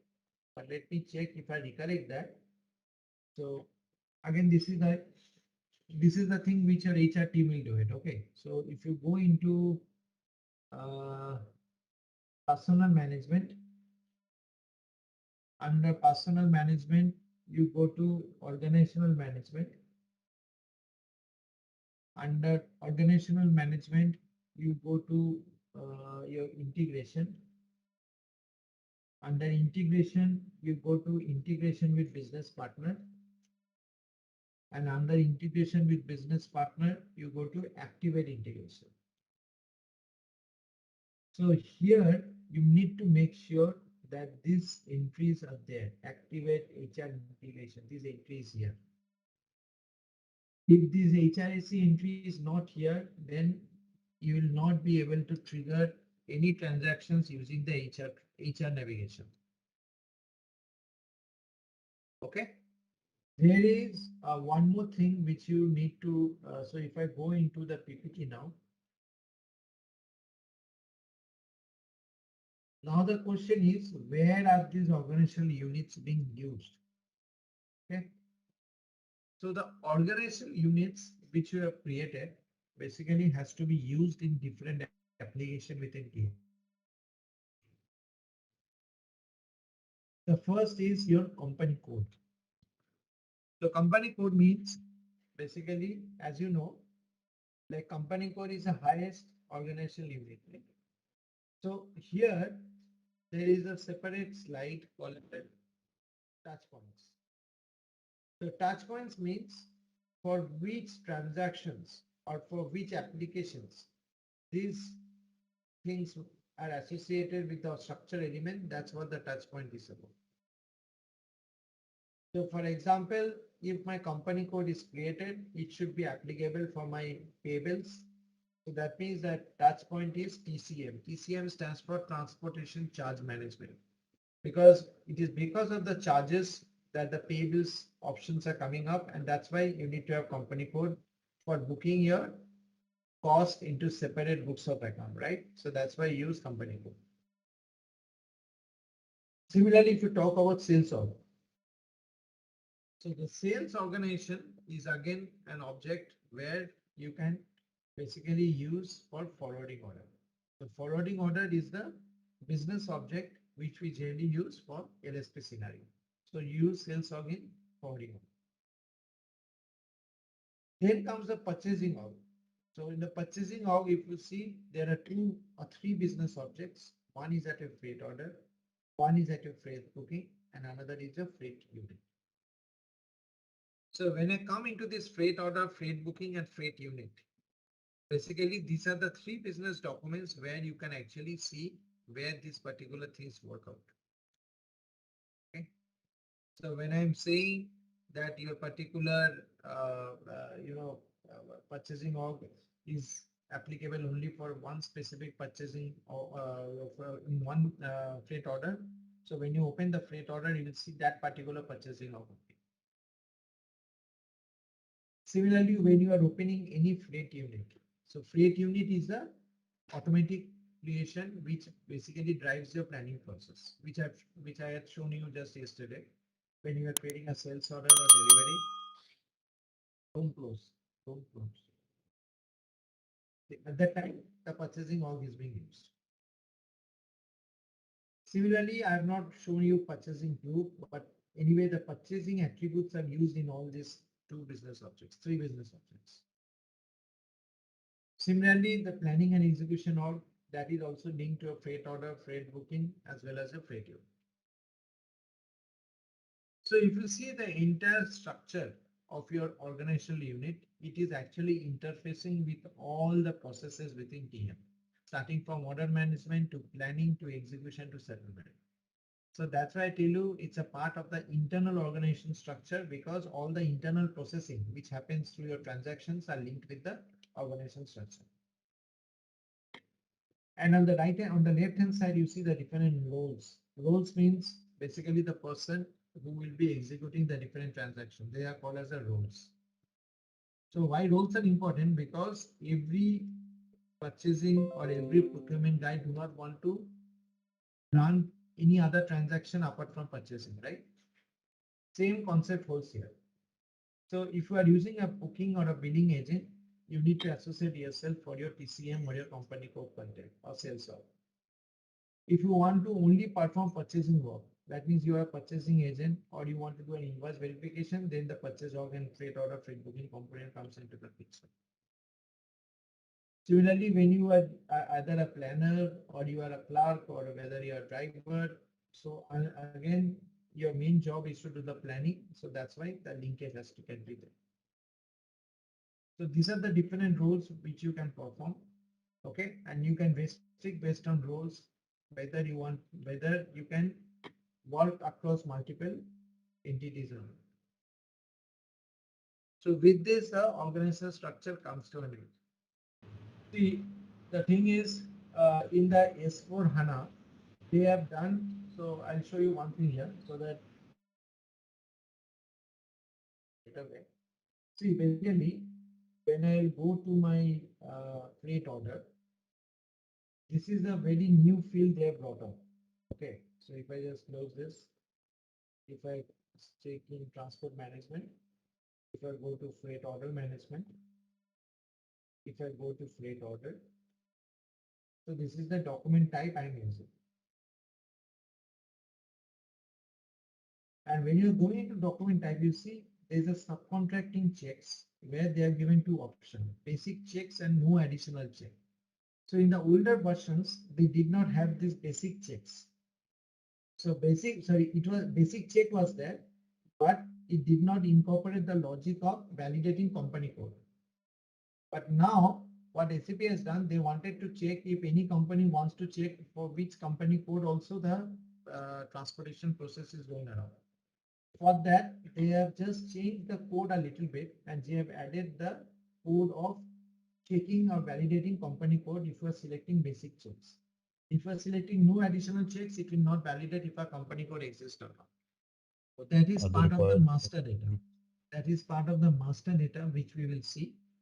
But if you compare with the organization structure of ECC and TM, this is what we have in TM. Because in TM, we have one for procuring, one for selling, one for planning. No other thing actually is required in this case. So I have a question for you. So suppose if I want to create an organization structure in TM, suppose you are given an opportunity to present in a workshop, okay, organization structure. So how will you start off? You will not directly start creating in the system, right? So what will be your approach when you are working for any type of TM projects? how will you start off your workshop preparation for organization structure? So you are from TM team, okay? You have your SD and your MM team also doing some workshops parallelly. Yep. Now, how will you approach that? How will you tell your, because see, when you are working on any transportation management workshops, you will not have the entire logistics team in your workshop, right? Mhm. So, so first of all, when you are presenting it, business does not know TM.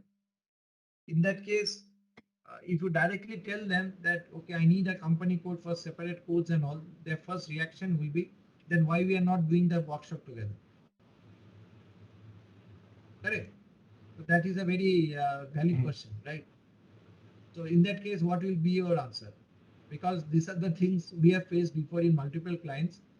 So I'm just trying to be a, you can say, a guide for that. How will you act? How will you work on that? So in that case, what will be your way forward?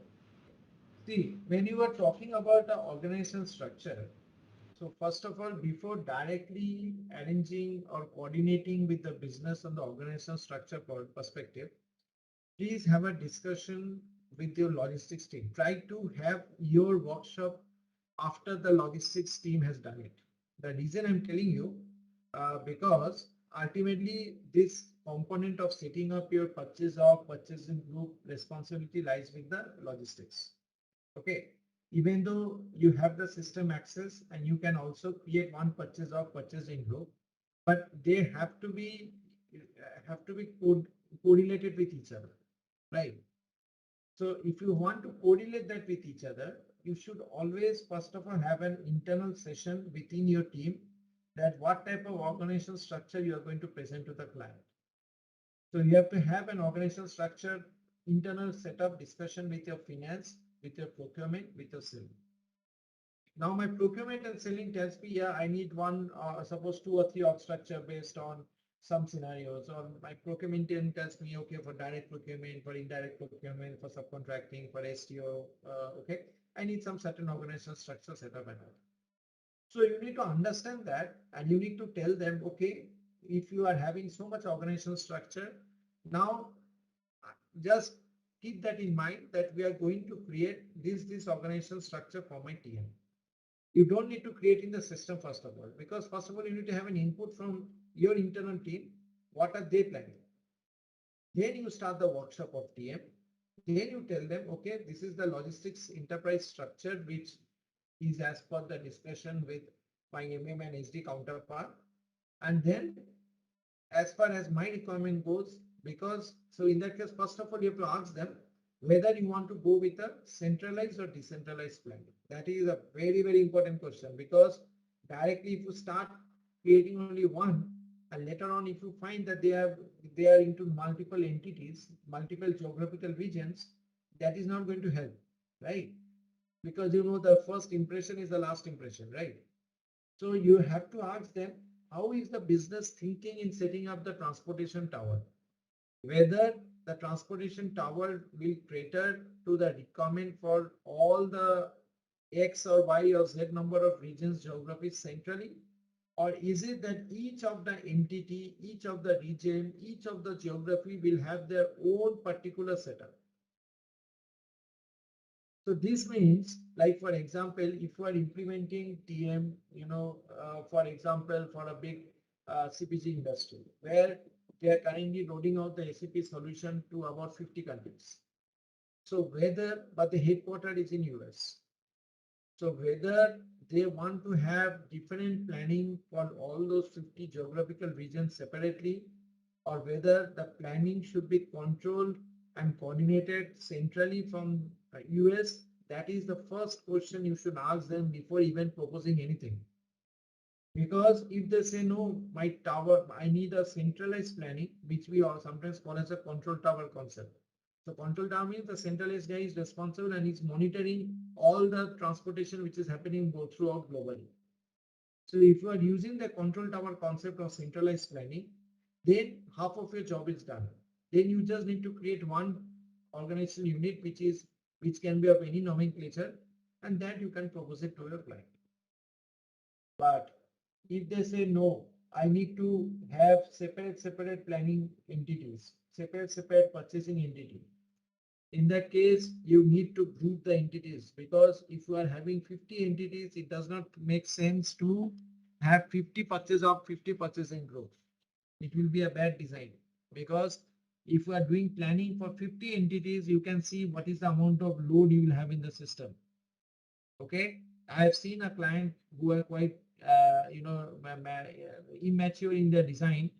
Irrespective of a suggestion, they did not follow, and now they are all struggling because they now decided to group them into regions and entities. All right, let's test your knowledge. Here is a question for you. In SAP TM, what is the function of the freight order? Option A, to generate transportation documents. Option B, to track status of shipment. Option C, to create invoices for transportation services. Option D, to manage transportation resources. Take your moment to think, and when you're ready, choose the correct option. And remember, each choice holds a key to unlocking the answer. Good luck and type the correct answer in the comment section. Future proof your supply chain career with SAP Transportation Management expertise. ZaranTech offers in depth SAP TM training program designed to help you master this powerful logistics solution. With easy to grasp online video modules, this course breaks down end to end processes of freight orders and shipment management using SAP TM. From transportation planning to track and trace visibility, you will gain hands on practice configuring and operating SAP Transportation Management. Check out our testimonials on our website from professionals who have become sought after supply chain experts after taking this career boosting course. You will be confident applying your skills in roles like logistic manager, transportation analyst, and shipping coordinator, and more. Whether you want to stand out in your current organization or explore new opportunities, SAP TM skills are highly valued for top employers. Give your resume a competitive edge and enroll in our SAP Transportation Management course today. So, click below the register SAP TM course details. Let me know how I can help answer any questions about growing your skills in the transformational SAP solution. So now, before we actually deep dive into the TM master data, so we need to basically check why master data is required. Okay. So before I basically show you the master data, I just wanted to show you something here. So if you see, let me just create a sales order. Okay.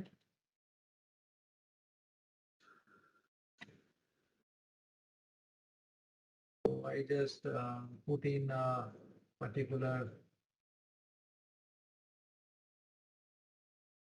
maybe I do it with, don't do with reference maybe. I do it with reference. Okay.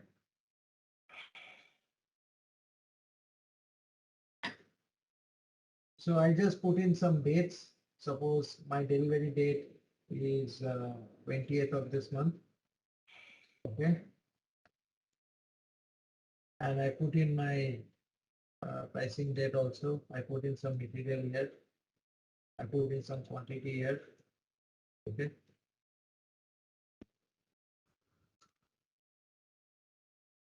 And my delivery date also same. And I just click on save button. So then system will do a check here. Okay. I just put a condition type. Okay. And just for my purpose, I also put in some route here. Okay.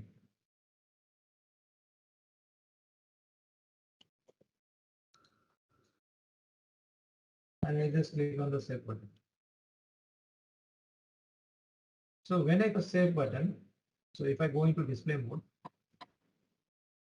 so there is a status tab which is created here. Okay. And this status tab indicates that my sales order is integrated or getting integrated with my particular transportation management. That means I have a demand or a request from my sales order that my transportation has to be integrated with SAP TM. So that's the significance of this TM status tab. So how this TM status tab has come up, what config we need to do, that's all we'll see later when I will start with the order management. So my objective is to show you why master data is required. So if you see this particular status, and if I go here, and if I go into this document flow tab, so you will see that, in my standalone, we have this order-based requirement created. So all the transportation relevant information from my sales order is basically captured in an order-based requirement. Again, I'll come into details of this document later on. And when my order-based requirement is created, at the same time, my freight unit also got created. So freight unit, if you remember, is the, you can say the most important critical document because that is the planning document which actually connects your ECC with TM. And when you go into S4 Hana, in S4 Hana also I'll show you what will happen. You will see that this order-based requirement is not there, but rest of the flow remains the same. Okay. So when I go into freight unit, okay, so either you can go into the link here, or what I will do, I will open the freight unit directly in my transportation system. So this is my TM 9.5 system. Okay. And I just opened the pillar. This is called as a cockpit. I'll explain you all of this later on, how to access to these cockpits and all. But what I just wanted to show you is when I check this particular cockpit, I see this is the freight unit which is created. Okay, this is the freight unit number 1602 and 1603. Okay, so this is the 1603. And when I open my freight unit, you will see that the three important information, that is the source location, the destination location, and the material code is actually inherited from my sales process. So if I go into this freight unit, so as I told you, freight unit has three important information, like where to transport, when to transport, and what to transport, right? So where to transport means basically I need the stage information. So if I go into a tab called as the stages, and in the stage tab, you will see here that my source location as well as my destination location is being seen. So my source location is TSPD and my destination location is the customer location. So both this information is actually coming from my sales order. Okay. So what I mean to say that, and finally also another thing is the material information. So if you go into the general data tab, you will see the material information as well, which is the material or product MM01, which you create in our material master. So TM01, product is TM Prod 01, which you see there. Okay. Just close this. So the most important info, what you find out from the sales order is that unless my master data is available in TM, neither my freight unit nor my OTR and all will be created. Okay. So this product information comes from sales order. The customer information comes from sales order. That is source location also comes from the sales order. So based on these three important information, we are actually transferring the requirement into SAP TM. Okay. Now that is the reason why master data is very critical, because if you are not creating your master data correctly, your entire process will not be working as designed. Okay. Any question before I move to the proper part?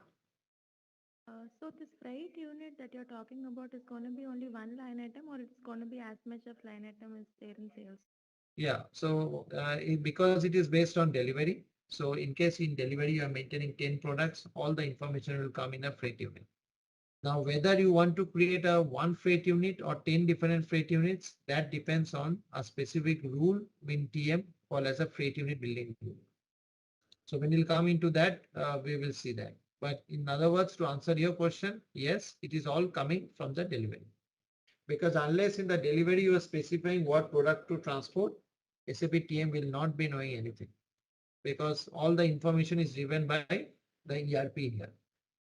Because the ECC team only knows what you are going to transport based on the customer order. The transportation management team will not be knowing on that.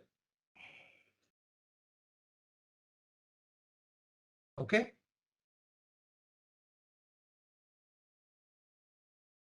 Any other question? Thing? Any specific information?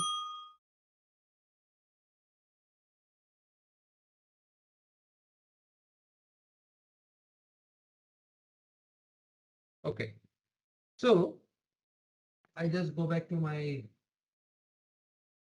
TM overview part here. Maybe discussing this if you recollect. So you see that the most critical information is the transportation network. Okay, because unless a transportation network is set up, your entire integration with TM will not work. The reason is why we call transportation network, because network is not only identified by a location. Network is identified by a lane, network is identified by what, the transportation zone, network is identified by transportation location. So all these elements actually make up your transportation network. So if you see in the right hand side, I have clearly shown here that your locations, your zones and your lanes makes up your entire transportation network. Because you need, why it's important that you should set up your transportation network, because unless the network is set up, you will not be actually knowing from where to where your transportation should go, right? That is a very critical thing. So if I ask you what is a transportation network? So transportation network basically defines the reachability between the locations and the transshipment points where freight needs to be transported from one point to another point. So when I'm moving any transport freight from point A to point B or from point B to point C, in that case, it is very important to know which are the locations involved in the transportation point or the transportation process and how the transport is to happen. So the combination of the locations along with the means of transport basically defines the transportation network. And this transportation network is essential for your planning process, because through the transportation network, the planner can determine the best path through which your particular transport can reach based on the requested delivery date, based on the cheapest means of transport, and also based on cost and the route optimization. So all these things is the ultimate objective of determining and setting up a proper transportation network. So when you are setting up the transportation network, the most important component is the location. Can anyone tell me what is the location? Anyone?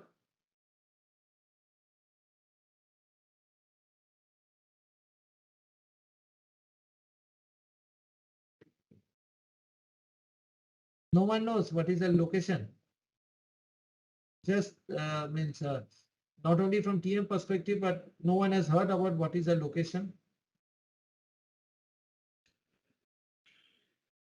A plant normally they call plant as locations in general. Okay. Yes, it can be a plant, it can be a warehouse, it can be a port, it can be an airport, anything. Okay.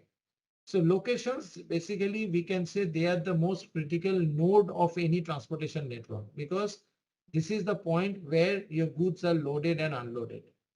Okay. And whenever we set up locations, we basically consider three locations. One is the source location. Second is the destination location. But in case the locations are getting routed through some other locations as well, they are called as a transshipment location. So for example, I just give you an example here so that you can understand in a better way.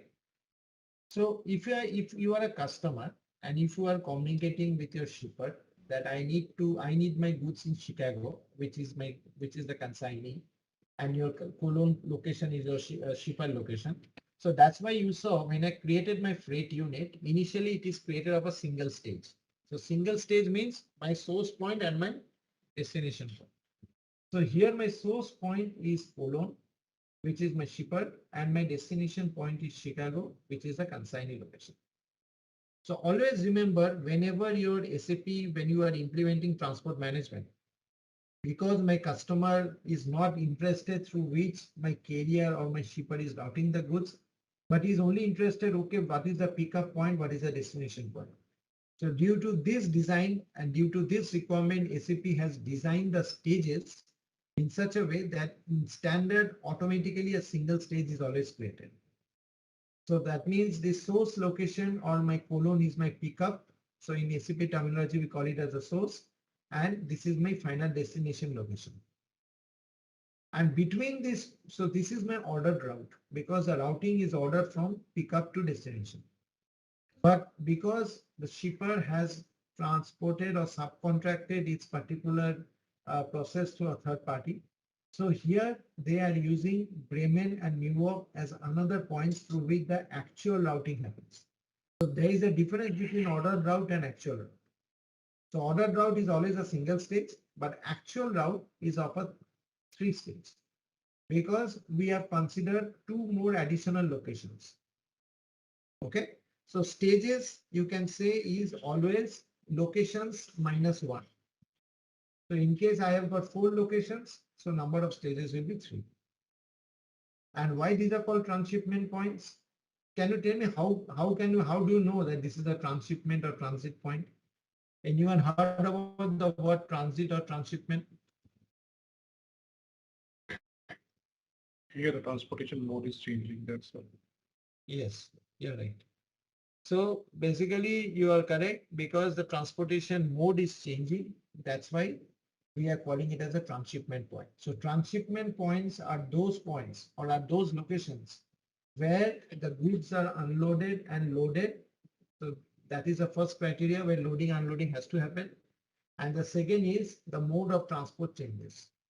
Then only those points are identified as a transshipment points.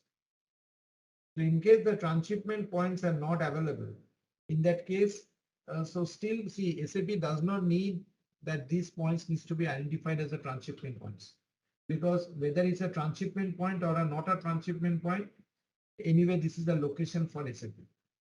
But if you want to basically specify some charge calculation, that means my carrier charges based on specific number of transshipment points, then you can just mark them that this is the point where my loading and unloading happens and my mode of transport changes. And another important impact of transshipment point is that the number of freight documents also change. So if you see, if you are going by the ordered route, you would have a single freight order, right? You would have a single shipment. But because of the transshipment points, the number of freight documents or number of shipments documents gets changed. Can you tell me how many shipment documents are here?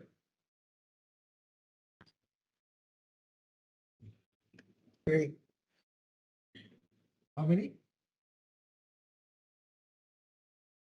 3. 3. Yes, you're right. 3. The reason for why 3 documents are here because for the stage 1, you have ship Cologne to Bremen. For the stage 2, you have port to port. And for the stage 3, you have your particular port to consignment. So that's why for every stage, there has to be a particular means or shipment document created so that you can do the transport from one location to another location. So that's why location is very critical for your entire network. If you are not clear on the location concept, then you will not be able to set up your transportation network properly. Okay. Anything which you want to know more, then I'll directly come into the location setup directly. Okay. So whenever you are setting up a location, so location basically is a master data as I told you, right? So today let me just explain to you how does a location look like, and then obviously how the location setup will be there. That part we'll anyway see it. but it's important to know how does the particular location look like on an end user level. Okay. So when I talk about locations, so location is actually the data which is used mainly as a, you can say, there are different ways by which the locations can be created. Okay, if I say in that way, because locations can be created manually, it can be created automatically, it can also be created through batch job, it can also be created through some core interface model. Okay, so based on how the rather how you are going to frame up your or setup for your location, that will entirely depend on the deployment option. Because if you are using S4 Hana, there is a different way to create your location. If you are basically creating a standalone TM, there are different ways to create a location. Okay. And when you are creating a location, so you will see here that there are location types. Let me first of all show you how a location looks like. So this is my TM system. And if you go into TM system, go to master data, go to transport network, go to locations, and here you can define a location. Okay. So first of all, we'll see the end user part. What does a location comprises of? What are the different data elements you have? So let me open any location. So if I open the location for my shipping point, so I just create shipping point as a location type, and here I can select the different types of locations which I have. Suppose let me open this location.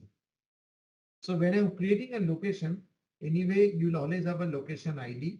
And also the most important thing is that you will have a location type. So if I go to the change mode, because this was created, you will see a location type is always there. So if I go into this location type, you will see there is production plan, there is distribution center, there is shipping point. So each of the location needs to be identified with an identifier. So that identifier is a location type. So if you're creating a location as a plant, if you're creating a location as a distribution center, creating as a business partner, creating as a port, airport, hub, gateway, warehouse, you can use any of the location type as a case. And if you want to basically create your location type, which is not there, so generally the standard what SAP has given is sufficient. In case you want to use a particular location and all, then location type you need to do a development, because this particular location type is actually related to your addition of a data element in the data dictionary structure. It is not something which is configurable. Okay.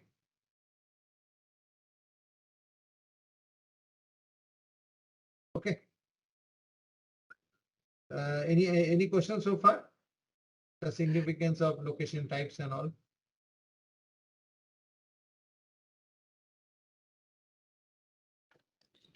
No. No. So you don't have this, but in S4 HANA, when I'll also show you in S4 HANA, there is a report based on which you can change the location type. Okay. So that report was not there in TM 9.5. Okay. So you have got all these multiple tabs. So if you see there is a tab called as an identifier. Okay. So this identifier means what? So this identifier means how to identify a particular location which is used in international trades and terminologies. Okay, because this location has to be identified globally, right? So for example, if you remember, just to give an example, because in my scenario, I'll be using suppose port as one of the transshipment points. So I have to create port also as a location. So here there are two identifiers if you see, unilocation code and IATA code. The unilocation code is actually the code which is used for any type of naming for a port. And IATA code is mainly used if you are using the transshipment point as a airport. So if you are traveling maybe from Hyderabad to Bangalore, you will see that every ticket, every airport from where you are departing and arrival has a code, IATA code, so that you can identify that particular port with the help of this code. So that's why this code is very important. But again, many of the clients don't use this code. It is not mandatory. Okay. And if you don't want to use the code, you are free to process it. But you can use this code to give an international recognition from the source and the destination perspective. And this code, what you see here, is configurable. Configurable means if you go here, and if I go to, for example, SPRO, okay, I go here, I go to transport management, I go to transport management, I go to master data, I go to transport network, and I go to location. And when I go to location, see, I can define the code to the configuration. So the first configuration is activate change documents. That means whatever changes you want to do in your particular location master, if you want that those changes should be logged as in the change pointer, that means all the changes which you are doing in your location master should be tracked and should be available in the database. Then this change pointers or the change documents at a location level should always be tick marked. And when you get a system, you'll always have this tick mark available. So you don't have to worry on that. Okay. And whenever you want to define an identifier, so I'm using my suppose a port scenario. So what I can do, I can define a unique location port. So suppose I've got two ports. One is your Bremen port and another is a New York port, right? For example. So you can always use these two ports here in order to designate your identifier. Okay. So if you want to create it for a port, you can directly go in this, click on this new entries. Okay. Suppose I give a code, Raven code.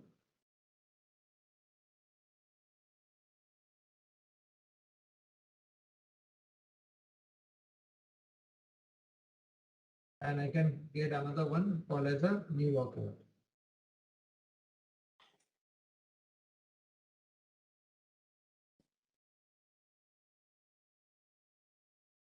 And then I click on save. Okay. So you'll see here, in case you want to create a location code, you can also maintain in case this maintenance of the data belongs to the responsibility of any planning execution org. So you can maintain the planning execution org which we created yesterday, or you also can keep it blank also. Because if you are keeping it blank, that means no planning and execution organization is responsible for maintaining this unilocation. Okay, that is the main. Now, if I go back to the transport management, if I go there, so once you have maintained this unilocation code, or you can also specify the IATA code, you can see this is the external location short text. So this short text means whatever text you are maintaining in your location, that will automatically be coming here. And this is the business system group. Why this business system group is required? Because my TM system should refer to that logical system where it is built up. Okay. So in this case, if the business system group is because it is built up for BD1300 plan, the logical system. So that's why it is showing the business system group as BD1300. So remember yesterday we have created I've showed you the pathway for the business system group, right? So you can use the same pathway to create the business system group. The next comes the geographical data. So this concept is actually a concept which is used because this was very much used in Oracle. I don't know whether you have heard about Oracle software. So the Oracle software, actually, this concept was very importantly used for mainly doing the planning, because initially when TM was launched in TM, I don't know whether you know it, TM was initially launched at TM 6.0. Okay, then came TM 7 and then came TM 8. And then we began the journey on TM 9. So in the initial days, this planning, distance, duration, calculation, this was never taken into account. Okay. So in that case, why this particular latitude, longitude, altitude is important? Because geographical information always plays a role in any type of transportation process. So because without knowing the latitude, longitude, altitude, you will not be able to calculate the actual distances between 2 points.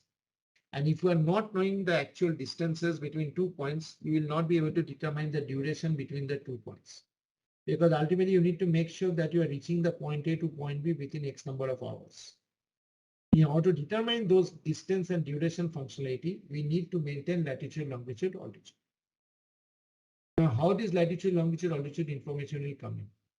So there are different ways by which they come in, but please note that unless you are putting this latitude, longitude, altitude, and if your carrier charges you based on the actual distance, then it is not possible to do any type of charge calculation. So you have to basically make sure that somehow this latitude, longitude, altitude comes in. Okay. See, PC miler part, what you are saying, basically it is not possible to show here, first of all, because it's a geo service. And in order to have any integration with geo service, you need to have a license, first of all. That is first thing. And second thing, the mapping with any type of external service providers require your enhancement through web service. Okay, so you need to set up some geographical services, and through the geographical services, the information can be referenced into TM. So unfortunately, means that will not be possible because it's a standard process we are showing. Okay. But yeah, but I mean, in SPRO, there are configurations available for PC miler because it is, I think, a PC SAP supported vendor. The configuration is not related to PC miler. The configuration is related to your geo routing and geo coding. You don't have any specific configuration for PC miler. Okay, I don't know if SAP has told you that. I don't know which mode they have represented, but that is not there. Okay, and you are talking about S4 Hana, or you're talking about standalone? S4 Hana embedded 2020. It is not. It is not there. I can show you the node also. SAP has never launched that. Okay, I'll tell you how this GIS part is calculated. That I can tell you, but I cannot show you in the standard process. Okay. Okay. So this latitude, longitude, altitude information basically it comes into 3 different ways. Just let me go through this and then we'll come into this GIS integration. Okay, just wait for maybe 5-10 minutes. So this latitude, longitude, altitude information, it comes in 3 different ways. Either you need to send or rather either you need to maintain the data manually. That is number 1. Number 2 is that you have to integrate with any type of GIS providers, like as you were saying, PC Miller and Nokia service provider, Google Maps. They are all the different types of geo service provider. So geo service providers' main objective is to basically provide you the information about the latitude, longitude, altitude. And the third way by which you can create your location or this information can be updated is based on once you are entering the country and the region, SAP has a standard BADI mapping the country region to a latitude longitude code. So once you enter the country and the region, okay, automatically the latitude longitude will be coming up here. And you'll see a field called as a precision field. So this precision field will actually indicate what data SAP has considered to populate the GIS data. So 400 means region. That means SAP has considered both country as well as the region to populate those latitude, longitude, altitude. Okay, if you have used only country, then it would have been 300. So this precision field actually indicates the data which is used in the address tab to populate the data. Okay, so that is about the precision. Time zone. Time zone, I think all of you knows, because whenever you are creating a location, you should know in which time zone this is been. And this is the log geodata. So log geodata means what? In case you want to use the location, suppose I am a planner. I am planning this location for my transport movement from US to Germany. At the same time, maybe another planner by mistake is also planning this. So in that case, there will be a dual planning, right?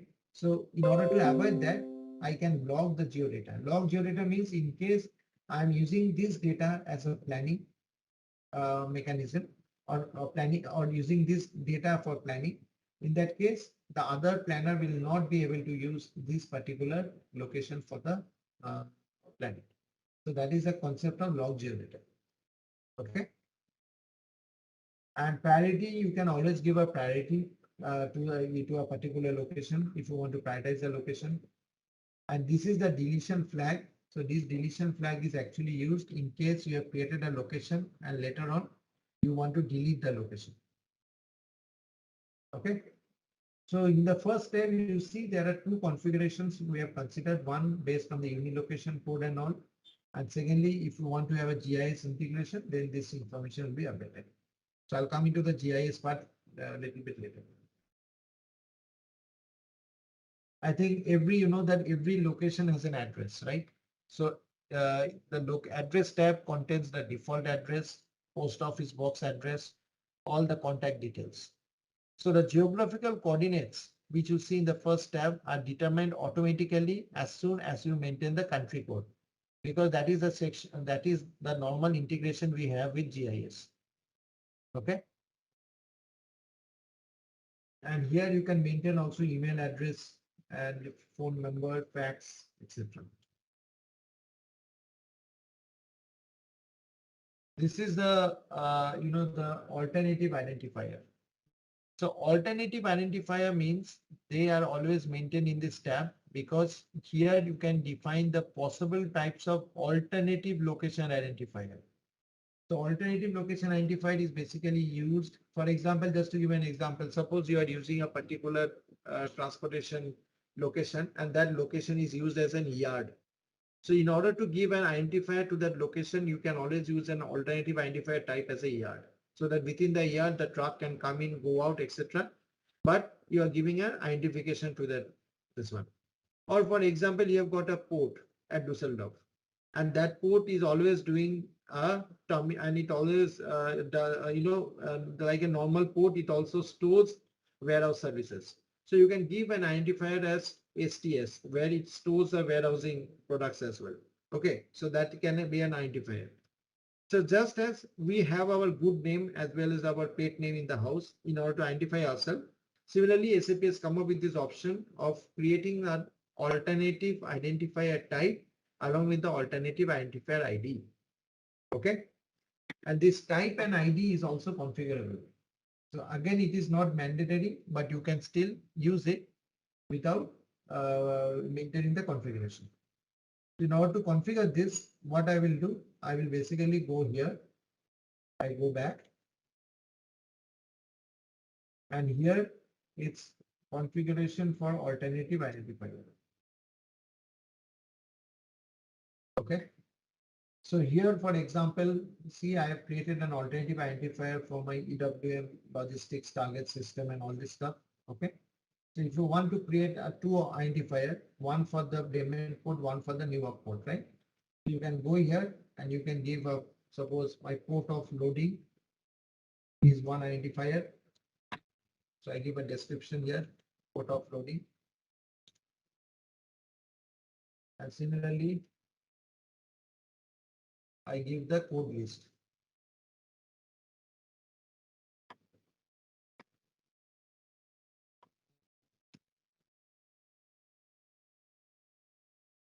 I give the code list here.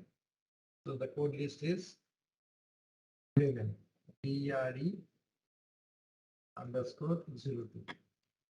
port of Bremen. So this is the name. Okay.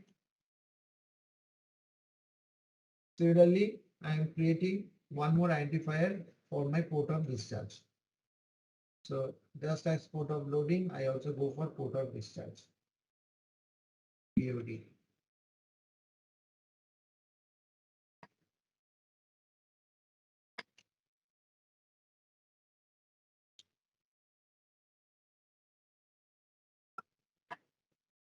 And if you go to port of discharge, I can define the code list. So here, instead of Bremen, I will use B1.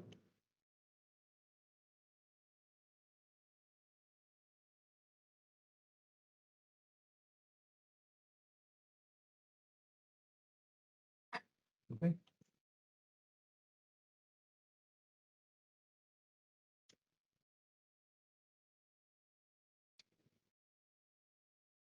And once this setup is done, then you can always go here And you can, for example, select which is this one. I have created port of loading 02. Accordingly, you can also tell the alternative item. Okay. So when I create the port for you, I will add it. Any question? Anything which you need to know? Hello, could you please explain one more time what is alternative identifier? Alternative identifier means just as you have your good name as well an alternative way to identify yourself. Similarly, SAP has brought up this option for internal identification within the organization. So as I told you, for example, you have a port. That port can also be used as a yard. So you can use an alternative identifier as a yard number there. So you can specify here alternative identifier as yard. Okay. Like you can create any number here and you can specify the ID as a yard 01. So in other words, you are actually specifying an alternative way to identify a particular location. Okay, this is not mandatory, but this is mainly used in those organizations where there are a lot of locations and you need an identifier to basically identify what that location is to be used for. If a particular location is to be used for a yard, you can give an identifier as a yard. If a particular location is to be used for storage service, you can use a storage service as an ID type. If a particular location is to be used for warehousing, more warehouse visits only. Okay. So in that case, you can give some code for that. So these are the different integration or applications which you can use for alternative identifier. Again, I tell you, if you are not maintaining alternative identifier, it is not going to stop any of your subsequent process. So I just remove this.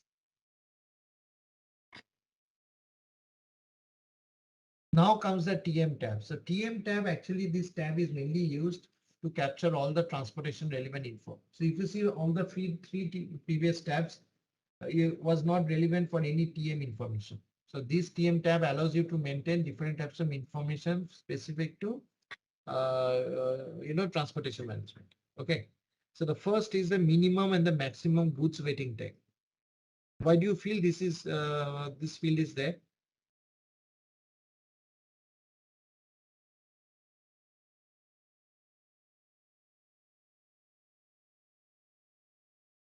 Anyone knows? Okay. See, the reason why you need this is that basically suppose you are moving from point A to point B through a port. And if you know, so based on the distance and duration, it should take 2 hours. But if you are saying that I need to wait at this port for getting some document clearance, 1 hour. So instead of 2 hours, it will be total duration will be 3 hours, right? So for that additional 1 hour, the carrier may charge you more. And also the subsequent processes may get delayed, right? So if you know that a particular location has certain waiting time, please maintain it so that the planner can expect that, and accordingly the delivery date can also not be violated. Because if you know you have to wait certain 5 hours, so for example in a port, then you have to make sure that the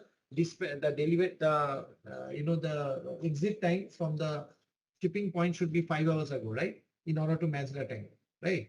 So that's why SAP has said that you can specify some minimum and a maximum duration for a particular location.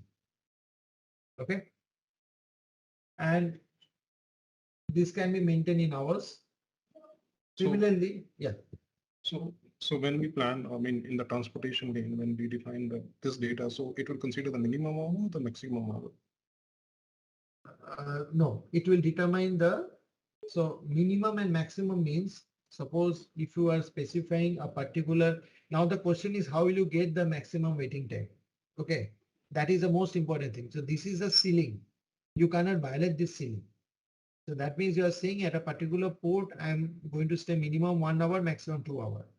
Okay, so based on this, my planner will keep in mind, okay, let's go with the maximum estimate of 2 hours, but somehow it should not estimate more than 2 hours. But the actual waiting time information should actually be provided somehow. Okay, either by through some, like through GPS tracking and all, you can find out how much is the waiting time. But if it is a maximum time, you should not violate that. And minimum time is used to keep in mind that by transportations has to consider some minimum waiting time. Okay, so maximum time should not be breached. If it is breached, then some penalty cost can be associated with it. So always consider the maximum so that your planner will plan, means he has to see, he will do a backward scheduling, right? He will try to do a backward calculation and he will try to say, okay, if I have a maximum waiting time for 2 hours, I should consider that, because in that case, I can make a proper communication to my customer that at this point it is reaching to a location, right? So it is always, but this time is hardly maintained. I tell you why, because no one knows at which location, how much you have to wait. So this is generally a very I have never seen any project actually maintaining this entry. This is the air cargo security. This is mainly used for LSP. LSP means here you have to specify, suppose my freight forwarder like DHL, FedEx, they have a contract or negotiation with the air carrier like Lufthansa. And there you can specify. So when you are implementing TM for DHL or FedEx, here you can specify the air cargo security information. You can classify the location as a known shipper, unknown shipper, and also you can specify the expiry date. Expiry date means for how long you know the shipper. So for that you can specify some information here. Okay, again, this is not a mandatory thing. You can escape without it. Okay, but in case you want to maintain some information for the air cargo security information perspective, you can maintain it. And this is not applicable for shipper. This is applicable for LSP. And this is the target system. So target system means here you can link the location to an SAP EWM, because in case your warehouse operations, your warehouse picking, packing, loading, good issue is actually integrated with your transportation process, then you have to specify the shipping location for your specific. So whenever you're creating a shipping location, okay, in that case, you should link the location to an EWM target system and the EWM warehouse number. You should not link any customer location or your port location to EWM. Okay, because the source location is always your shipping point from where the planning for your warehouse can be done. And finally, this is the equipment level information. So equipment level means, so for example, if you are transporting using a particular container, okay, and you want to say, okay, this location can only handle transports if I'm using a container of 20 feet. In that case, you can use an equipment type and equipment group. So equipment group will be 20 feet and equipment type will be CN. So CN is a identifier by which you can identify whether the transport is to happen through container or not. Okay. Now, why I recommend not to use this field? Because if you are using this field, then you can only use that specific container for that specific location only. So that is not good for planning, because you're planning, when you are doing a planning for a particular location transport, based on the location transport, first of all, your capacity may change, right? So today you are transporting 40 tons, tomorrow you may transport 500 tons. So if you're hard coding a particular container here, which uses only 20 tons or 40 tons, then it does not make sense, right? You need to have a appropriate or accurate transportation unit to transport the product. So that's why, you should keep this field blank, and you should, whenever you'll be creating a resource later on, there you can do the assembly. So what I will always recommend, don't put the value here, keep it blank so that you don't restrict the usage of a container or an equipment for a particular location, because you should offer flexibility to your planner to do the planning and not basically hard code it by using a specific equipment type and equipment group. And the last part here is the resources. So resource, resource is again a specific transaction, a separate transaction within TM, based on which you can actually decide which resources are going to be used for which transportation process. So if you see here, if you see my PPT, so you already have a separate, you can say, a master data for resource, and this resource is actually the actual means of transporting the the cargo from one point to another. So when you can use a proper transfer resource, why to use it for a location? Because today this truck is moving from Cologne to Bremen. Tomorrow it can move from New York to Chicago. So if you are restricting the usage of a truck for a particular location, you are actually confining its transport for a specific location only. So that's what we should avoid. So although ACP is given the option that for a particular location, use this resource, use this resource ID, conserve capacity and all. But when I have a separate transaction to create a resource, and there you actually should create that resource there, and then you should not assign it to a specific location unless you are making sure that the resource needs to come back to the original location. So again, I will recommend not to maintain any data here. These are used only for those areas where there is a limited usage of truck, limited usage of transportation. So for example, in Kashmir, if we're doing any transportation in Kashmir, always from one lane to another lane, there is a specific resource and its capacity can be used, right? You cannot use any other resources. In those areas, hardy areas, hilly areas, you can think to use a fixed or a specific resource information. But if we're planning on a global level where you have the flexibility to use multiple resources, then you should not use any resource information here, or else you are restricting the usage of resource for a particular location. Okay. So this is the configuration. So in terms of configuration, I have already shown you what is there in a resource. You can also basically, once you have created this particular resource, when you have covered these change documents, you have configured the alternative identifier, you can define the IATA code, or if you want to define an IATA code, same thing, you can define an IATA code. So this is for your airport, and I am creating it for a port. Okay. There are two types of locations. If you remember yesterday, I told you one is the global master data, one is the local master data. So location has two variants. The global master data means, as you have said before, when I asked you how many locations are there, some of you said 4. Okay. So when I said that you have 4 locations to be created, 2 locations are transshipment points, right? Which is to be created in TM. Okay. But there are 2 other locations which are outside the control of local TM, because this information is actually inherited from my ECC. Because this source location is my shipping point and my destination location is my ship to party. And whenever you are creating your master data in your TM, these 2 information is always inherited from ECC. So that's why it is called as the global master data.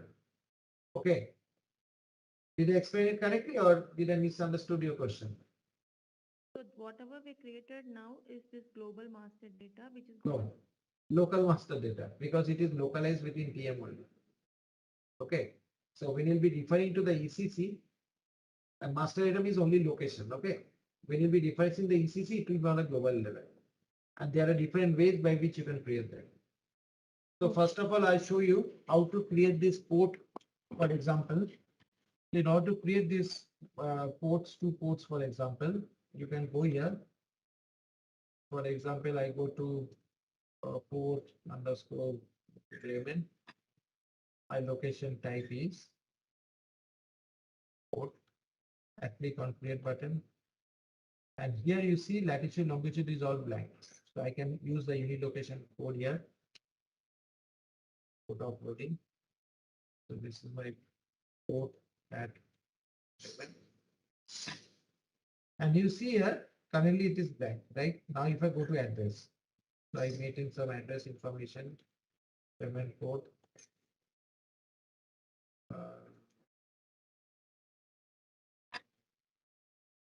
I put some street house number. So suppose it's Düsseldorf, this is house is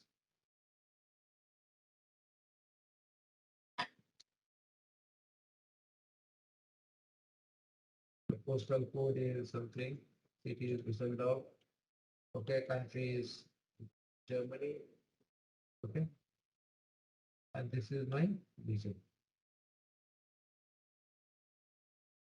And when I go into this enter now, once I enter this, I can see the latitude longitude has come up with the precision. Okay. You can also maintain some more information here. You can maintain the telephone number, email, fax, email, whatever it is. Okay. Similarly, I go to alternative identifier. With the alternative identifier type, you can maintain the Bremen port of loading.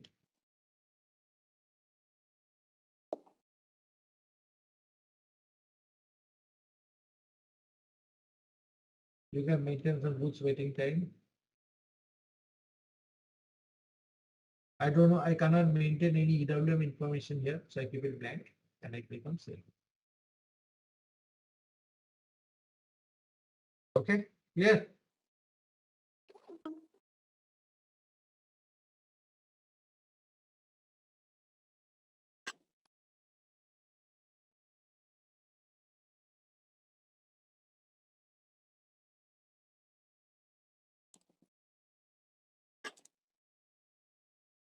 Okay.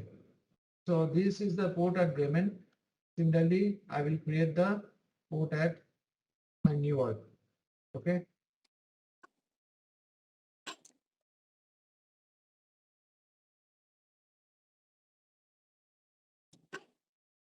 So again, I put in the unit location code.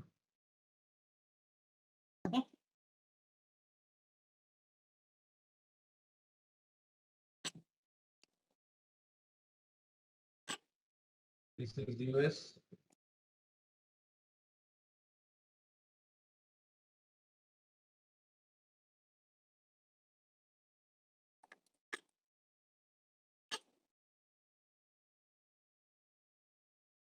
So here I will create port of discharge.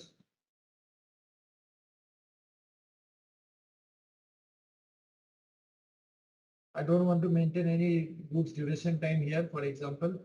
Okay.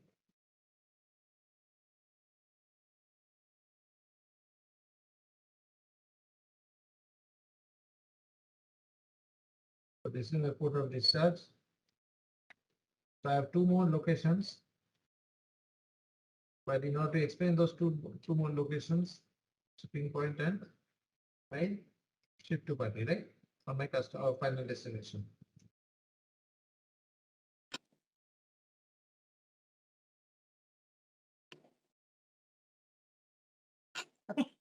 Yeah, so I'm thinking how to start with the GIS. Okay, because this is, I don't have any PPT for that. So it will be purely a little bit theoretical also, and just few setups. I'll not say it's a configuration setup, but you know, like just a theoretical more knowledge where I can tell you what needs to be done. Okay. So the GIS concept is, as you know, the GIS stands for Geographical Information System, right? So this is a mechanism by which you capture and store different geographical data. And why it is required? This is required in order to enable data analysis as well as visualization. Okay. So through the GIS, it actually help you to do multiple things. First of all, it can allow you to do geocoding. It can help you to do a distance and duration determination. It can help you to do a routing, and also it can also help you to for your geographic map visualization, which can help you to do some decision making also. Okay. So basic functionality is, or basic, I can say that when an address is provided, all the geo coordinates will represent your longitude, latitude, altitude, right? And geocoding means the latitude, longitude, altitude mapping is called as a geocoding. So because of the geocoding, you know, the locations can directly be shown in the right position on the map, and thus the distance and duration determination and routing can be done easily. So given a source and a destination geocoordinate, the distance and duration can be, can be created. Now, why distance and duration is required? Because as I told you, distances are required to do your optimizing based planning. That means how to minimize the distance travel when you are transporting by different mode of transport. That is also possible only if you know the distances to be traveled.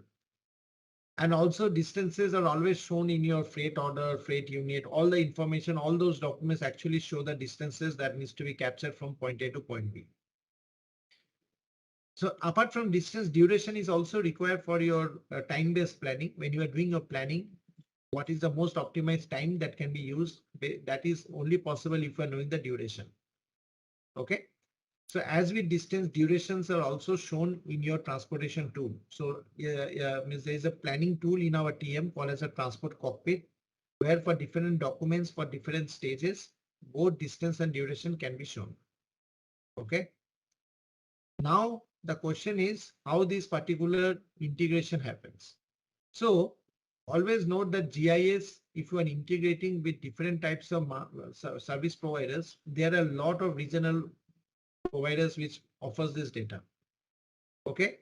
So whenever you are integrating your TM with GIS vendors, basically some TM businesses are already familiar with certain GIS vendor, and they basically use the tools from those vendors. The big companies may even use multiple GIS. That means based on different continent, based on different region, they can use GIS. So that's the reason SAP TM does not contain its own GIS, but it actually offers an infrastructure through which GIS or multiple GIS tools can be integrated. And the integration part with those particular external GIS providers for geocoding, for distance, for duration determination requires ABAP knowledge. Okay. Because whenever you are integrating with any type of external GIS providers, there has to be some services which has to be set up. And how TM needs to be connected to a web service, for that reason you need ABAP. So, it is always preferred that you directly connect a GIS via web service rather than using any type of middleware. Okay. And TM also has its own middleware which you can use, which is called as a IGS. If you remember on the very first day in the architecture part, I have shown you that the GIS can be integrated through IGS also. IGS stands for SAP Internet Graphics Server. Okay. However, IGS is not used because IGS requires its own server and its interface is tied to only one vendor and it only uses single distance call. Okay. So therefore it causes a lot of performance issues. So while integrating a GIS for many scenario, you also have to consider the licensing fee of the GIS and the effort to develop and configure the integration. Okay. So now in order to set that up, there are few things what you need to keep in mind. So before I go into what are the things you need to do, any question? Framework is there, but in order to connect to any provider, you have to do a enhancement. Okay, so whether it's 2020, 1909, this PC Miller and all the GIS services, basically there are three services which is supported. One is your geocoding service. One is your geo routing service. And these are all service. And if you have to basically avail any service, you cannot get anything in standard. Okay, and another is the map display. Okay, so when I say geocoding, so geocoding means whatever, so it is mainly basically deals with the location master data. Okay, and whenever you are basically setting up the service with specific to geocoding, in that case, the geo coordinates depends on the addresses which you provide. Like in the location master, you have the address, right? So that geo coordinates which you define either based on country level or region level on the location master data. So that is the concept they use for geocoding. And based on that, your latitude longitude is updated. So that is the first one. When you come to geo routing, so geo routing means all the vehicles which is used in transportation planning, they need to be delivered within the shortest time period, right? That is what we call as the route optimization and the transportation optimization, right? And reliable routing basically supports TM by providing the shortest distance. So the distance between the locations is influenced by the geographical position of the locations, right? So that's why when you are doing any type of geo routing, it actually depends on the distance and duration, the geo coordinates and the driving direction. And in order to set this up, basically we need to create the distance and duration in your particular transportation lane. So in a transportation lane, there is another master data in TM where you can specify the transportation distances and the transportation duration. And the geo routing will actually follow the data which you create there. The last data what you have is on the map. Okay, so map part is something which you basically specify. So I will be interested to know what SAP told you that it's a standard. Standard means what? How will you? So these are the basic data you need to set up. And once this data is set up, but you need to have a real-time update from all those GIS, right? And for that, what SAP has done, I show you what SAP's configuration is, but that never works. Okay, so if you go into, where did it go? Transport management, or I will show you in S4 Hana.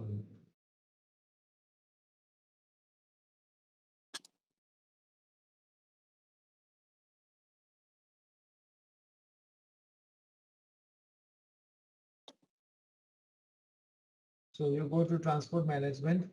Under transport management, it goes into basic functions.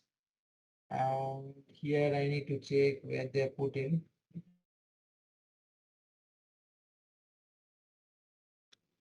Process component text, security.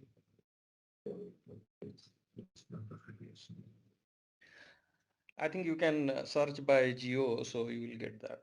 Yeah.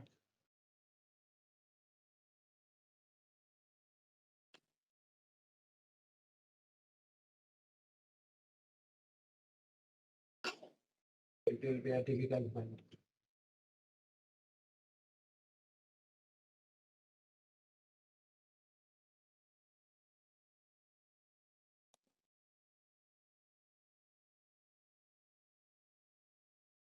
Yeah, this one. Yeah, distance and duration. So if you see here, under transportation lane, you have this distance and duration, but this is not any specific to PC Miller and all. See, if you see, first of all, you need to define the zone. For which zone you want to distance, and then you assign the country to the zone. Okay. Then you define the strategy and the duration determination. And every strategy is there. And this, when you are changing any strategy, it's an enhancement because this distance and duration strategy differs from service provider to service provider. Okay. Nowhere you have any data for P similar like that. I don't know, but Okay. Okay. Yeah, got it. Okay. And if So, you want to use, yeah. Yeah. Go ahead. Yeah.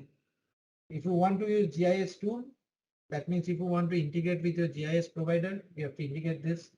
If you want to use the SAP's own tool of IGS, then you can do it. And if you are using the IGS and all, it makes sense to capture the data directly from the transport level. But if you are willing to pay extra additional amount of money to basically get the real-time updates on the geographical system, then you can think of buying the license from the service provider, and accordingly the distance, duration, determination, everything can be done. Okay. LVN, not possible. It's a cloud-based product. ASR, advanced shipping receiving. Okay. So it is part of S4 Hana. Okay. So we need to basically integrate with S4 Hana. That is which is the latest updated version is FSP02, which is not part of this content. Okay. So that is not there. Okay, so and freight agreement which has no Excel integration. Yeah, normal freight agreement with Excel updates and all that is there. Okay.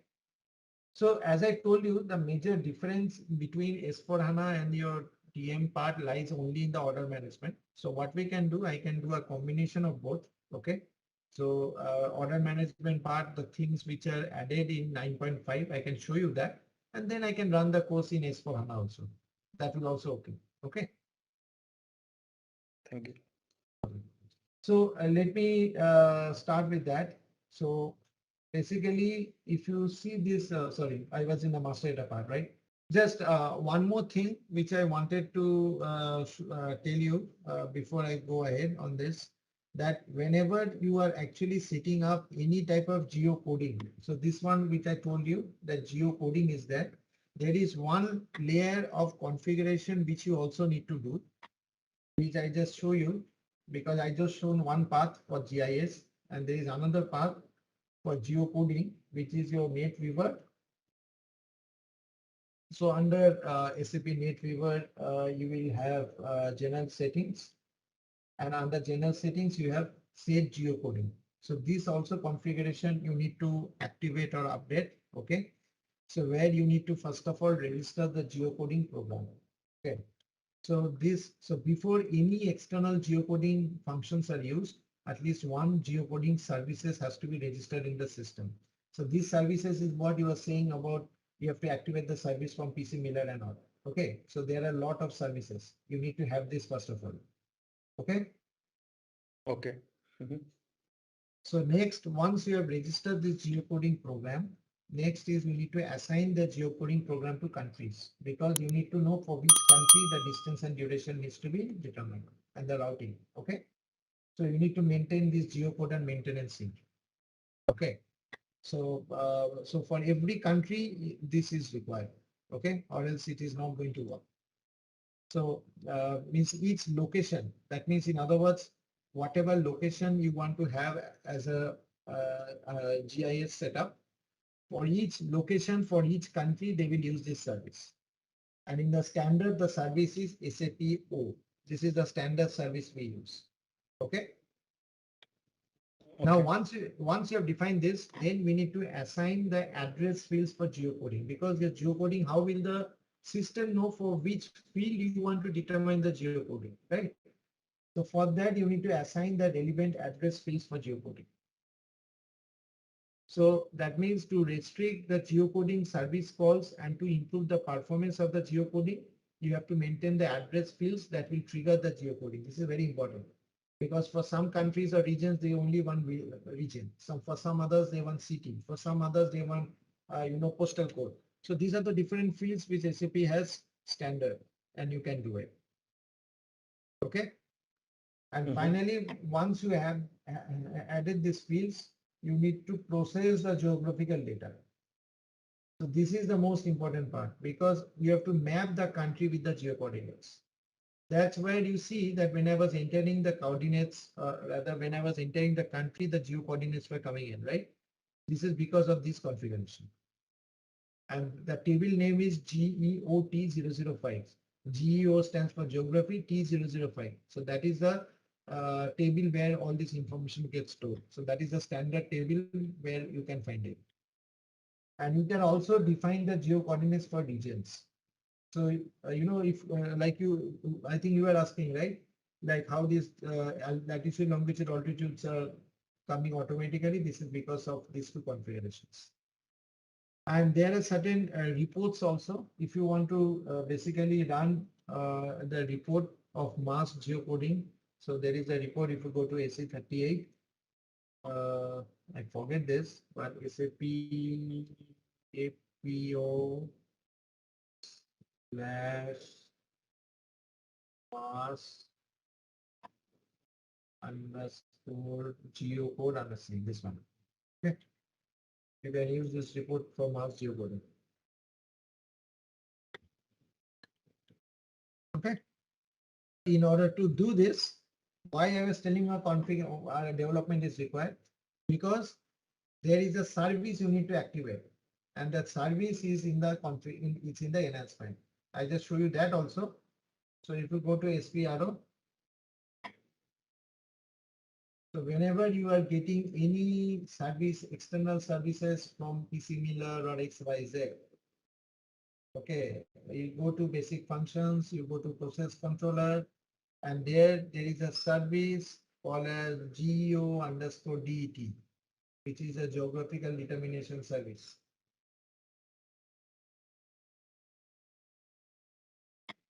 Okay, so this service is always linked to a method. Okay, So there are a lot of services you see. One service is for coordinate, one service is for route, okay?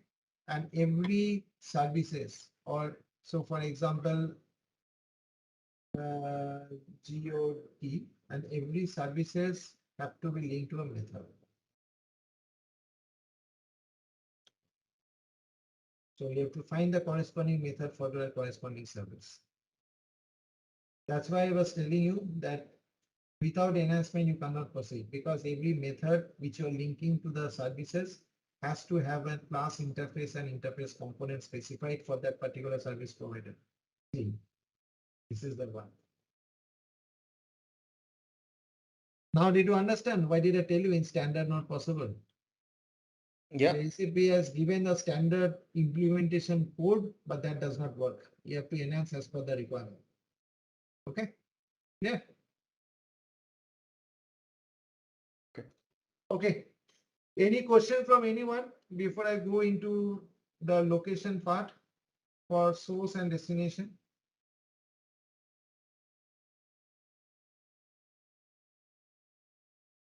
Anything?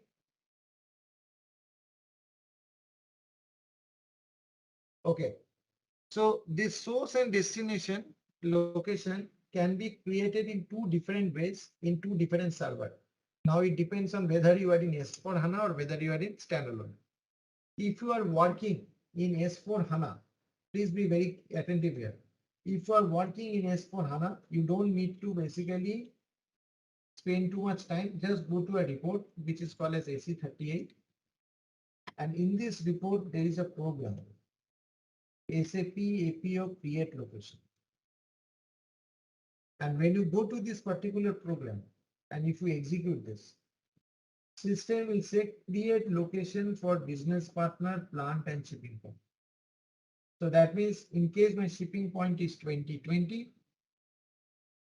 okay, in that case, if I run this, my locations will be created automatically.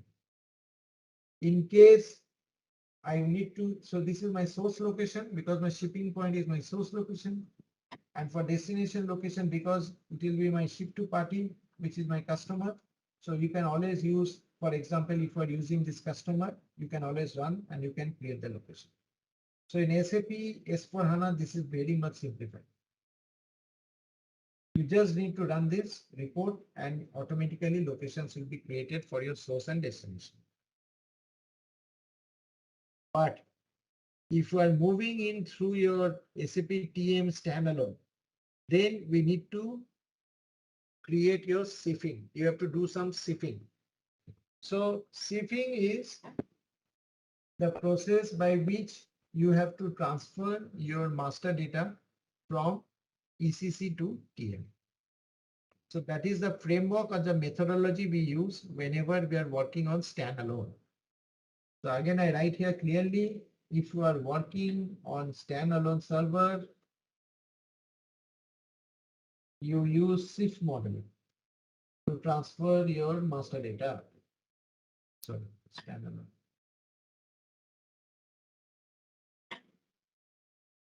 And if you are using, if you're working in S4 HANA, then you can use the report to transfer your shipping point and your ship to party in S4 HANA.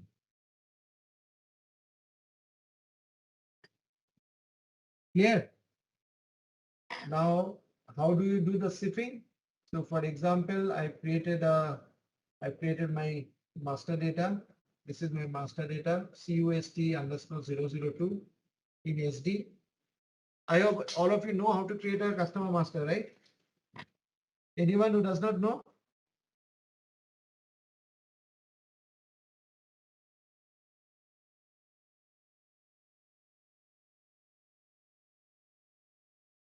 So when you are working in any sifting, first of all, you have to type this transaction CFM1.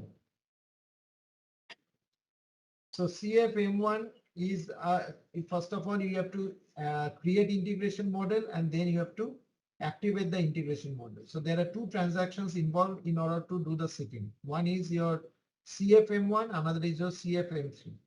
So suppose I want to transfer my customer. So I just create For example, CUS underscore TM. So that means I'm transferring my customer master in TM.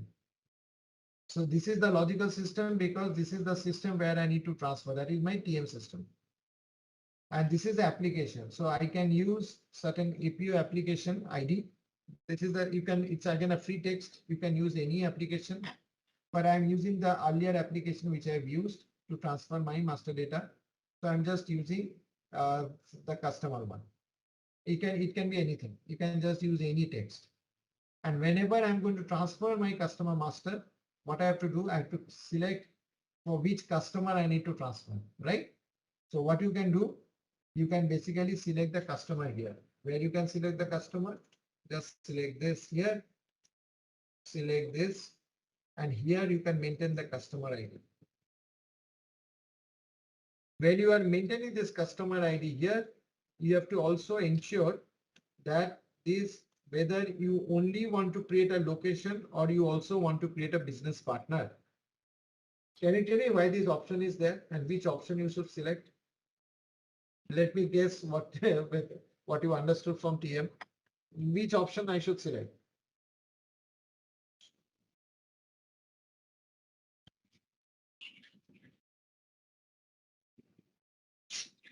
Locations. Number 2. Only locations? No, number 2. We need a location and a BP.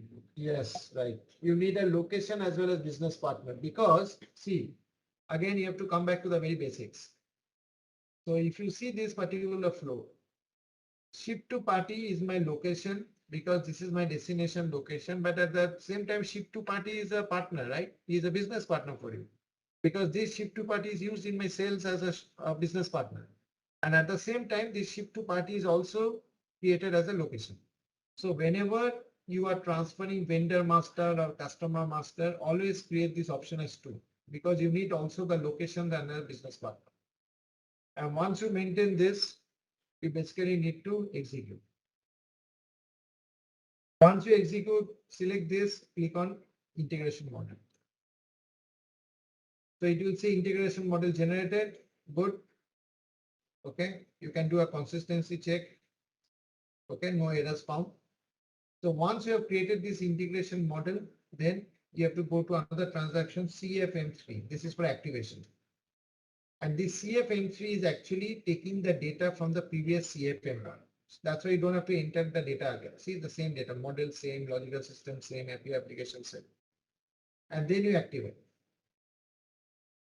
And once you activate, you just click on this and you click on start. So initially the status is inactive, you have to activate it. So when you activate, click on ignore. Okay. And this activation is done. It will be turned into green. So that means now your customer has been saved into TL. Similarly, you have to also shift your shipping point. So again, I go to CFM1. And here instead of customer, I just change the model name to shipment underscore TL. And here my application should be different because I don't want to mix any application. So I want to create it as ship01. And when I do this, I have to enter my shipping points. So what I need to do, I go down and beside my customer, I have my shipping points. So you can enter multiple shipping points. So if you want to enter multiple, you just click on this multiple selection. As of now, I want to only shift my shipping point, which I'm going to use. So it is, I think, TSPD. Okay. Click on execute.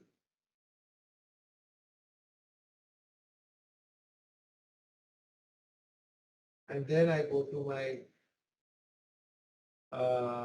this one CFM3. And then I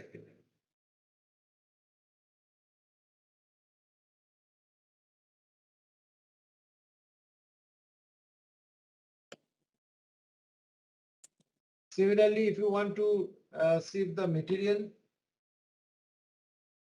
You can also sieve the material through CFM1.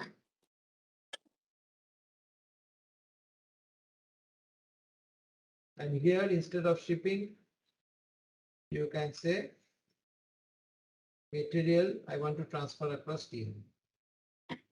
And in the logical system, sorry, in the application, I need to specify the material. And here I need to specify my materials. So my material is TM product 01.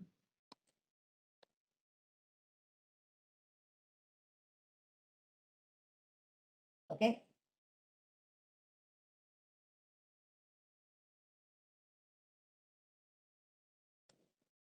Why 5 it showed? It showed 5 because this material is extended to 5 plants. Okay. But then it went to CFM3.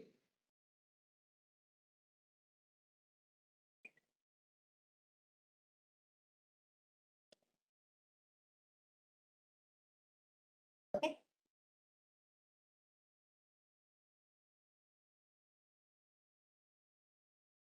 And if you want to basically check whether your shipping has been done correctly, what you can do, you can just create a sales order.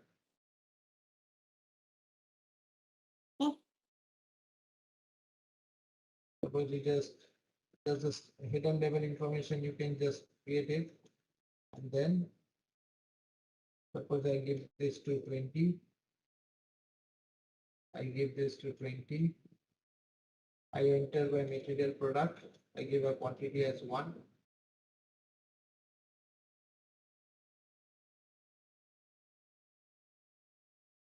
And then I click on save.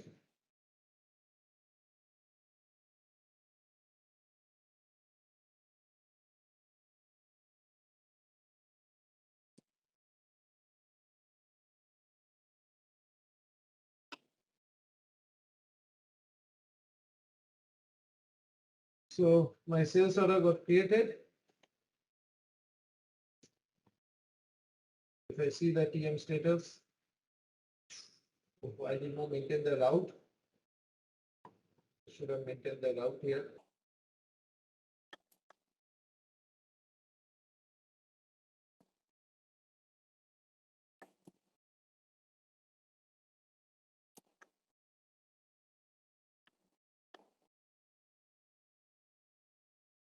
So this is my OTR, which got created with my freight unit. That means whatever material, whatever shipping point, whatever customer I've used is correct. So this is my OTR, order-based requirement. And if you want to basically create your delivery, you can also create a DTR. All right, let's test your knowledge. Here is a question for you. How does SAP TM contribute to supply chain visibility? Option A, by monitoring warehouse operation. Option B, by providing real-time tracking of shipments. Option C, by optimizing inventory levels. Option D, by automating procurement processes. Take your moment to think, and when you're ready, choose the correct option. And remember, each choice holds a key to unlocking the answer. Good luck and type the correct answer in the comment section. Future proof your supply chain career with SAP Transportation Management expertise. ZaranTech offers in depth SAP TM training program designed to help you master this powerful logistics solution. With easy to grasp online video modules, this course breaks down end to end processes of freight orders and shipment management using SAP TM. From transportation planning to track and trace visibility, you will gain hands on practice configuring and operating SAP Transportation Management. Check out our testimonials on our website from professionals who have become sought after supply chain experts after taking this career boosting course. You will be confident applying your skills in roles like logistic manager, transportation analyst, and shipping coordinator, and more. Whether you want to stand out in your current organization or explore new opportunities, SAP TM skills are highly valued for top employers. Give your resume a competitive edge and enroll in our SAP Transportation Management course today. So, click below the register SAP TM course details. Let me know how I can help answer any questions about growing your skills in the transformational SAP solution. Setting user parameter.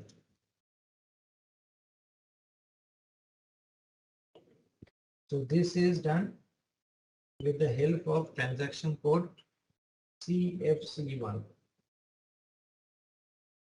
So when you are doing this user parameter transaction specification, okay, so in this you actually make certain entries for the different parameter. Okay. So so the next setup was that you need to define a number range which was CFC8. Okay. So this is the standard number where you can actually define the number range for the parallels. Okay. And then there is another transaction where you can actually specify. So you don't have to do anything there. So the transaction is CFC3. So there you need to actually define the filter and the selector block size. So you don't need to do anything here. You just need to check what are whether the different entries are correct or not. So for example, for different stocks and sources. So this is the standard entry you generally get it. But this is part of the initial landscape maintenance. Okay. So what you need to see here, mainly you need to see the shipping point if the entry is here. So it's T underscore SHP. SHP stands for shipping point. Okay. So that means the entries are here. Sales order entries are here. And vendor entry is here and shipping point entry is here. So you just need to specify this. So this is a block size recommendation which SAP always updates it in standard. Okay. So basically this will determine the number of data objects that will be transferred to TM in case there is an RFC from the initial data transfer. Okay. And it is always recommended not to change any filter and block size which is specified by SAP here. Okay. So this is the next one where you maintain view for the filter size.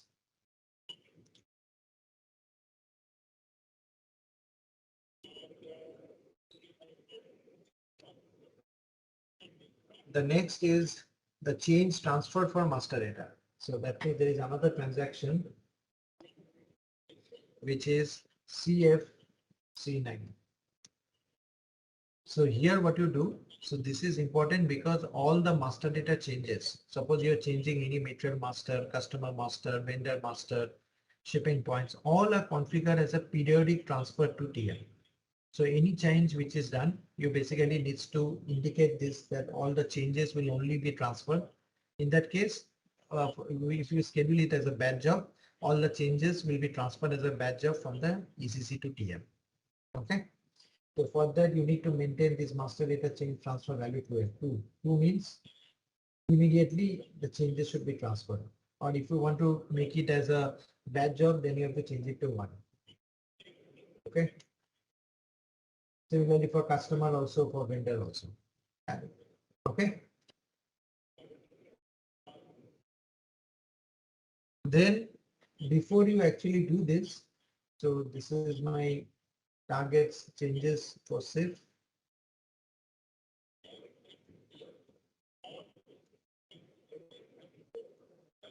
The next is we need to activate the change pointer. So in order to activate the change pointer, the transaction code is BD61.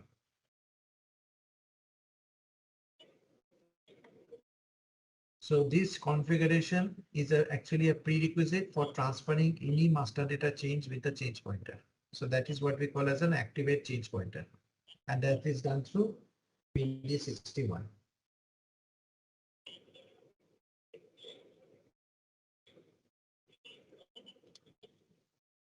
And then you can also activate the change pointer per message type. That is also a possibility. Okay. So the next part is you need to activate the online transfer using business transaction event. So that means there is a transaction code BF11. And here what you have to do, here basically there are two applications, ND dash APO and NDI. So this BTE means business transaction event. So this BTE will be used to activate the online transfer for both the transaction data changes and the master data changes. Okay. So for that, this ND underscore APO is actually the new dimension plugin APO, and NDI is the new dimension integration APO application. And these both needs to be activated here. So in standard, again, you will get this. You don't have to do anything. Okay.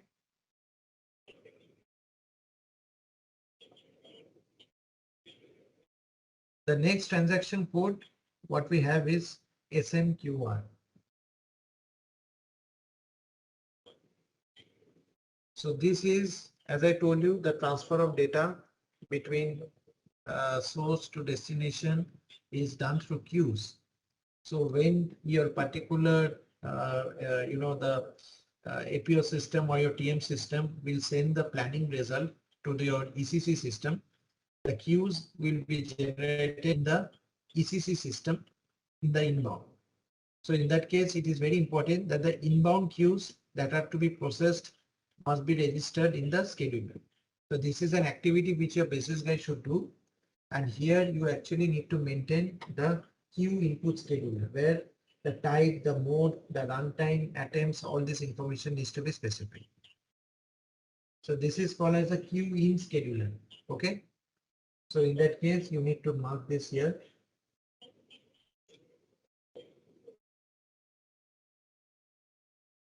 And the transaction code is SMQ1. Okay. Similarly, we need a queue out scheduler. So queue out scheduler means, so here it is SMQS. So queue out scheduler means the outbound queues will be processed by the scheduler. So that is what is called as a queue out. So there will be inbound scheduler as well as outbound scheduler. Okay.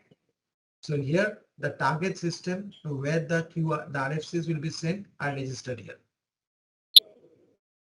So this is all the transactions or setup we need to do in your ECC system. Not everything. You have to coordinate with basis and check all these are there. Okay, because I agree most of them are basis, but this is part of the system preparation activity where both functional and basis has to work with each other. Okay. So similarly, there are certain transactions which you also need to run in TM system.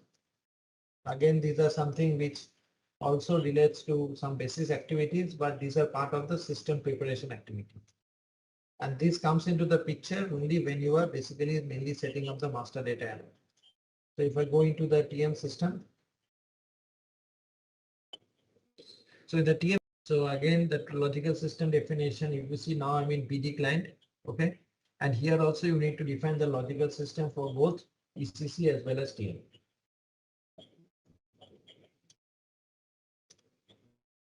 Okay, so it's PD client 300.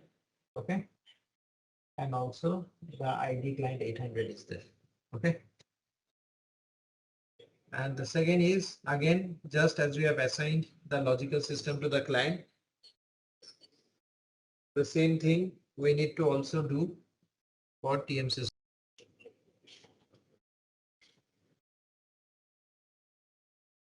So here again, the second step is assign logical system to.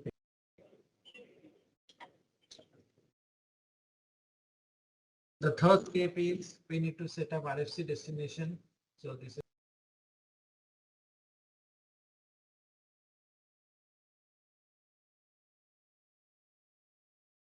okay. So RFC destination is again SM59. So basically you need to go to SM59 and basically check Okay. So for my ECC, it's okay. So this is my ID client. So once this is there, the next setup is more or less it's the same that, okay, we need to maintain the business system group. If you remember, I've already shown you the maintenance of the business system group. So that is again, if you don't remember, you can also go directly into the transaction code SAP APO/C1. Remember the business system group which we created? So the main objective of business system group is to determine the assignment to the respective ECC system that are to be connected, right?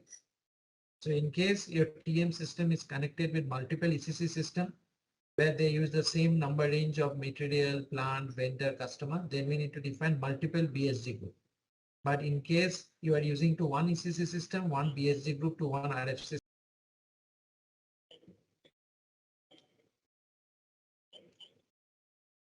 Next is assign the logical system to the business system group. That is the next. So again, I had already shown you this, but just to recollect. So instead of, okay, so here you need to enable, you know that every ERP system, which is my ID8 system, must be assigned to a BSC. Okay, so if you see this ID8 is assigned to a BSC. Okay. And there is another transaction where you need to assign some user parameter. So this user parameter is instead of C2, it should be C4. And here you can specify basically the logging process as well as the debugging process. Okay. So this is the user parameter which will set or control how data records should be logged in case an application log is happening or required to be maintained for a specific user. Okay. So yeah, you can use this functionality to debug in case any queues get created for that user. So in case you want to use it for all the users rather than using a single user, you can also use the star mark. Star mark means it will be applicable for all. Okay.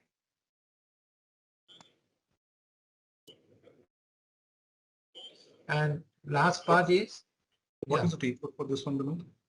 Sorry. What is the transaction code for this one? User parameter? Yeah, the transaction code is C4. It's just changed with C4. C4.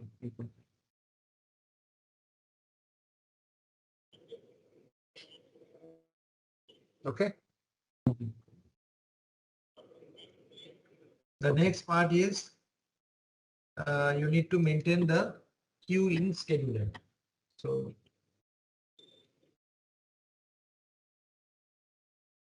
then maintain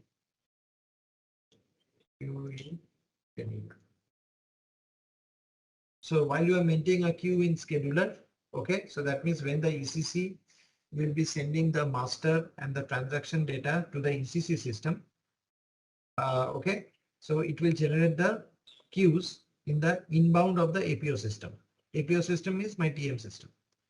So these inbound queues needs to be processed by the TM system. So for that, the registration needs to happen also in the queue in scheduler. So the transaction code for queue in scheduler is SMQR.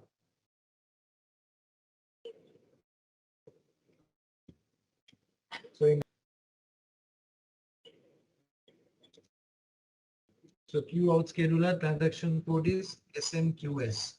So these are queue out means these are the outbound queues which needs to be processed by the scheduler, and the scheduler will be configured using SMQS by the basis team. So the transaction code here is SMQS.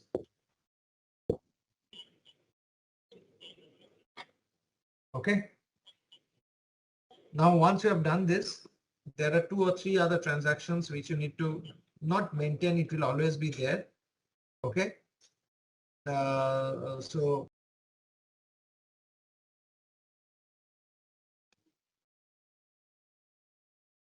/SAP APO/1.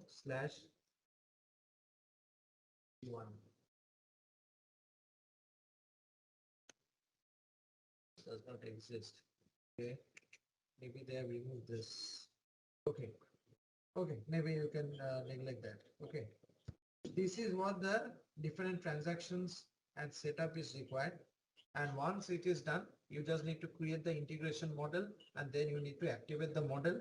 And so why I'm showing you this, because even though it is a basis activity, but at least you should be, in case some master data transfer or shipping does not work, so you can have the chance to, check whether all this information is there or not.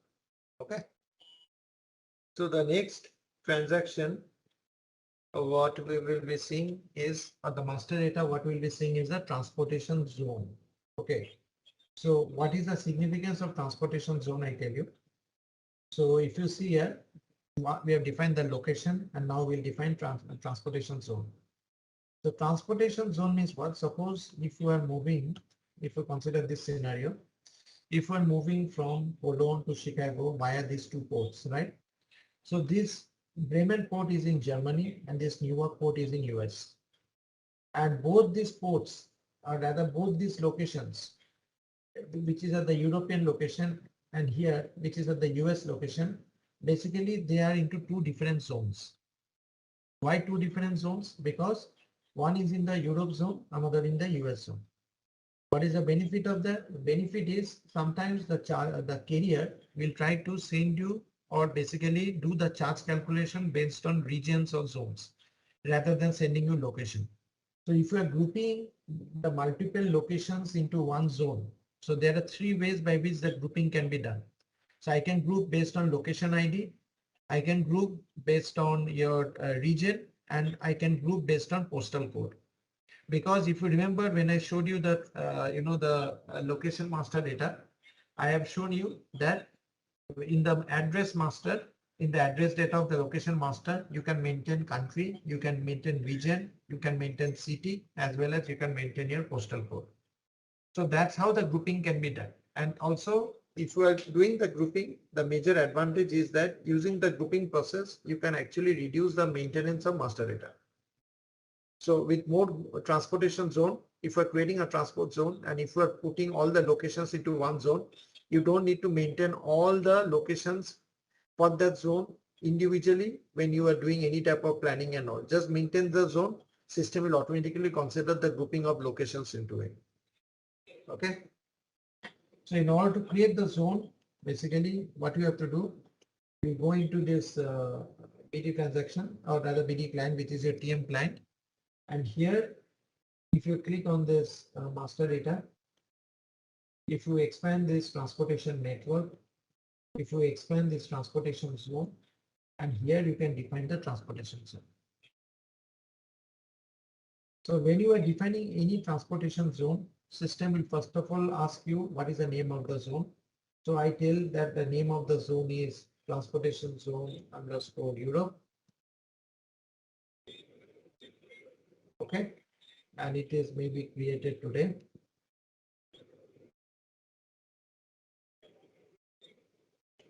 Okay. And you give a description. The transportation zone includes your plus port of loading. Okay. Just some simple example of description. And once you've done this, then if you see below, there are three ways by which the zones can be grouped. The important part here is that in case of transportation zone, there is no configuration required. Nothing needs to be configured because you already have locations and you just need to maintain the locations here. So in case you don't want to maintain location within a zone, you can also. Okay. Okay. The second location, what I'm using is my port of loading, right? So if I want to use my port of loading, I forgot the code there.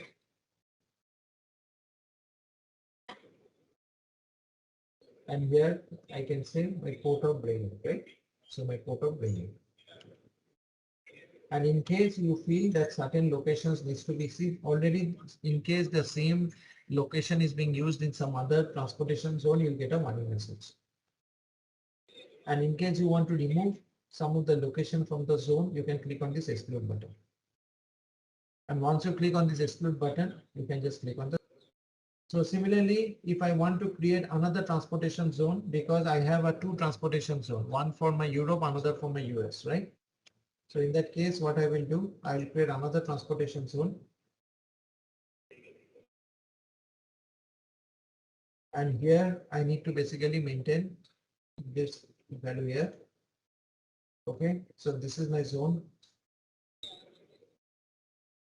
So I will use my US zone. So the date is 12.08. And here I'll give a description. Transportation zone will include location and port of discharge.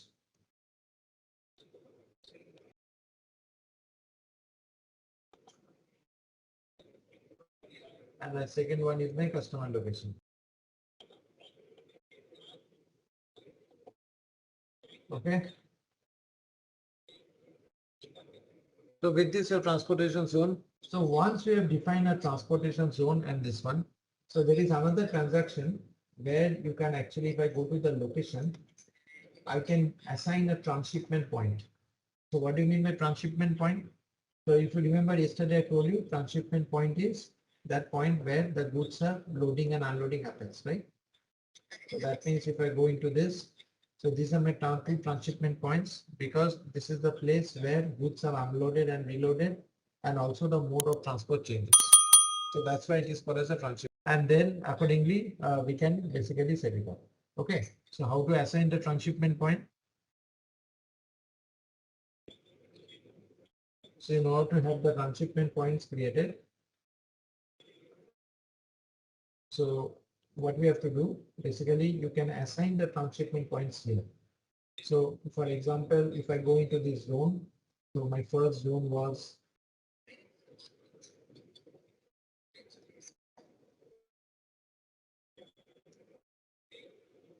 so this is my zone here.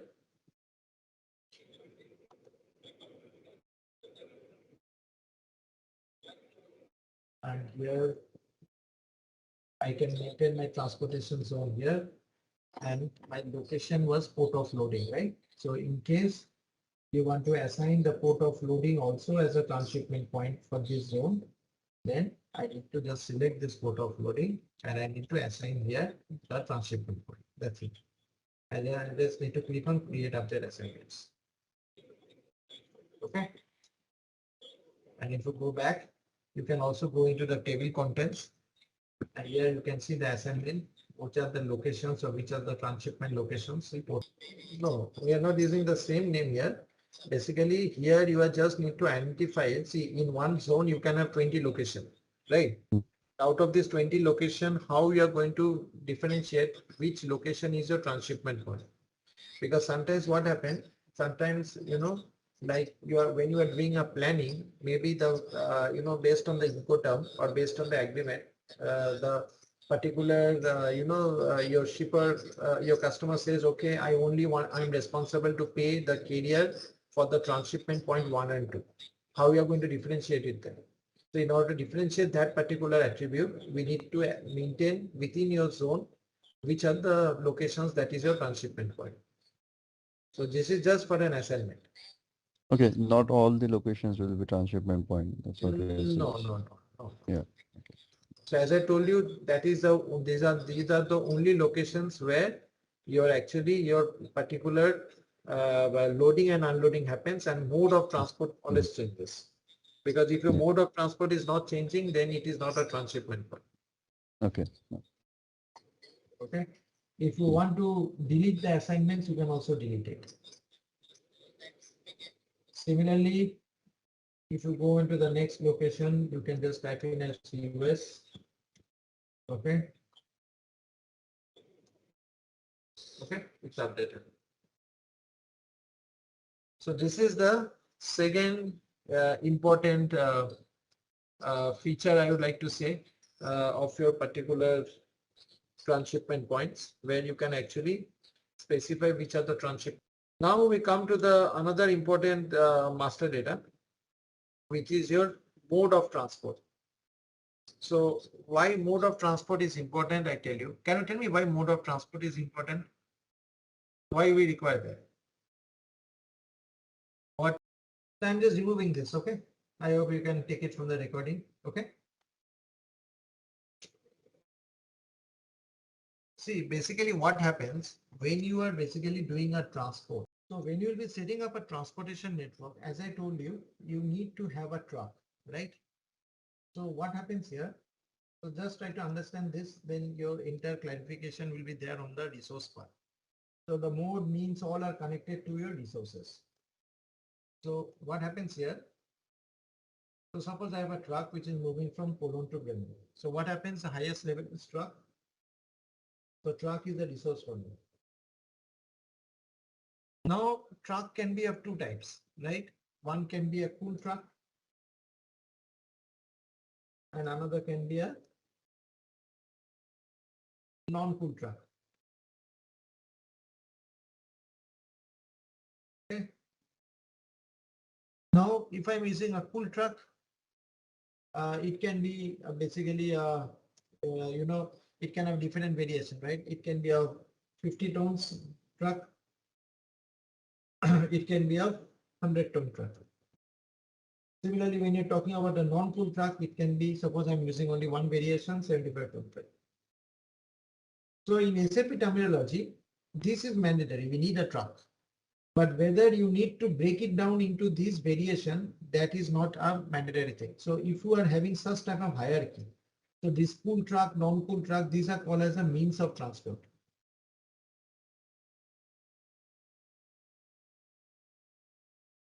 And whenever we are basically creating any means of transport, always remember every means of transport is linked to a mode of transport.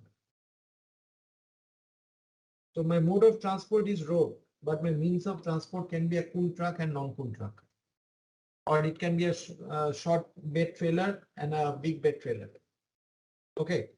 And when you come across to this capacity part, although when you are creating a truck, you can always maintain the capacity here. But in case you want to have different variations in terms of capacities, in terms of length, width, height of the resource and all, then you can also create another master data which is called as an equipment. Okay. So the basic relationship here is every means of transport is linked to your mode of transport, and every mode of transport and every resource which you are creating is linked. So before you create the resource, then first of all, we need to make sure that the mode of transport and the means of transport is there. Always make sure that try to use as much standard as possible. Okay, you can always create the Z1, but obviously if you're having a bifurcation such as cool truck, non-cool truck, this is not going to have a standard. You can copy and use the Z1, but the mode of transport and all, which is always standard. So where we define mode of transport, if we again go into the configuration, I go to transportation management.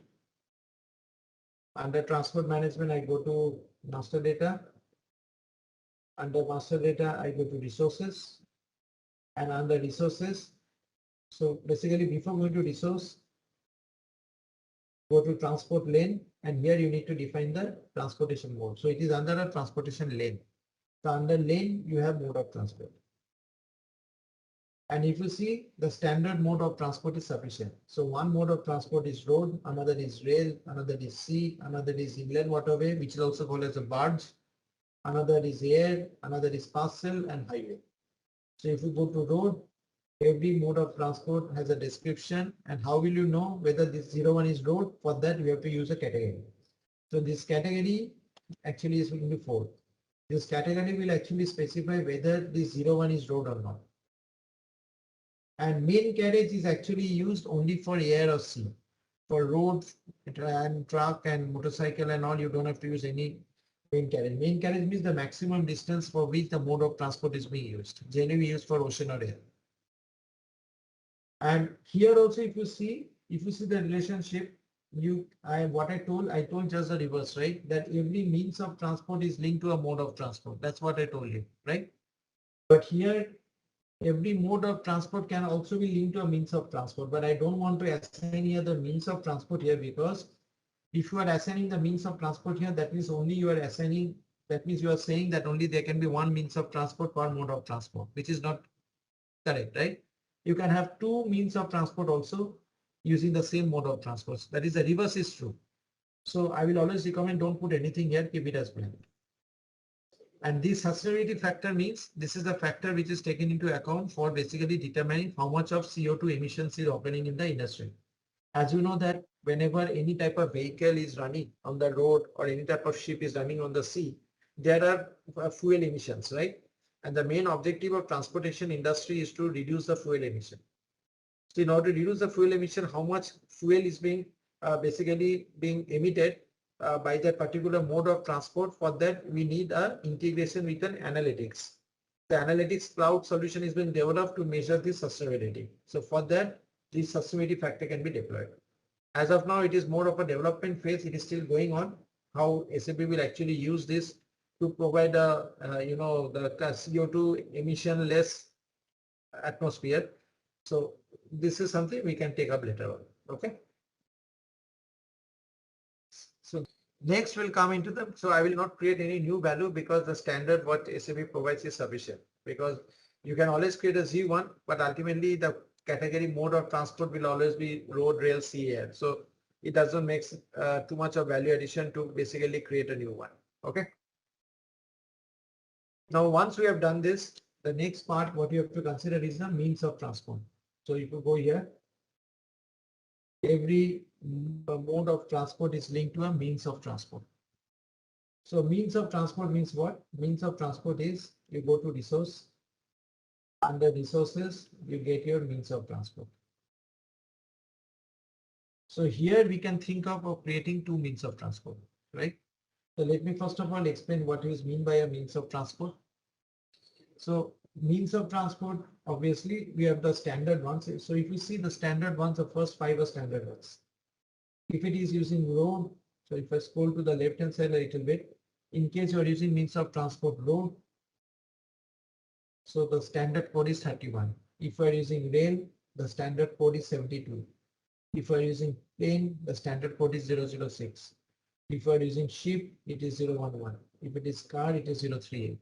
So these are the different types of codes or the mode of transport which SAP is providing. Okay, and this code and this mode of transport gives a differentiating factor to the means of transport. Because you know that when I'm using a short pull truck or a non-pull truck, a short reefer, every resource has to be linked to a mode of transport, right? So this is where the relationship is. Now you go back to the notepad, what I told you. Every means of transport is linked to a mode of transport. So every means of transport is linked to a mode of transport. Okay. And here is the resource class. So resource class means here you can specify whether this means of transport is for rail car, ship, trailer, truck. So this resource class is actually used to identify the resource. So again, I will recommend to keep this as blank, because when you'll be creating a resource separately, you can mention the resource class there. Because if you are using a resource class, for example, truck, and later on the same means of transport is used for trailer, then that becomes a problem. So you can have multiple variants to this means of transport, so that accordingly it is better to keep it blank. This is the speeds. So speed distance. So that means basically what is this? What is the significance of this? The significance is that every type of basically so the speed and the low speed, medium speed, high speed. So they represent the speeds when they are traveling in different developed areas on highways and motorways. So if you are in a motorway, it's obviously a high speed. If you are going on a developed area, it's if you're going on a motorway, yeah, it's a high speed. If you're going on a developed area, it can be an average speed. And if you're going on a high terrain or highways or any other, it will be a low speed. So the speeds are basically used to determine the distance and the duration. That is the main objective, because based on the speed, you know how. So distance factor is basically the distance ratio between the distance to be considered and the straight line distance. So there is a the ratio is calculated in that way. Then this distance factor is actually used to calculate the distance and duration in case the speeds are not available. So I'll come down when I'll come into the GIS, I'll tell you where these features are used. Okay.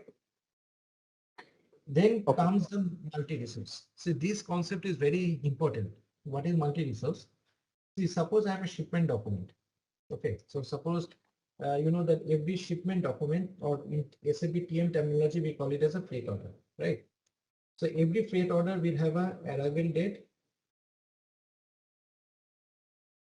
So suppose your truck is coming to a premise, it is departing at 4 p.m. and the arrival time is 5 p.m., right? So arrival means where it is. Whenever we are doing any shipment or when you are creating any freight order, what we are doing, we are actually loading the freight into the truck, right? That is a freight order, that is a shipment. Okay, so one truck is equal to one freight order, is equal to one shipment. So whenever you are going to load, you will have a specific departure time because the truck will depart only after loading, and when it will come to customer location, it will unload, that is arrival time. So suppose I have a departure and arrival time at 4 o'clock to 5 o'clock. This is the time frame. Okay. Now during this time, if I am marking the resource as multi-resource, okay, so that means I can, okay, if I'm not marking it as a multi-resource, that means I cannot use that resource multiple times for other freight orders. Okay, so for that reason, always put a tick mark on multi-resource. So multi-resource means whether the resource which is assigned to the means of transport represents a single resource or whether it represents a multi-resource. So what happens here, in case you are not marking as multi-resource, and if if you are planning another freight order with the same means of transport, okay, in that case, it will not allow you to use the same resource within this time frame. So that's why it is very important that you should mark them as multi-resource so that you can deploy the resource multiple times for a multi-resource. And one more thing is that in case of a multi-resource, so as I told you, single resource means which is not multi-resource. Single resource means it can be deployed only once. So single resource are generally used to plan a company's own fleet of trucks. Multi-resources are used to represent your subcontracting trucks. Okay. And if you are using, the process of, and lock multi-resource. So lock multi-resource means what? So lock multi-resource means this will define whether multi-resources gets locked during planning. That means if a multi-resource is locked, it cannot be used in two parallel planning sessions. If it is not locked, then the system will enable two or more parallel planning sessions. And there we see additional properties. So what is additional properties? So additional properties, first of all, is a passive. Has anyone heard about the word passive resource, active resource? Anyone? Anyone knows about this terminology? Because there are two types of resources always. One is your active resource, another is your passive resource. So active resource, passive resource means if you are not putting a tick mark for passive, it's an active resource. Okay, so active resource means they are the resources which can move alone. But if you are putting a tick mark for passive, that means they can be moved only by an active resource. So if I'm considering any road mode of transport, trucks are active resource, trailers are passive resource. Similarly, if we are talking about rail mode of transport, locomotive is an active resource, rail car is a passive resource. So that is the meaning between active and passive. So in case, then you have a question called as a no capacity. So no capacity means, so if you go into the help button, you can easily understand what is the meaning of that. So no capacity means basically the system wants to check the checkbox if you are assigning. So that means it, okay, if you see here, you use this checkbox to specify that the resource is not to have its own capacity. Therefore, select this checkbox for the means of transport to which the vehicle resource is assigned. That means if you want to have, suppose, a tractor and a trailer, then because the tractor is pulling the trailer and all the load of the freight goes into the trailer, so the tractor will not have any capacity, right? So in that case, you can mark them as no capacity. Similarly, you have this one called as a no direct load. So no direct load means whether, so this parameter defines that goods cannot be loaded into the resource. Okay, so in case a resource has any trailer or something, you are not allowed to load any type of goods into that particular means of transport. If you have such type of requirement, then you have to click on no direct load.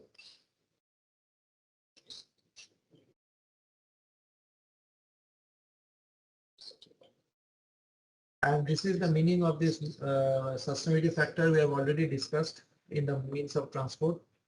And then you have got another called as a own MTR. Own MTR means whether the resources which are assigned to this means of transport belongs to your own fleet or not. Okay. So if it does not belong to your own fleet, then comes the schedule MTR. Schedule MTR means whether you want to use the means of transport for schedule. Schedule, I think all of you, I don't know whether any of you have known this word schedule. Schedule means you can create, you have a fixed departure time, you have a fixed arrival time.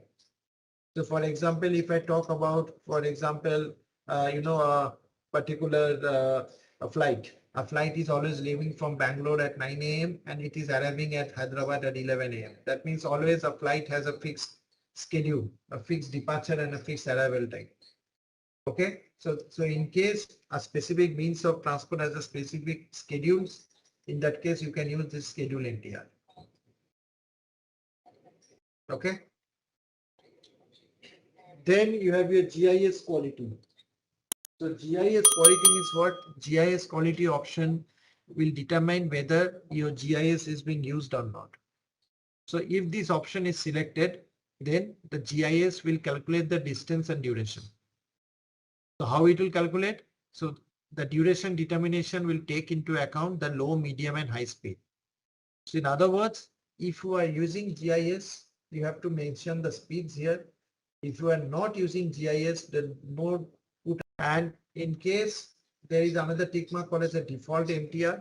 So default MTR means if no specific means of transport could be determined for a specific freight order, in that case, so I will create a single means of transport for you because I need two means of transport.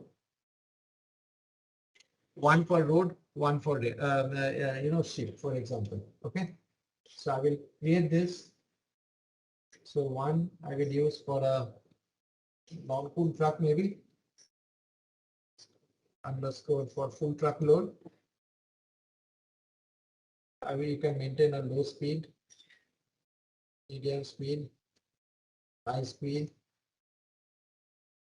Okay, I use a multi-resource, unlimited number of times. Okay, and suppose it's not my own in. Similarly,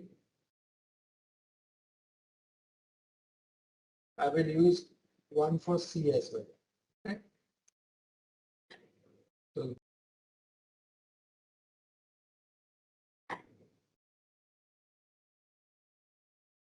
and here instead of this one, I will use C. And I think this is 72. I just need to check that. Okay. And if you're not knowing the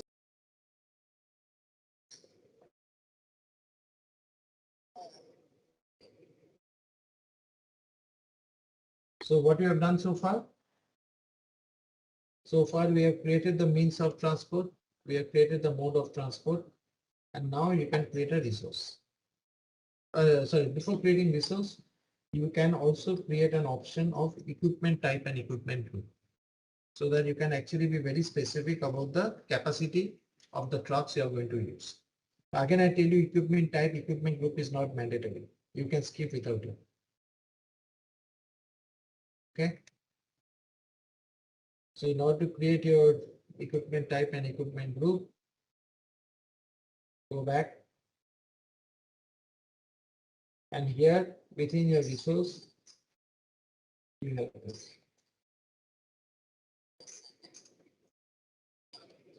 Okay. So you can use this group.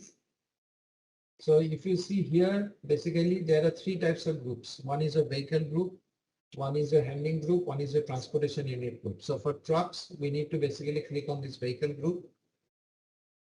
So suppose I have a truck which is my vehicle truck. And if I go on this vehicle group, my group is suppose a vehicle truck. And here you need to specify the, okay. And here you need to mention the description of the 20-ton truck. You can specify which means of transport you are going to use. In case this truck has a compartment, then you have to create a compartment profile. It is not mandatory. In case this truck is carrying or assigning any packaging material, you can use the packaging material. Sometimes what happens, the truck is carrying a material which has a packaging material type. So you can specify the packaging material type here. And when you are creating a packaging material type here, you can also specify whether this particular truck is carrying any food grade resource or not. In case it is carrying a food grade resource, then you can put a tick mark here. And this is the capacity of the particular, the capacity of the particular truck which you are basically creating. So you can specify what is the capacity, what is the length of the truck, width of the truck, height of the truck, what are the number of units that can be accommodated in that truck. And below you have the properties. So you can specify what is the gross weight, what is the volume, what is the tear weight, what is the maximum length, what is the maximum width, maximum height. Yeah, what is the split deck position? Split deck position means if your truck has got number of decks, you can have some spacing between each of the deck. So that is what is called as a split deck. You can also specify what is the connector distance, and all this information you can put it here. In case this truck is based on certain temperature, so this is the first axle, second axle, all the information you can put it here. So this information will actually either come from the carrier or it will come for the, basically from the, your client should give you this information. Yeah. Hello. Yeah. Okay. So I will create a new vehicle group. So, so this is, for example, ZV1. I'll create a vehicle group for non-chill product. Maybe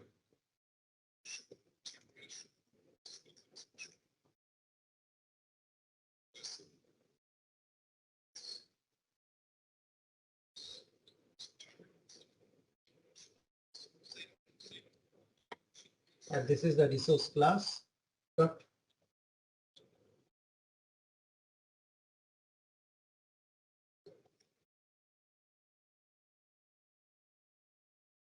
And with this, I will not be using all the trucks. Maybe I'll just use the 15-ton trucks or 10-ton truck maybe. So my means of transport I need to assign here. So my means of transport was the one which I created, which is your Z01 underscore FTL.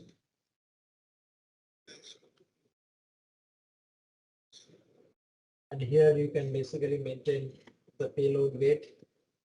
You can maintain the capacity. So it is 10 PO. Okay. If you want to maintain some length width height, you can do it. So the maximum gross weight. Okay. And the tier weight. So you can also specify the tier volume.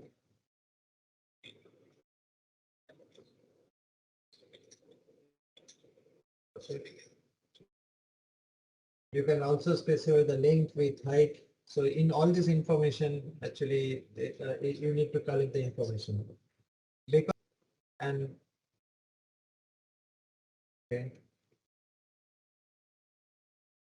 Capacity. And here you can maintain the different types of axle distance and all. Again, this is mainly required in case you are doing an external planning and your carrier, or rather if you want to do it from your internal fleet also, you can have this information. Okay. And then you can create the tables.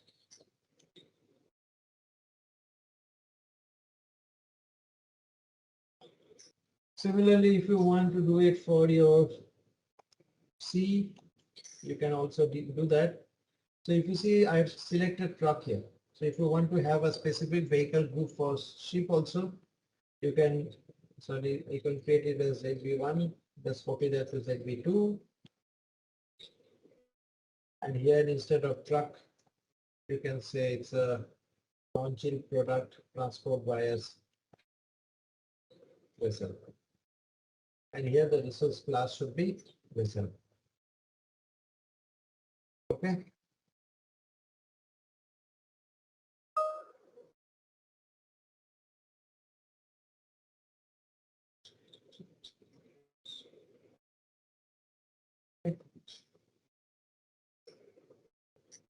It is ZB1 and this is ZB2. This is the equipment type and equipment group.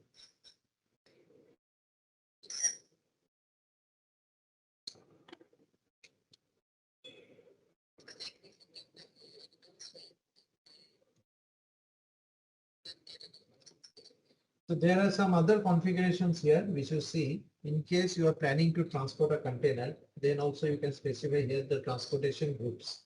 So for example, the group is for container is always marked as CN. For CN, you can specify what are the different components of container. So suppose if you want to transport any product using a 20-feet container, so you have to click on 20 feet, and here you can specify what is the tier weight, what is the volume, what is the capacity, what is the payload weight, what is the cubic capacity, maximum length, height, weight. You can maintain all this information. Similarly, if you are going, if you want to use any handling resource means, for example, if you are transporting using, for example, like forklift. Okay, so like, or it will. All right, let's test your knowledge. Here is a question for you. What is the primary benefit of SAP TM for transportation planning? Option A, reduction in transportation cost. Option B, streamlining of warehouse operations. Option C, improved customer relationship management. Option D, optimization of manufacturing processes. Take a moment to think, and when you're ready, choose the correct option. Remember, each choice holds a key to unlocking the answer. Good luck and type the correct answer in the comment section. Be picked up by a crane and then the movement will be done by a forklift. So in that case, the resource group and the resource class should be forklift, and here you can specify the capacity of the forklift. Okay, so the last part what we'll cover today is resource, because ultimately whatever we are doing, if you see here, it is because of this resource, right? Because resource is a very critical part of your transportation process. So without resource, basically the physical movement, you cannot happen. Now there are, in order to create a resource, again, resource is a completely a TM object. You don't have to do anything in ECC for that. So in order to create a resource, what you have to do? So I will open the configuration node, because there are a lot of configuration which is there, which is not mandatory for all, but you can just release it. You can just relate it. And this is the end users one. So if you go into master data, under master data, you go resource, and under resource, if you see, you can get an overview resource. So if you want to have an overview of all the resources which is being used here, this is called as the overview resource. Okay, this is also called as the object work list. So either you can use this, or you can also directly go into the transportation cockpit and you can create your resource. So if you are opening this overview resource, you can basically see what are the resources which has been created here. Okay. So there are different resources created and you can basically go through it. So this is also called as a work list. So work list is a type of report. So we don't have any report specific things in TM. So it's either 2 or 3 depending, considering that you can use the same resource for the stage 1 and the stage 3. In that case, you can use it. Okay. But if you feel that you need to have different truck, because see, the reason why you can create, that anybody can challenge, but because it's more of a, a type of a, demo session we are doing here, you can say. But because every truck has a unique truck registration number, right, for different country. So you may tell me, okay, even if you're using the same resource, okay, we can always use a different two trucks, or because if it is a end-to-end transport which is crossing two borders, then we can always use the same truck as well. So it differs how the processes you are going to see, that is controlling that thing. Okay. So before you actually create a resource, you again need to have the information from your business about the nomenclature. Okay, because this is an important thing, because unless the nomenclature is known to you, you will not be able to basically, you can create a resource, but maybe the business will not be able. So before you create a, a resource, okay. So first of all, let me show you what are the fields. So this is the resource ID. In case you want to say that I want to use a resource for a particular location and owned by a particular organizational ID. Organizational ID means basically it's based on that means a particular organization is owning this. In that case, you can use our organizational unit ID there. Okay. See, a particular, if a resource is owned by your own shipper, then obviously for that shipper, there has to be an organizational unit assigned to it, right? So because it's your own fleet, right? So you can always indicate in the resource that because it's my own fleet, I'm going to deploy that resource from my own shipment only. So if you have such type of things to be kept in mind, then you can always assign an organizational unit ID because you are the owner of that resource. But suppose if you are not owning that resource and you are getting it subcontracted from other plants or from other entities, then in that case, you can keep this organizational unit blank. So these two things are generally kept blank because if you are using an organizational unit and location, then the resource is restricted to be used only for that particular location for that organizational ID only. Okay. Then comes the resource type. So resource type means whether it's a vehicle resource. So vehicle resource, 99% of the resources are vehicle resource, because this is the resource which can be deployed for truck, trailer, rail car, vehicle, anything. You have got other types of resource like handling resource. Handling resource means if you are using a forklift, it's a handling resource. If you are using a container to move the transport, then it's a container, it's called as a transportation unit resource. Okay. So in major cases, we use vehicle resource as the resource type. And you will have resource class also. So resource class means whether the resource is a truck, trailer, rail car, ship, box, door, forklift, even driver is all resource. So this will help you to identify what is the class of the resource you are going to use. So this resource class actually is configurable. So if I go here, so you can create your own resource class. So let me show you where is the resource class here.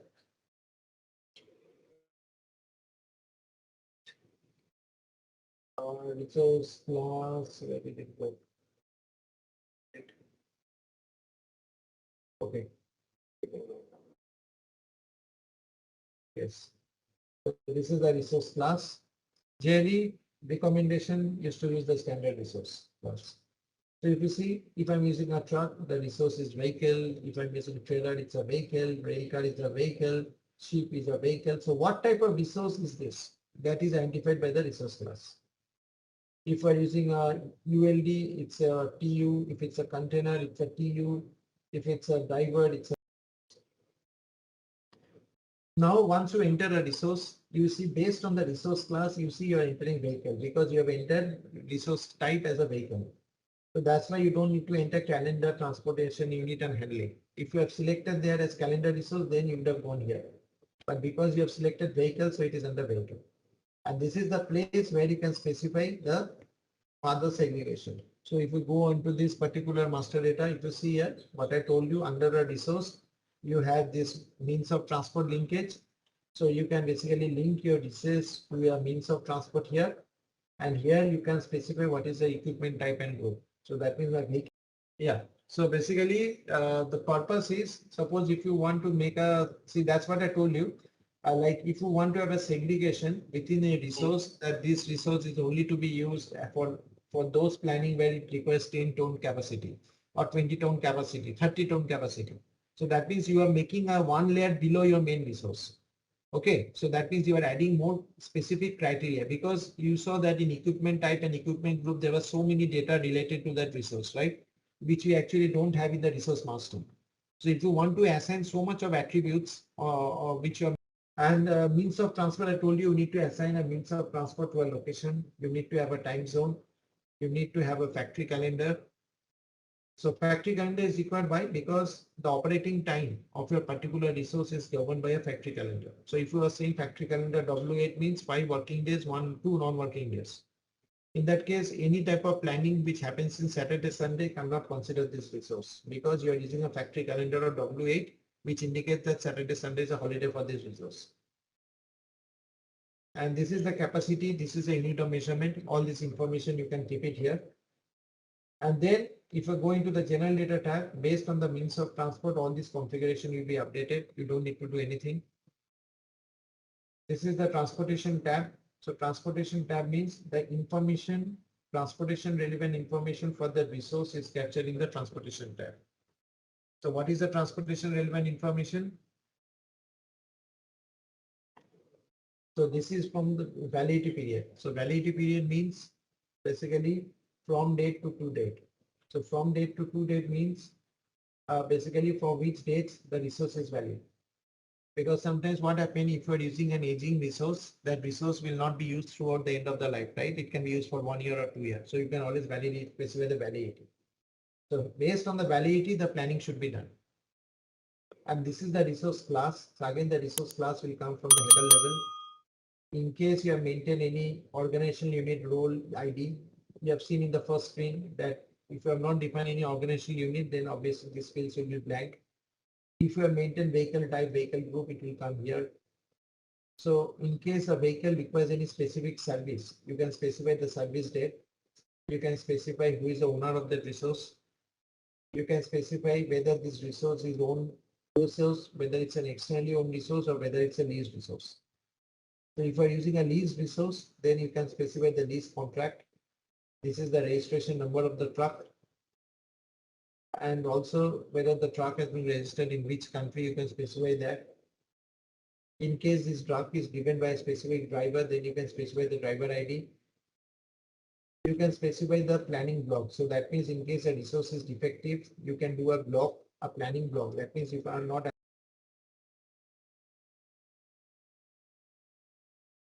So in this way, you can specify the reason code. So once this particular design code, so please, unless you know it, don't do any planning block or else system will not allow you to plan.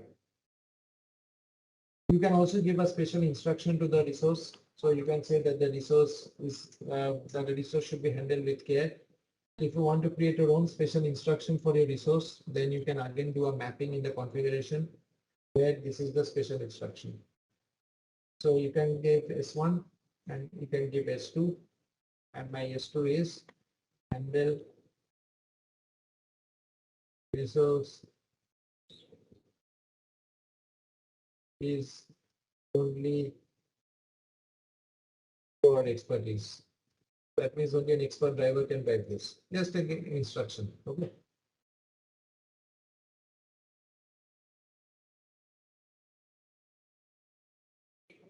Again, these are not at all mandatory. You can understand these are specific information available for the resource. Then you can also specify a resource condition. So if you want to have a specific configuration, you can always go with resource condition. So resource is good or resource is in. So once you are defining the resource condition, then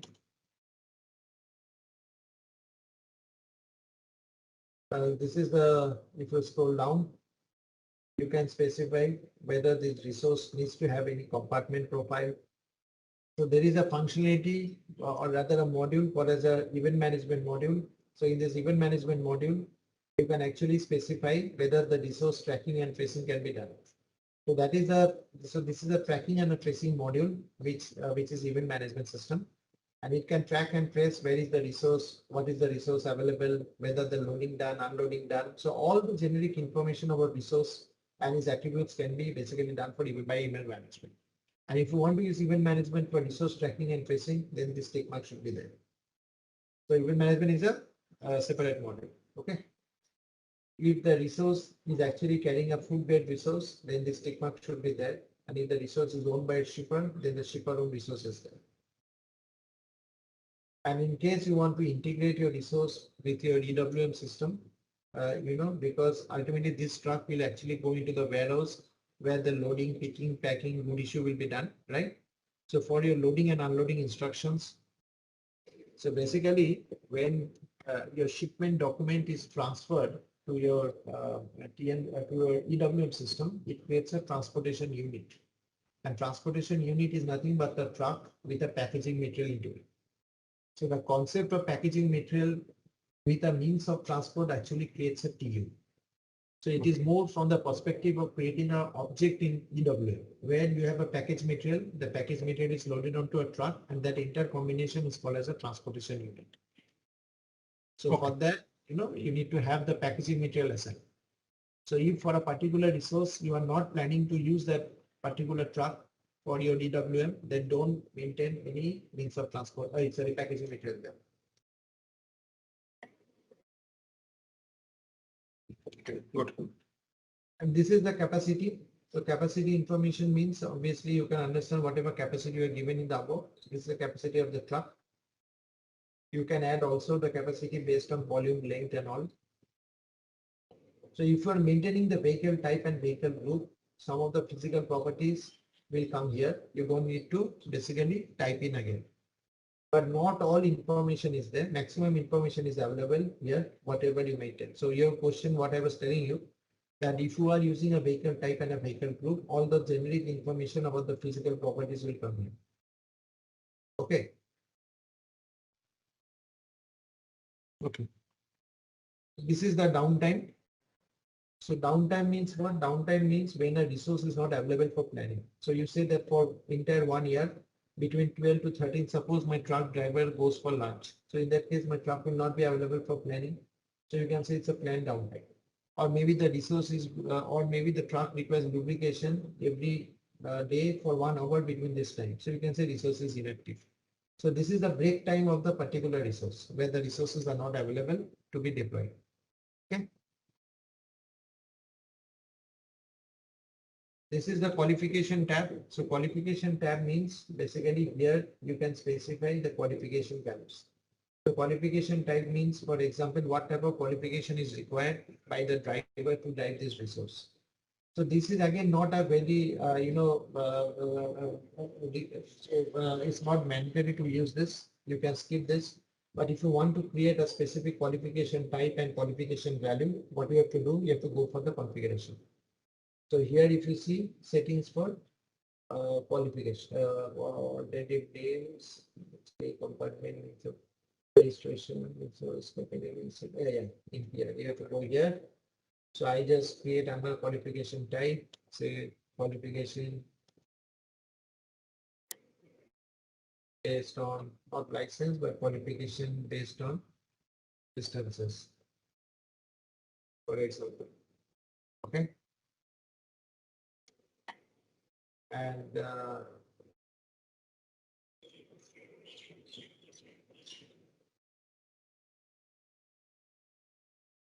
so the qualification is done here. Then if you go on to the next one, you can also attach an equipment. So attach an equipment means basically what type of equipment is attached with this resource. So if you want to attach any container, you can assign a 20-feet container, etc. So for that you can assign, you have to create a configuration for equipment category. So the equipment category is this. So this is your C1, for example, and I want to assign a particular container for FTL.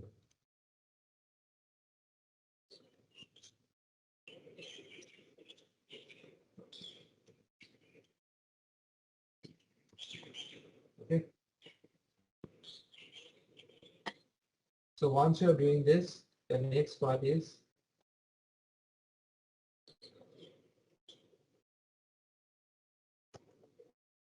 here. You can also attach any alternative names. Okay. So you can specify an alternative name for this resource. So I can, if you want to configure an alternative name.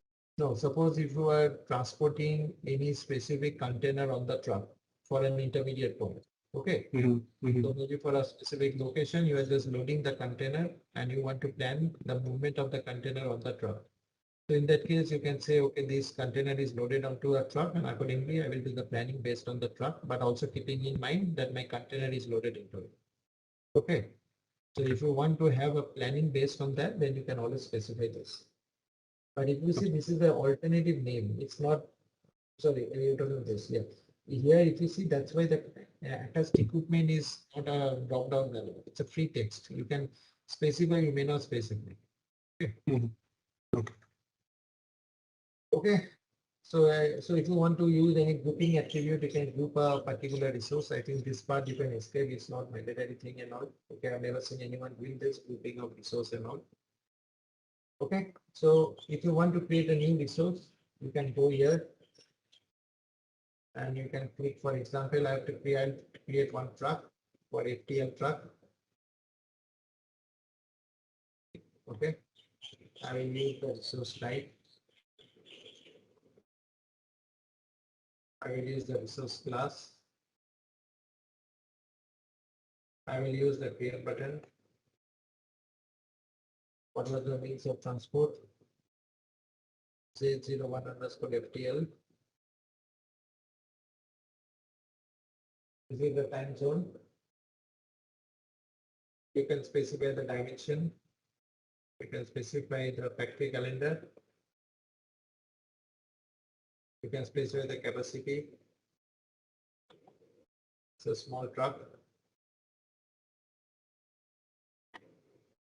Okay. You can give a description here, that is full truck load.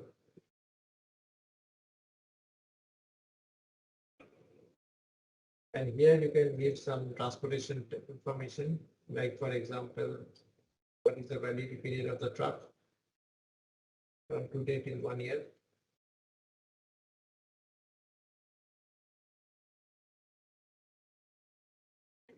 You can also specify who owns this truck.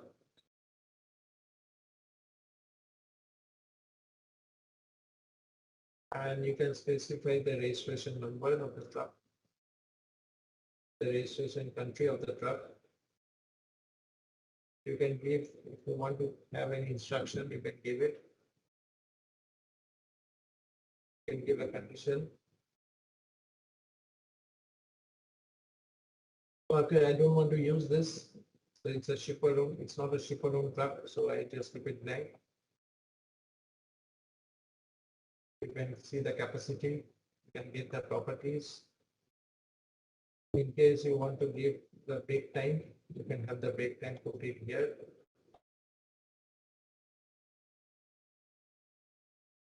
So suppose the break time is between 12 to 1 p.m.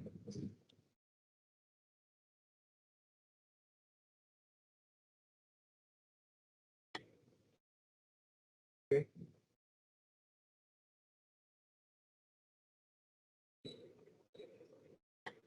This is the type of downtime. Okay. If you want to give some qualification value, you are welcome. You can give a qualification type. Okay. So similarly, we have to create for the ship. So in order to create it for the ship, so I'll just replace this FTL with FCL underscore ship. And this is the location. Only change you have to do is the resource class. So instead of a truck, it will be a ship. Okay, and this is the means of transport was I think Z02 or something. What was that? Yeah, Z01 underscore FCL.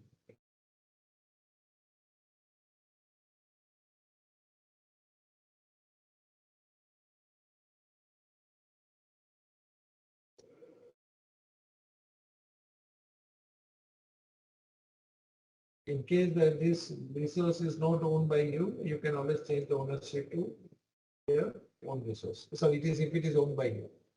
Okay. And you can give the registration number.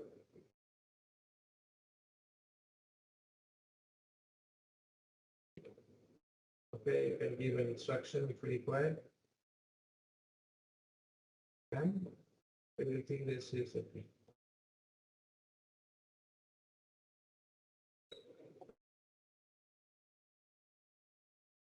Okay.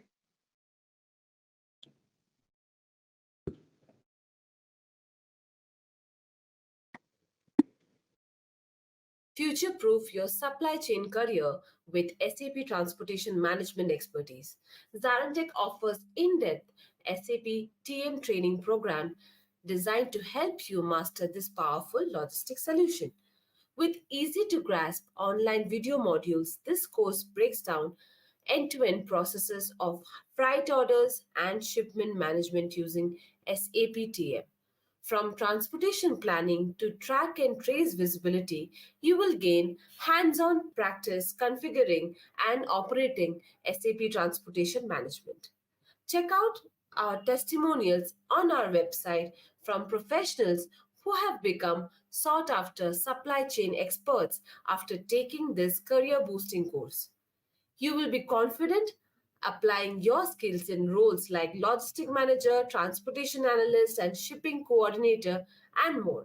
Whether you want to stand out in your current organization or explore new opportunities, SAP TM skills are highly valued for top employers. Give your resume a competitive edge and enroll in our SAP Transportation Management course today. So, click below the register SAP TM course details. Let me know how I can help answer any questions about growing your skills in the transformational SAP solution.